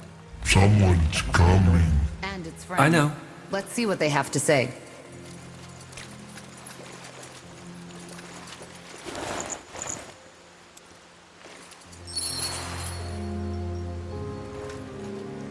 Greetings. Are you? Rick, who are they? I'm afraid. Don't worry, Hubert. They are not here to hurt you. Judging by the sounds of fighting we heard, I take it you took care of those undead. If so, you have my thanks. They appeared out of nowhere just a couple of days ago and locked us in. They are dead. We're here to ask you some questions about your friend. I figured. So I'm guessing you heard the rumors, right? Yes, this is the golem with a soul. And yes, I am the odd fellow protecting him. But before I tell you anything, promise me that you won't hurt him. I know he might look intimidating, but he's actually quite sensitive. I promise. Good.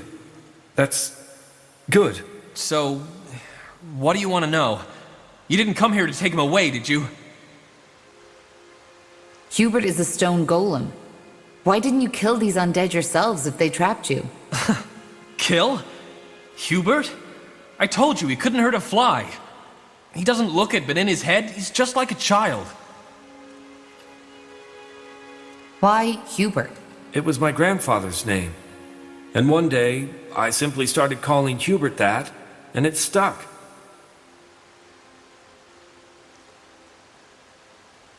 How did you come to know Hubert?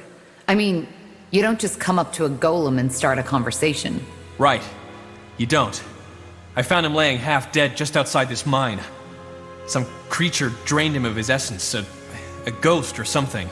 Darkness came and stole my light. It hurt. It hurt so bad. I know, Hubert, but it's over now. For some reason, I immediately noticed that Hubert was different.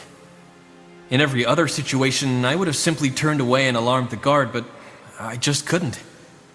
So I went into the city to find a mage. Who? Joseph. His name was Joseph. He is not with the Creators Guild. And this Joseph agreed to help you. Well, he still owed me a favor, so... Yes, I asked him to heal Hubert. And even though he told me it was dangerous, he eventually did it. When it was done, he told me to get away as soon as possible, as it might wake up again soon. But just like when I had first seen him there, I simply knew that there was something in him. Something that made him more than just a construct. So I waited, and it turned out I was right. You can figure out the rest. I took him into the mine, as the Everlight guards would have attacked him on sight. And here, we became friends. So you took him into the cave to protect him? Yes. Of course, word eventually got through to the townsfolk. But you're the first to follow up on the rumors. And before these undead woke up, this place was actually quite peaceful. A bit gloomy, yes, but safe. And that's what matters. How long ago is it that you found him? Let me think. Almost 4 moons now. How did you become friends, though? Rick, friendly. Rick, always friendly. Rick, care for me. Well, maybe friendship isn't the proper word for it. It's more like I care for him, the way a father cares for a child. And yes, I know how funny that sounds considering Hubert's size. Hubert, what makes you different from other golems? When did you realize you can think for yourself? I don't know. I always had thoughts, always had ideas, but I did not know how to tell people about them. After the ghost attacked me and Rick healed me, he taught me how to speak. Taught? Yes. Yes, of course. Rick taught me how to speak. Hubert is a very good student. He learned how to speak almost fluently in just a couple of months. If only men were half as eager to learn, maybe we wouldn't be in this mess we find ourselves in. He could also carry the spirit of a person in him. Did you ever think of that? If so, it was the spirit of an infant. As I said, all I did was offer Hubert guidance and, well, love. What are your plans for Hubert? Neither he nor you can stay in this cave forever. Honestly, I don't know. Hubert is such a good lad, and I want him to have a normal, happy life. As bizarre as that sounds when talking about a golem. He would love to make friends and... Yes, friends. Rick, will these misters be my new friends? Hubert, what did we say about interrupting other people when they're talking? Do you want me to be sad, Hubert? No. Apology accepted. Just don't do that. Anyway, I try not to think about it. And until you showed up and killed those All right, look, my friend here would like to learn more about Hubert's uniqueness. It would be of... I don't know. Will it harm him? Golems were created to endure pain. What my friend is trying to say is he will do everything he can to keep Hubert comfortable. What do you think, Hubert? I don't know. Fine. If you think it will help us understand Hubert better, then I don't want to be an obstacle. Go ahead. Thank you, sir. Then let us begin. Interesting. Truly interesting. Hubert, I am done. You can rest now. It wasn't bad, Rick. It tickled a little, but it didn't hurt. So, what did you find out? Not much. But let me discuss it with my companion first. Tahar, if you please. Where is the kind sir going, Rick? They're just going to have a talk. They'll come back. Corporal, sounds like a plan. Let's see. So let me be brief. I inspected Hubert's magical core, and it is rather unusual. It's overflowing with magical essence, unlike anything I've ever seen. My theory is that his remarkable intelligence comes from this irregularity. Unfortunately, I believe that the very same irregularity is also dangerous. The essence within him seems unstable. It is very likely that it will eventually get out of control and cause an explosion unlike anything this land has ever seen. To me, it appears we have two options. We can destroy the golem, or take it back to the guild and try to harness its power, with the chance to stabilize the core and allow it to live. I do not think I should make that choice. I consider myself a rational person, but I'm afraid that my fascination with the matter clouds my judgment.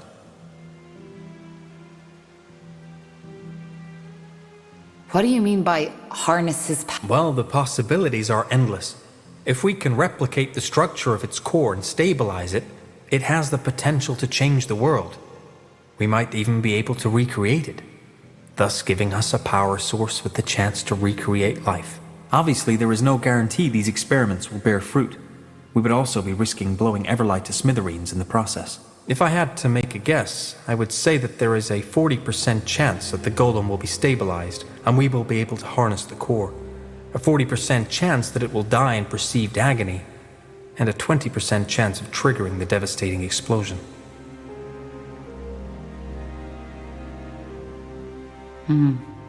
That's a tough... Of course.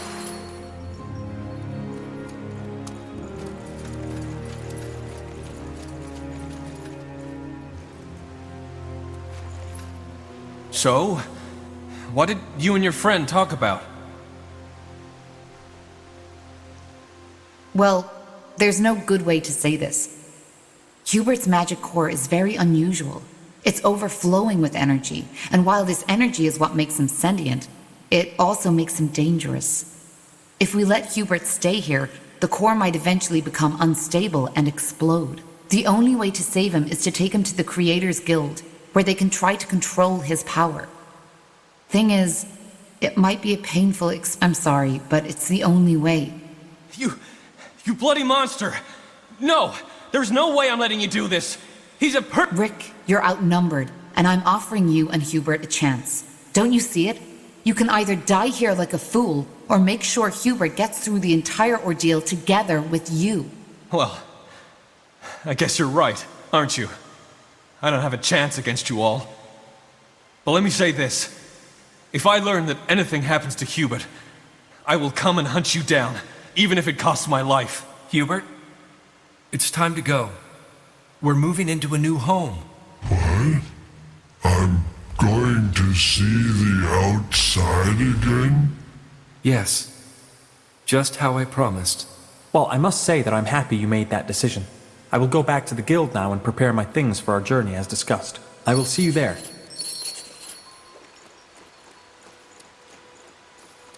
What do you require? That way?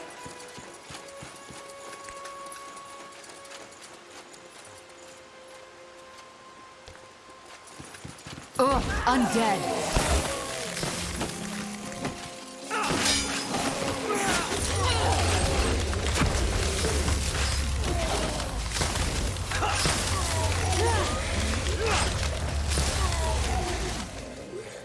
Sure. Now would you look at that?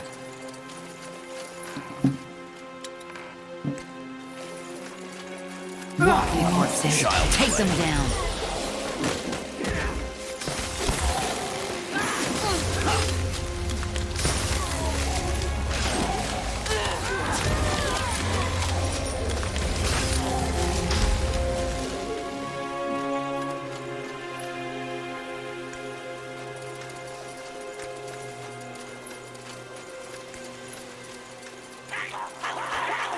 Of course. You got it.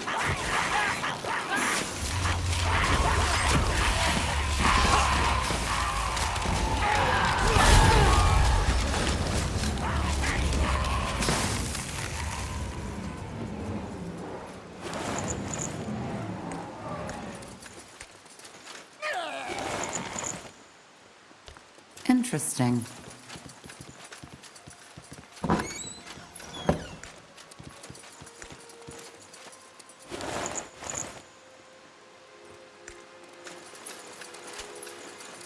Let's see.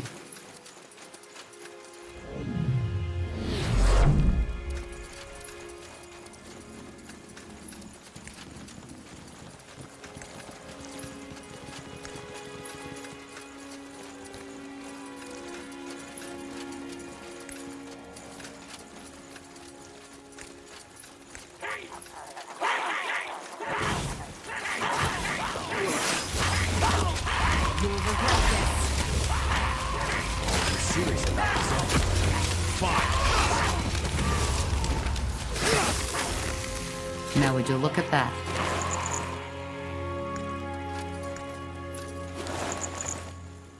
Interesting.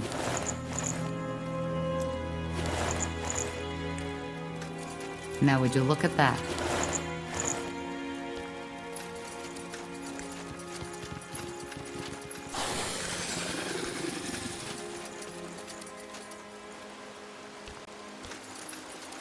I'll do what's required.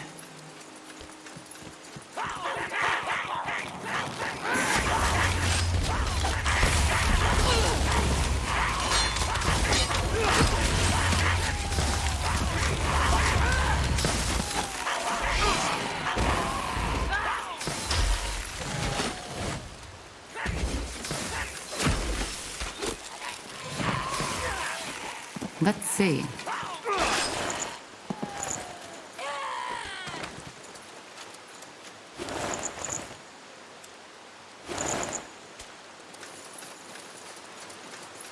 Sounds like a plan.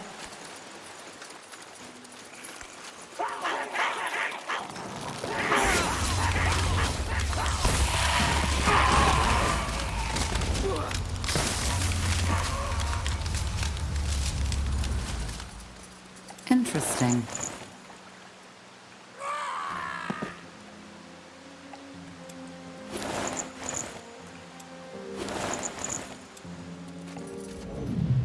Now would you look at that? Let's see. Uh-huh. Undead.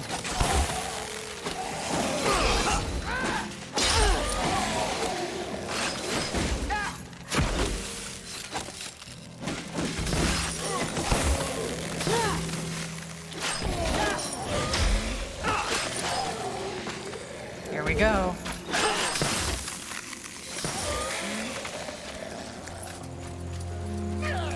Understood.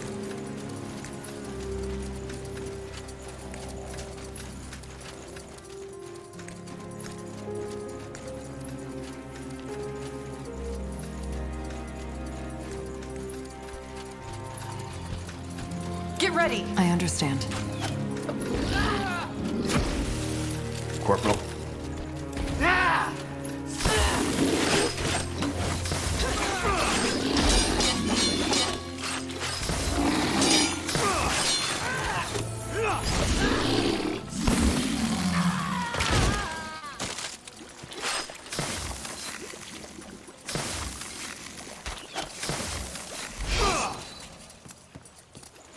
Interesting. Fine.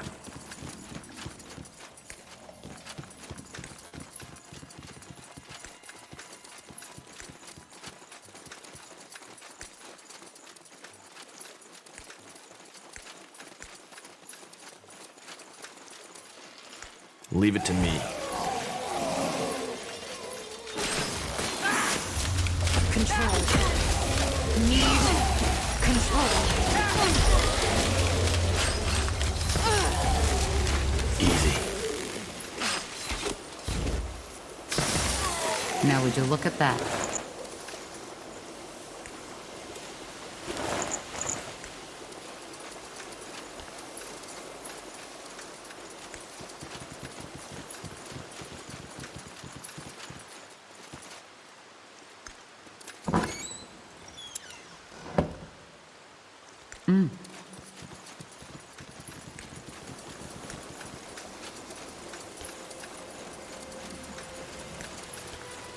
That way?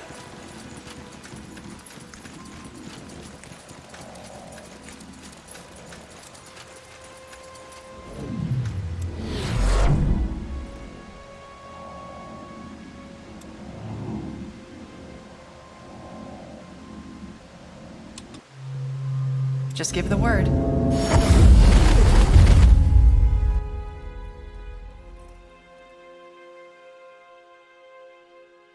Finally. Sure.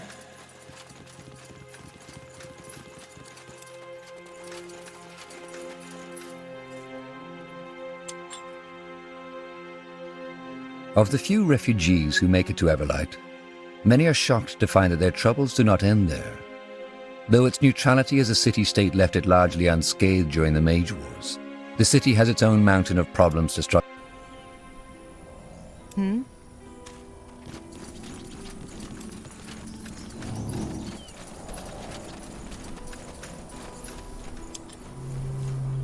Yes.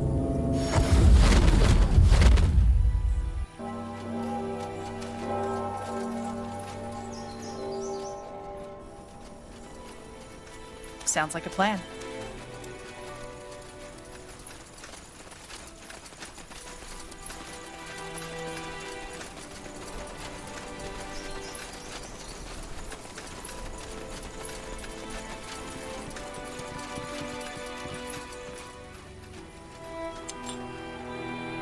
As a neutral, apolitical association of mages solely devoted to the study of magic, the members of the Creators Guild were among the few gifted. I am ready.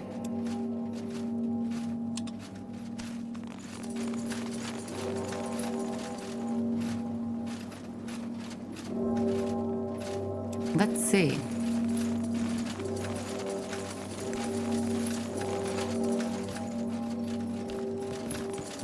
Really?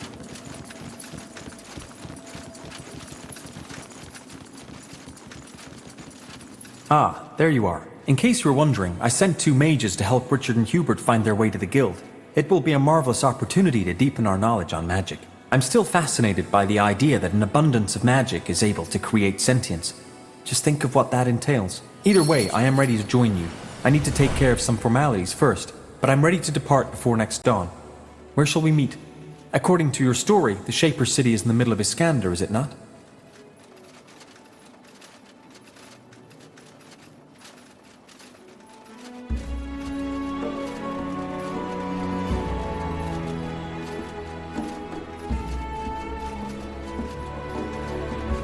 Yes, near a village called Farland's Hope. But you can just meet us on the border of Everlight. Then that is what I will do. Thank you, Tahar. I'm looking forward to working with you. Will do.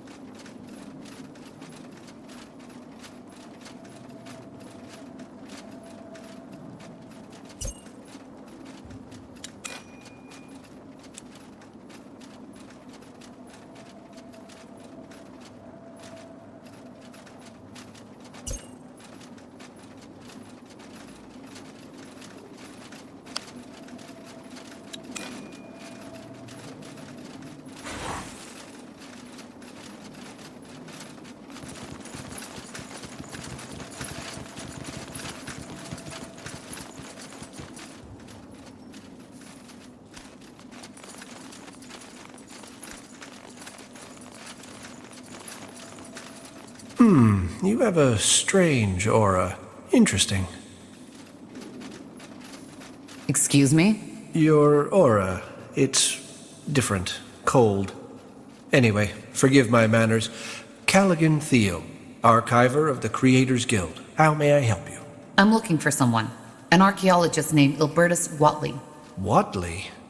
That man obsessed with his island? Yes. What do you know about him? Not much. Only that he showed up here some years ago asking for funding for his bizarre excavation. All the nobles who usually fund these kinds of things had rejected him. However, he didn't have any proof backing up his claims, other than him claiming to be of Hibernian ancestry, just like Queen Aelith. So we had to send him away as well, which didn't stop him from digging. He thinks he's a Hibernian? Well, he said that his great-great-great-great-grandmother was part Hibernian or something along those lines, though he didn't have any of the Queen's gifts. And he also claimed that, through his heritage, he has been having those strange dreams since his childhood of a secluded island within the Black Sea that no explorer has ever laid eyes upon. And I take it you didn't believe him? Well, I wanted to, and so did the other archivers. But the moment we start giving out money for fascinating stories alone is the moment we will stop existing. Why would he dig in Everlight to find an island? Because apparently there's a Shaper portal that might take him there. Or a Hibernian portal, I don't remember. It's been a while.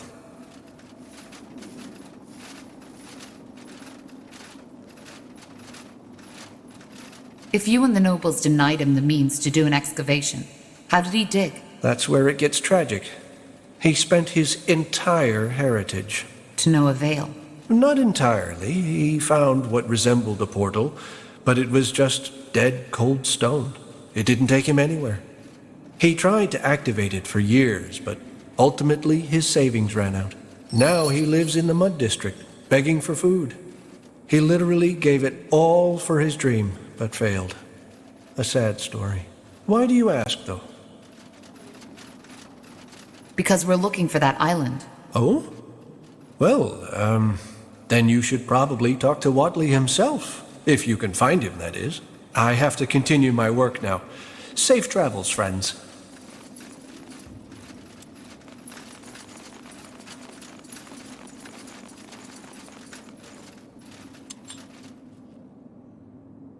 Of the few refugees who make it to Everlight, many are shocked to find that their troubles do not end there. Though its neutrality as a city-state left it largely unscathed during the Mage Wars, the city has its own mountain of problems to struggle with. The biggest ones being the ever-growing gap between the rich and the poor, an uncontrollable rise in crime, and the purity... What?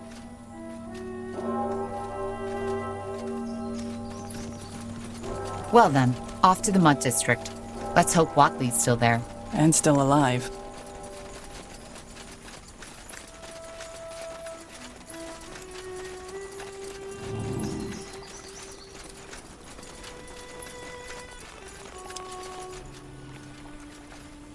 Yes?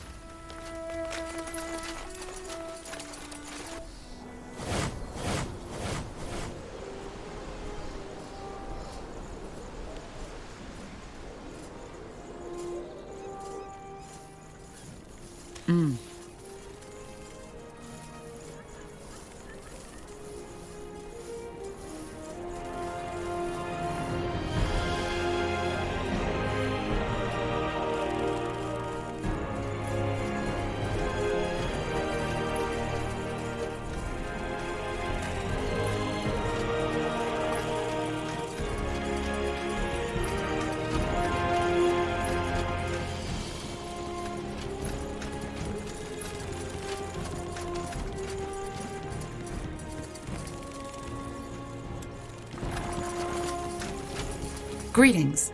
Say, could you help me with something? Ubertus what? Never heard. No problem. Tiara's blessing.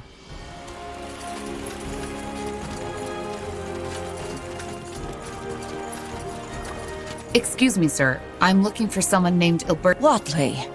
Nah. I see. Thanks.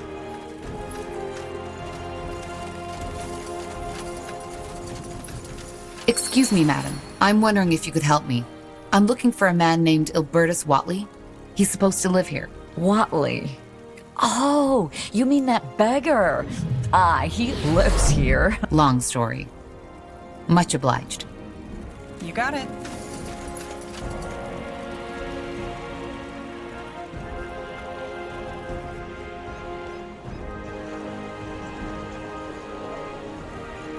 Interesting.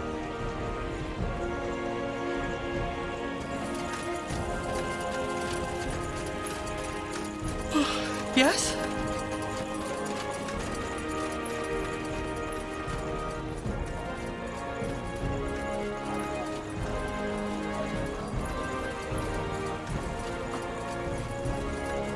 Now would you look at that?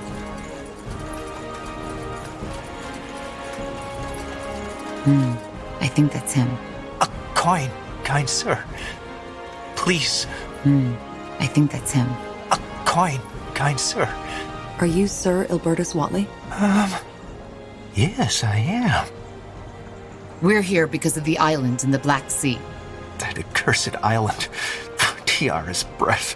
And here I thought I was done with it for good. You seem bitter about it. How did you guess?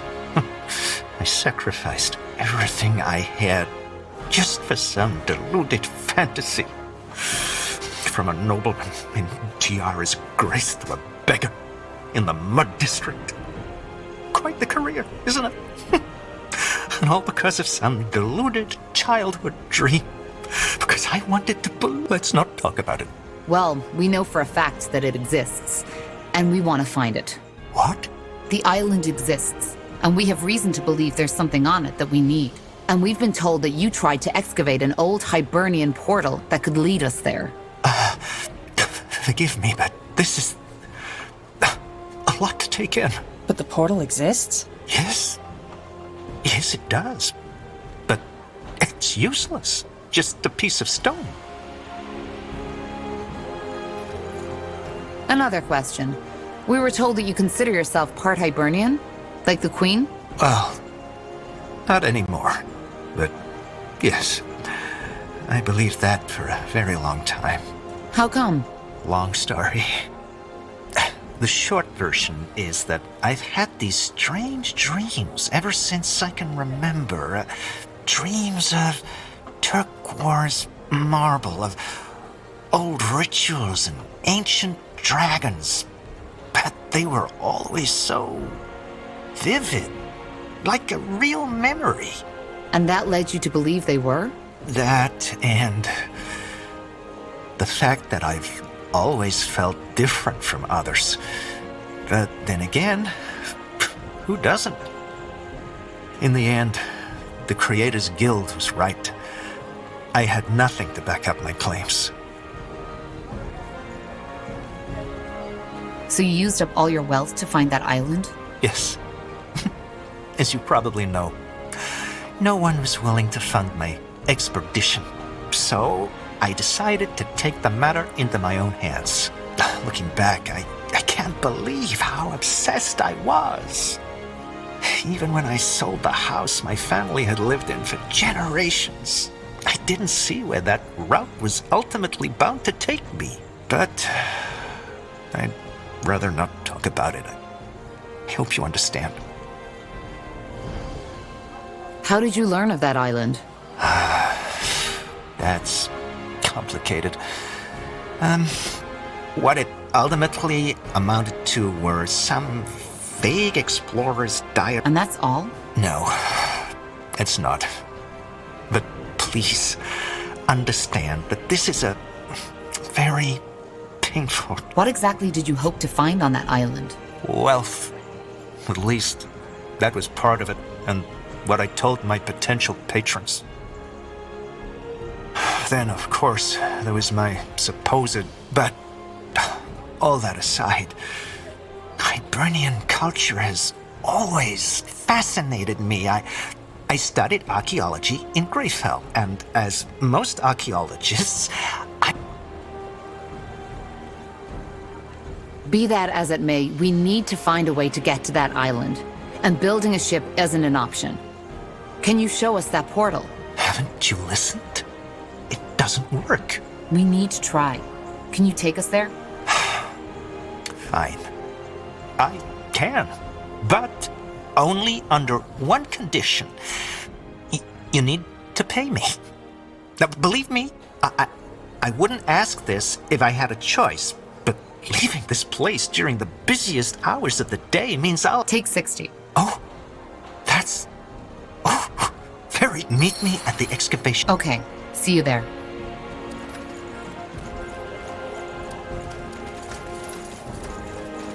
Poor man. To give it all up for your dream and then fail. That must hurt. They're not as uncommon as you might think. Some dreams just stay dreams. We just like to tell ourselves.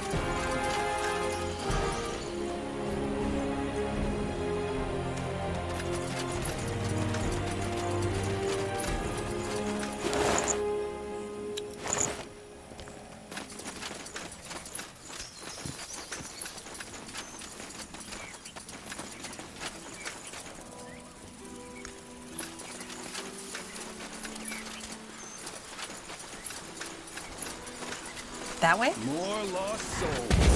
What a We're in for a fight. Pathetic. bloody. I can't.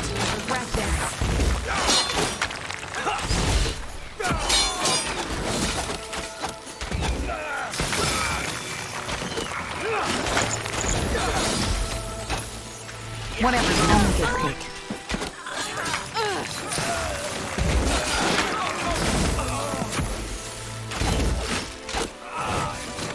Highwaymen. So close to Everlight, though. It's strange. Yeah.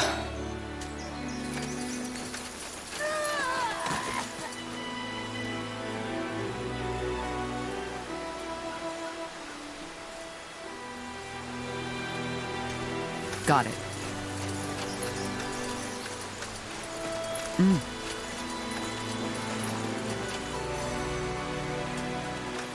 All right, here goes nothing. They won't stand a chance.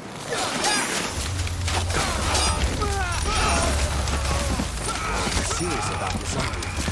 Fine. Get ready.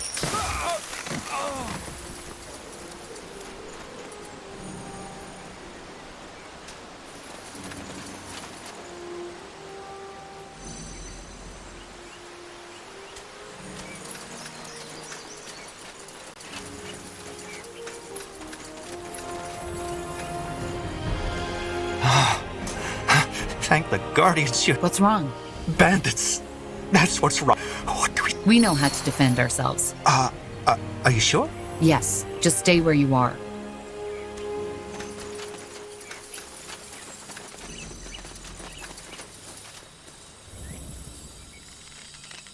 This isn't personal. Elves, beware. I'll be swift.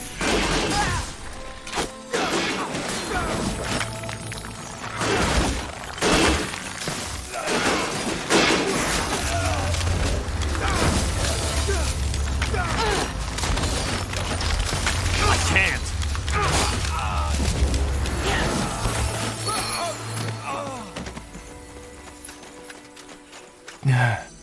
Tiara's breath. You really killed them all. A former soldier. So this is the portal? Yes. Did you reconstruct it? No. It was still intact when we found it. Which is more than strange, but that's also where the mystery ended. How did you find it in the first place? And what makes you believe it's connected to the island? Hibernian stone tablets. You see... Teleportation. Yes, but much safer and also available to the common folk. I see. And how do you know this portal's counterpart is on that... Another long story, for which I assume you don't have... Interesting. And these portal stones... yes, but as... Where is that stone now? Can I see it? You're really stubborn, aren't you? Why? Because it was useless. It was useless. Like all of this... Forgive me. Where did you throw it away? Do you remember? Yes, I remember. There's a small shack near the old River Watch in the southwest. That was the day I had... You'll try to find it, won't you? Let me be the judge of that. If you insist. It's not as if I'm missing anything in that sodding city.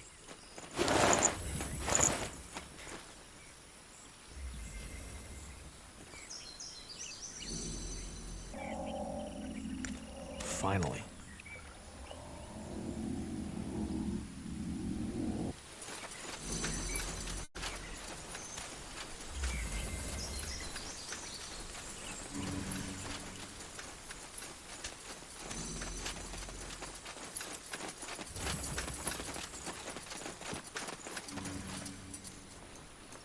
Interesting.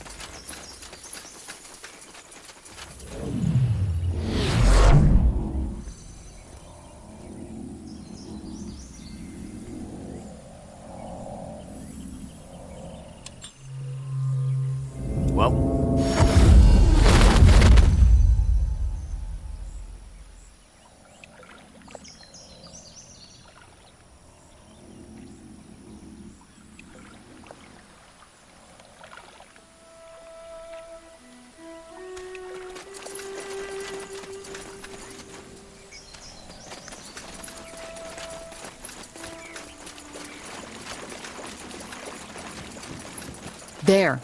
I think that's the shack Watley was talking about. Let's see.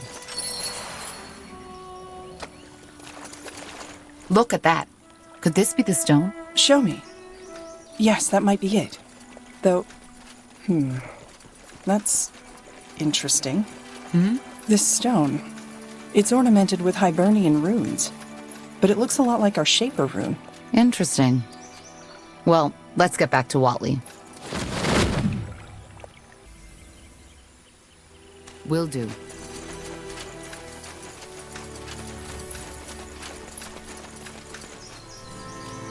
Watley, we found... By the... What? How is that possible? The portal. I think it reacted to me. But... this doesn't make sense. No, this is a dream. This isn't happening. Well... I need to see. Blazes, stop! Too late. We need to follow him. Great, but you go first.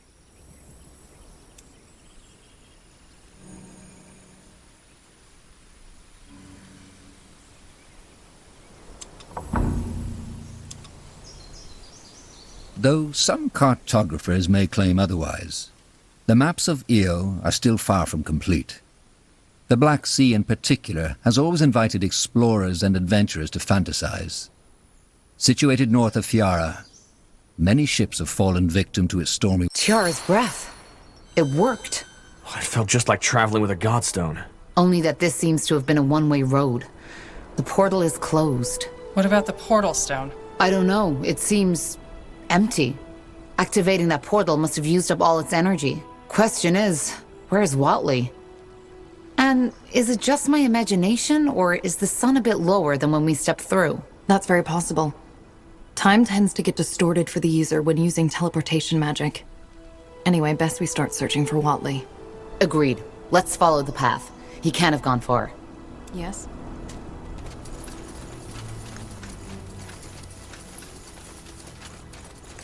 Hard to believe we're suddenly thousands of miles from Everlight. But there is something unique to this island, isn't there? Yeah. There's hardly any magical signatures around us. Whoever lived or lives here, they haven't been in contact with the outside world yet.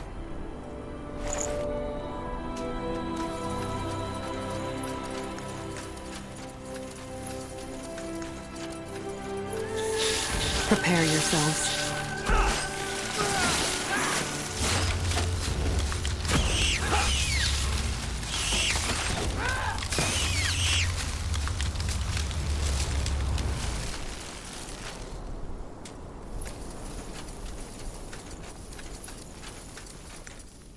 Yashul Skenyar, Srosessa Srar.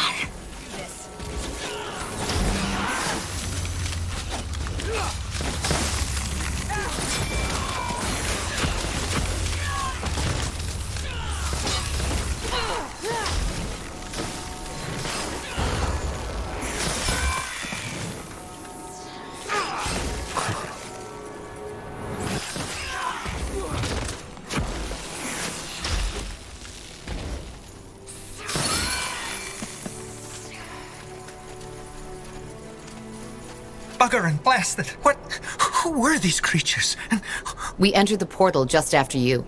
The teleportation caused a distortion in time. Of course. The right... Who's our friend? I don't know. He must be one of the locals. But he doesn't seem to understand our tongue. Sunday, I do. Fine. Now I'm lost. So am I. How can you know our language? Because we are both Kalal. You come from the Forsaken Land, which our people left behind hundreds of generations ago. Though your way of speaking is strange, be that as it may, I am not worthy of answering your questions. I will take you to our Yaris. She has predicted the arrival of outsiders, and it seems that her readings have become true. You will free us from Shar's snake spawn. We come from the same land? You mean you're also from Northander? Yes, but our ancestors left it behind. It's a long tale, and again, not one I am worthy of telling. Who is this Shar? Lakeshi, a renegade, a traitor. But our Yaras will tell you all. All right. Then take me to your Yaras. Wait, Yaras? Tonde. This sounds a lot like the Hibernian tongue. Are you Hibernians? Not directly. But again, our Yaras is better fit to explain that. Now please follow me.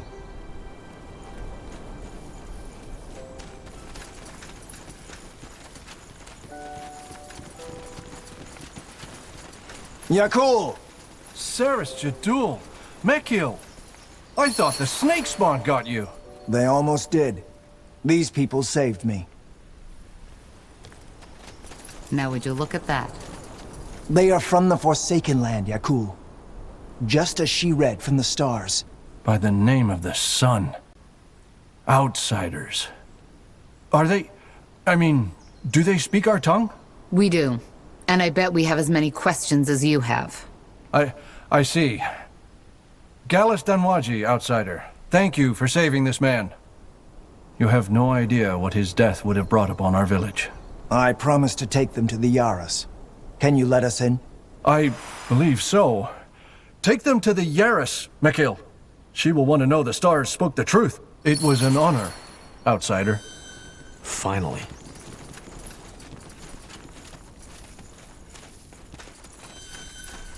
Yes?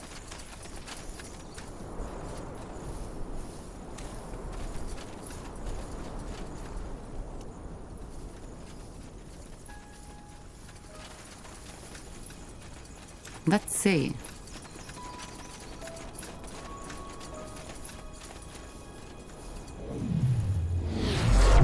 As you want.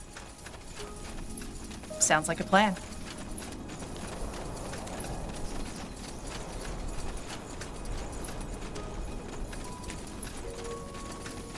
I see the outsiders have arrived. Yaras. Yes, they have. Just as you predicted. And they saved me from the snake spawn. Then you already have my gratitude, stranger. Mekil, you may leave. Of course. Well then. I'm a Shah, holy Yaris of the Ulias tribe. What's your name?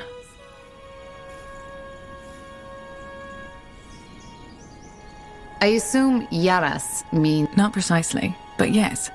I am the leader of this village. I'm Tahar. That man... I read the stars, yes. They told me that soon a stranger would come. One seeking for something to end a curse put upon his land. The Blubber... Don't tell me. Our tribe has left the Forsaken Land for a reason, and whatever is happening there, it does not concern us. All that matters is that the stars sent you to save us from Shar, and that we, should you succeed, give you the Kasarlanthep stone in return.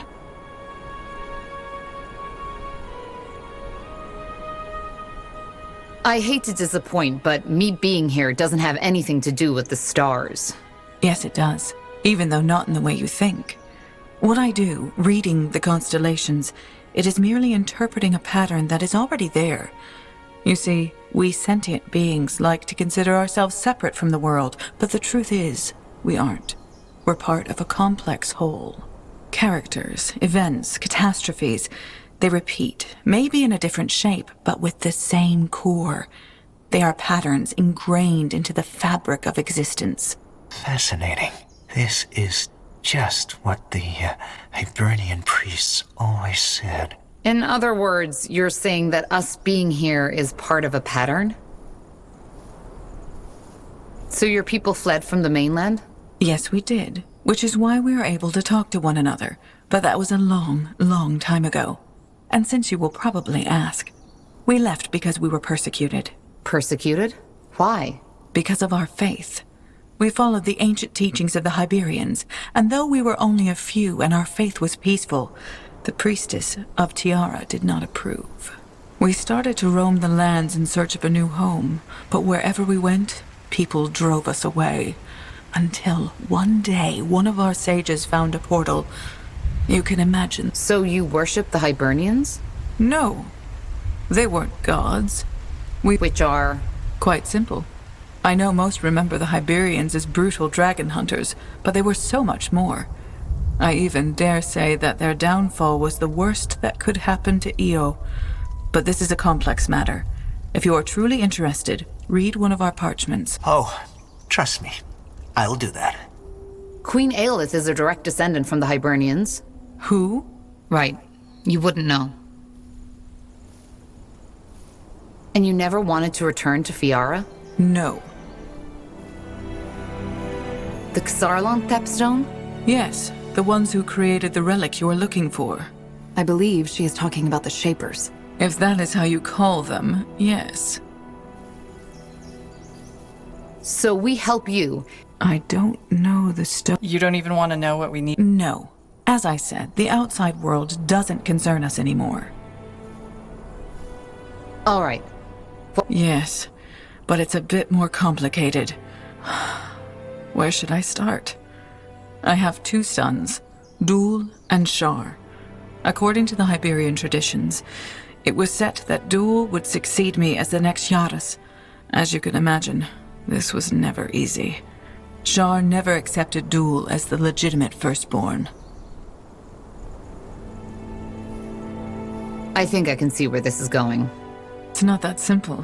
You see, their father died when they were both very young, and that shaped their personalities in very different ways. Shar was frail, sensitive, and emotional. He was always sick, had horrible nightmares, and often talked about these voices he heard. He heard voices? Yes. Not only during the night, sometimes even in broad daylight. What did they say? All kinds of things. But nowadays, I simply think it was him having a too active imagination. What kind of dreams did he have? Everything, really. A lot of it revolved around his father's death.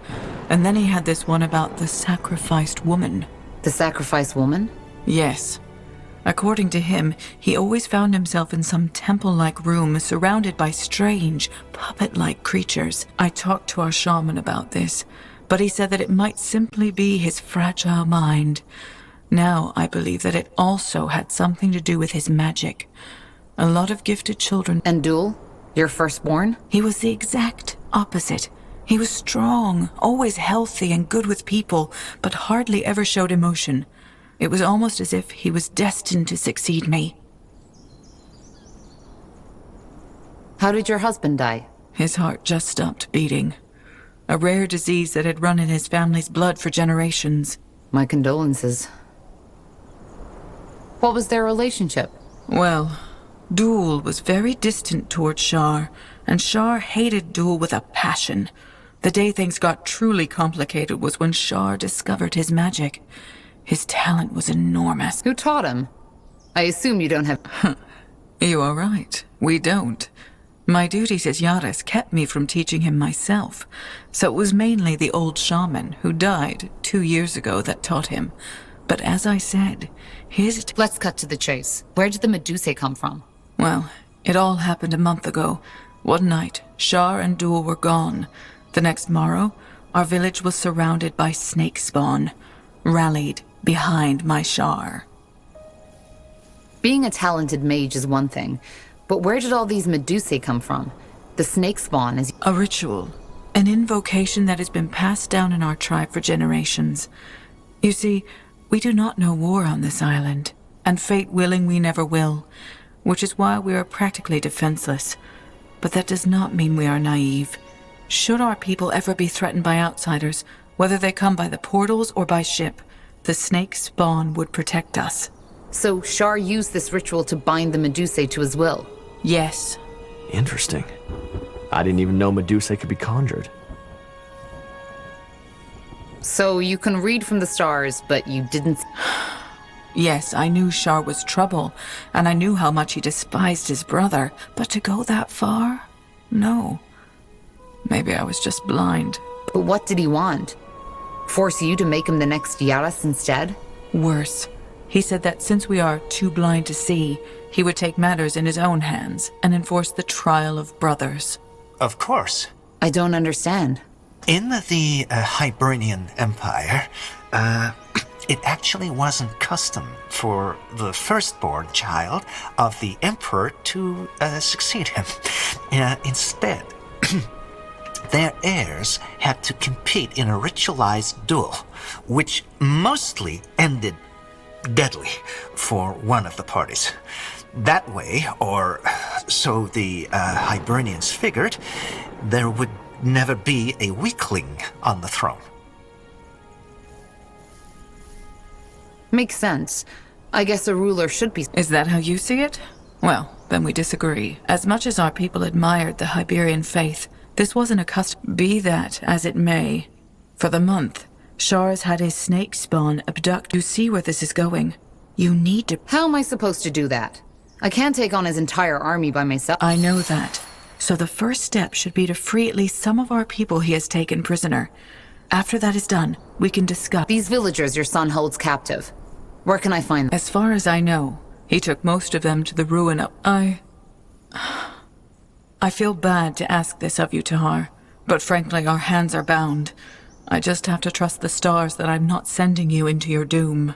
Don't worry, we've fought worse. Yes, I guess you have.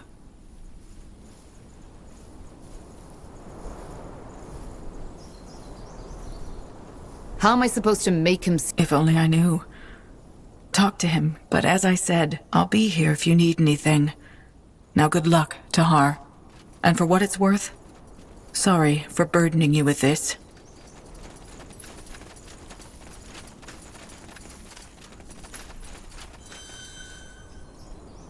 I'll do what's required. Sounds like a plan.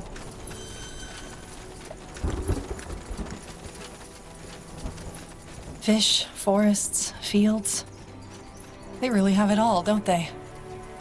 I can understand why the islanders are so fond of this place.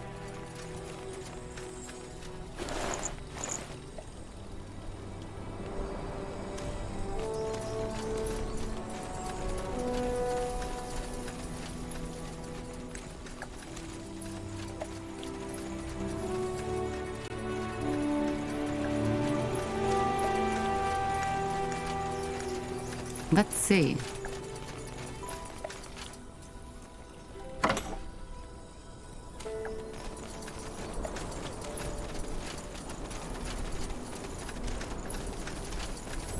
I understand. They won't stand a chance.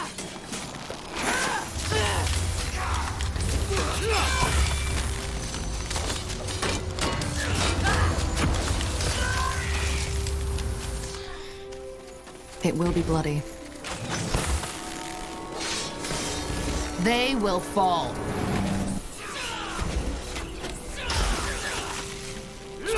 I can't. Child's play. Here we go.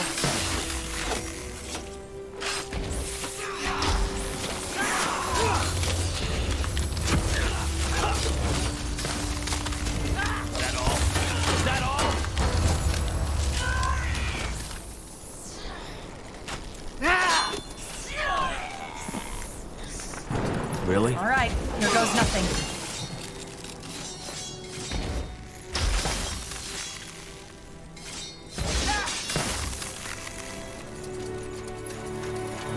Are the Medusae attracted to that thing?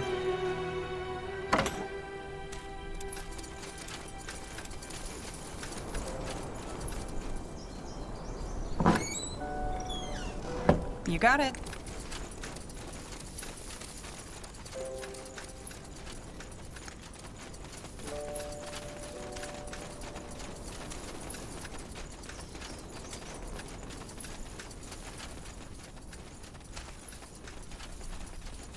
Of course. Fair enough. Let's do this.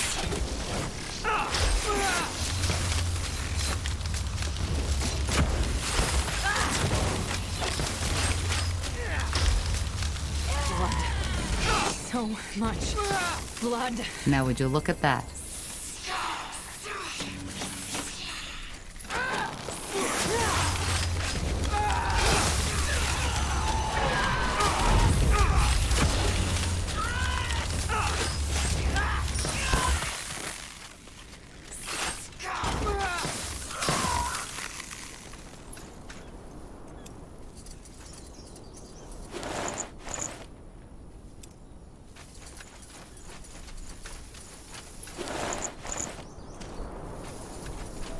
Fine.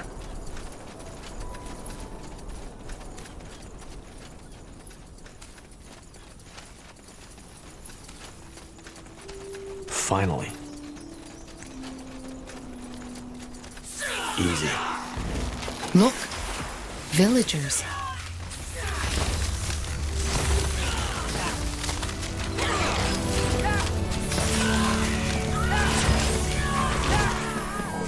They won't stand a chance. You read my mind.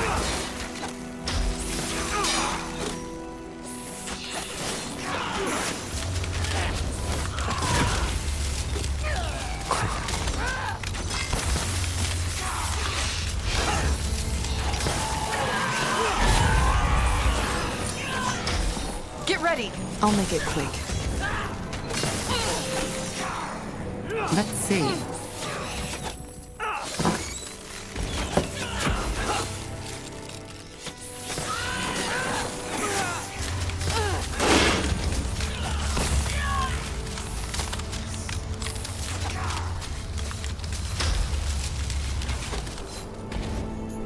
Whatever's necessary. All right, here goes I nothing. understand.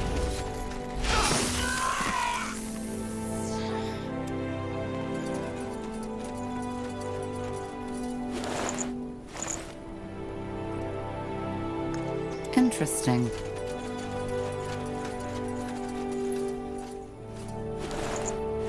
Fair enough. Let's do this.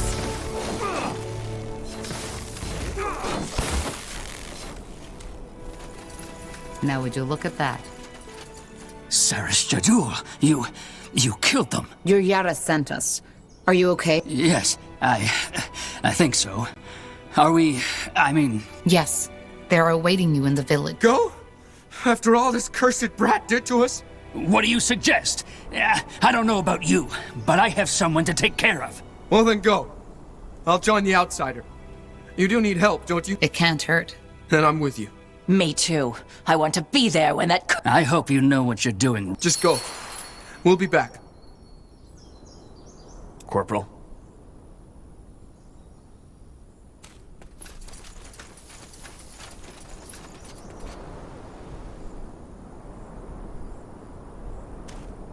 Really?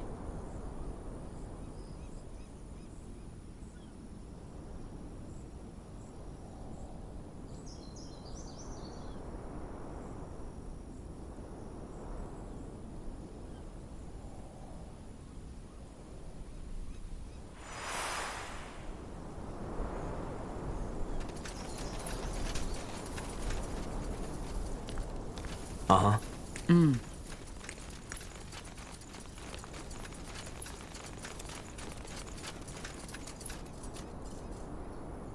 Let's see.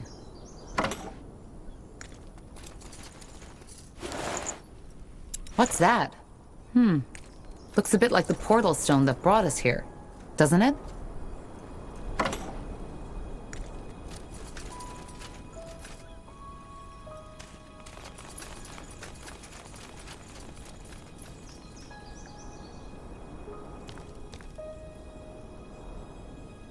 That way?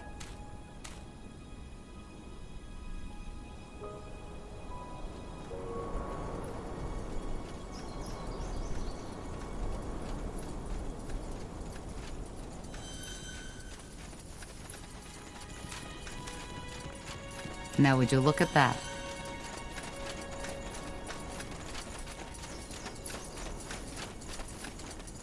Tondai, outsider. What do you need?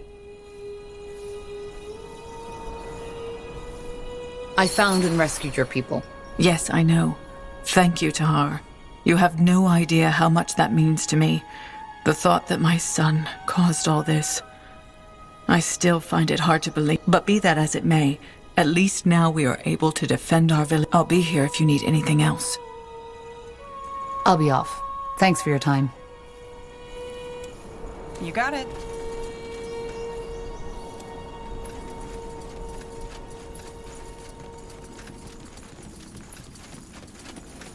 Are you the shaman? The Yara sent me. Ah, yes, that's me. Tondai, friend. She told me you'd come. You're looking for a way back to the Forsaken Land, aren't you? A way back to Northander, yes. Good. First of all, I can't thank you enough for what you did. Those people, my friends, they might be dead if the stars hadn't sent you. Praise the stars. But how do we get back to the mainland? Of course, let's make it brief. It is possible to reactivate the portal. Not the one you came through, but another one. However, it won't be easy. Why? Well, for starters, Shar's snake spawn is all over the island, probably also near the portal. We need to free it from them first, which would most likely provoke counterattacks on the village. Rebuilding requires stone and wood. Reigniting it requires energy. And finally, to activate it, we need a portal stone. Like this one? This is the one we used to get here. Show me. Yes, that's a portal stone, but you used up all its energy, so it's useless now. We need a new one.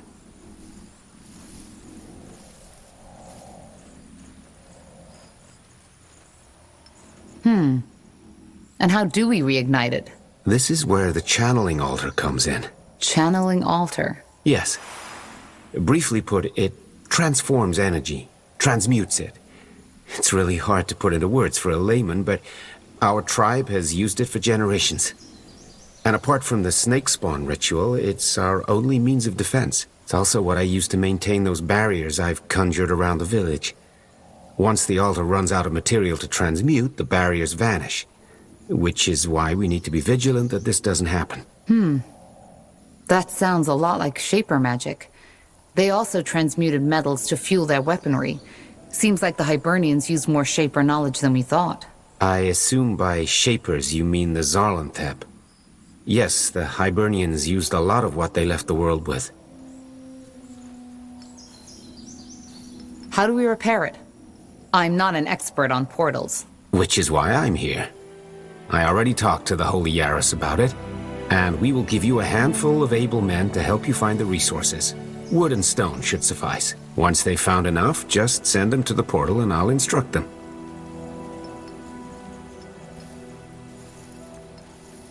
I see. Any ideas where we could find a new portal stone? Well, this is the most complicated part of the story. Though it's theoretically possible, I doubt you'll find one that is still fully intact. However, if you find me enough Hibernian crystal shards, that might work too. Hibernian what? Crystal shards. It's the raw material runes are made of. If we're lucky, we might find some in the ruins on the island. But again, no promises. All right. More treasure hunting then. All right. Then I best... Yes. Good luck.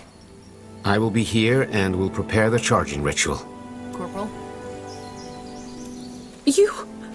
You're an outsider.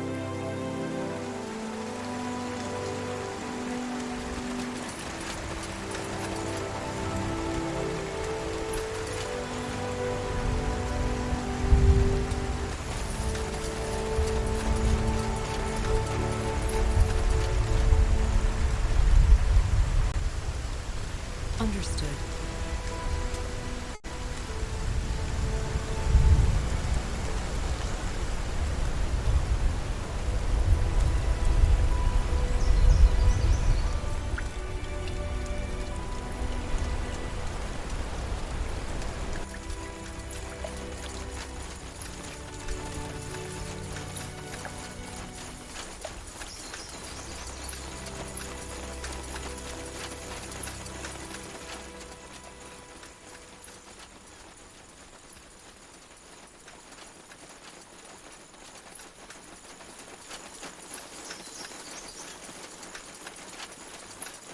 I'll be swift.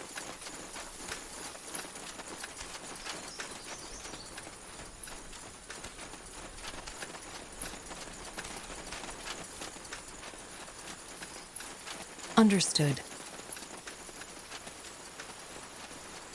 Understood. Finally.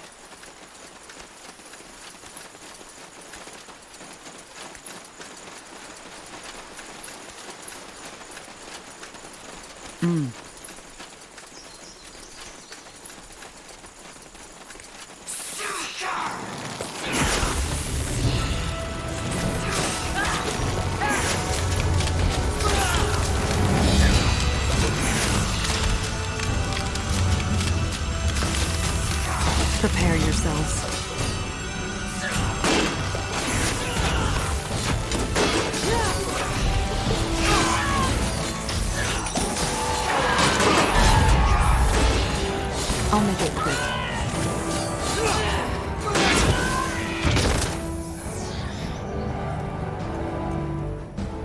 Interesting.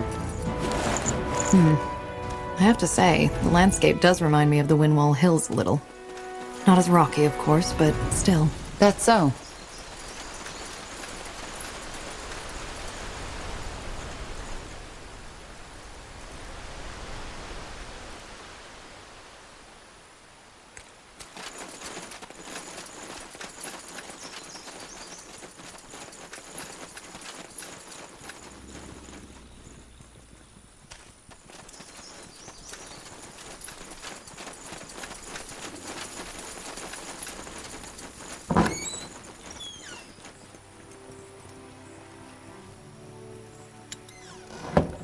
Let's see.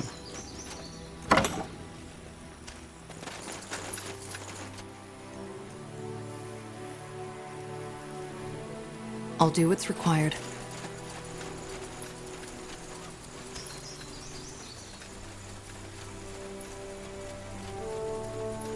Now would you look at that?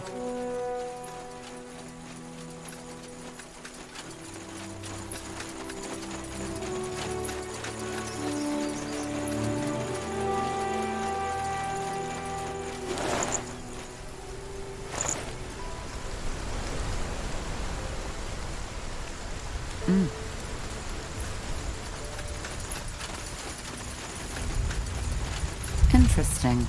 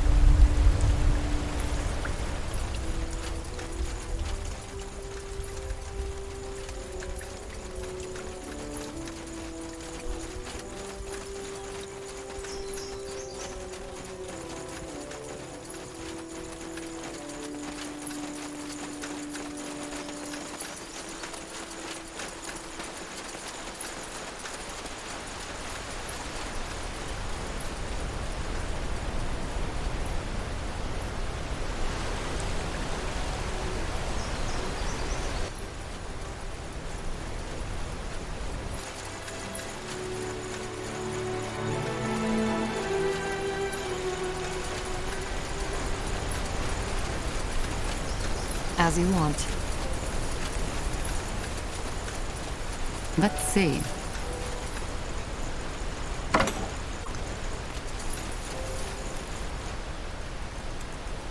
Of course.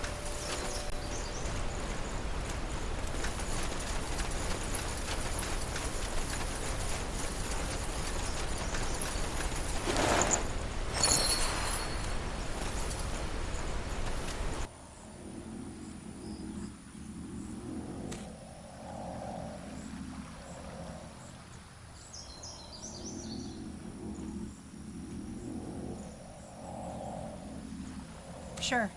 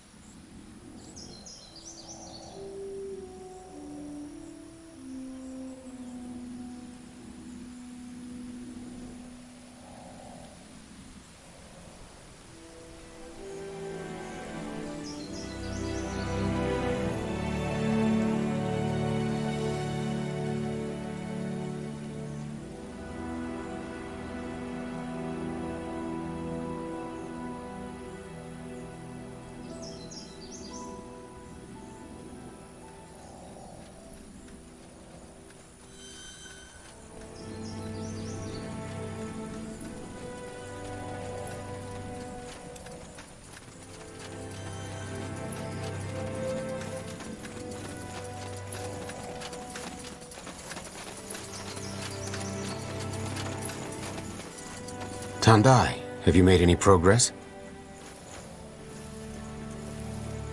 I think so. Are these the crystal shards you've mentioned? Let me see. Saras Jadul, yes they are. This is good. You were really lucky, you know that? Without these crystals, there would have been no way to reopen the portal. We still haven't finished the repairs on the portal yet. It's a lot more complicated than I thought, but I need time to create a functioning portal stone from the shards anyway, so it doesn't matter. Let us talk once the repairs are finished. Hopefully I'll be ready by then.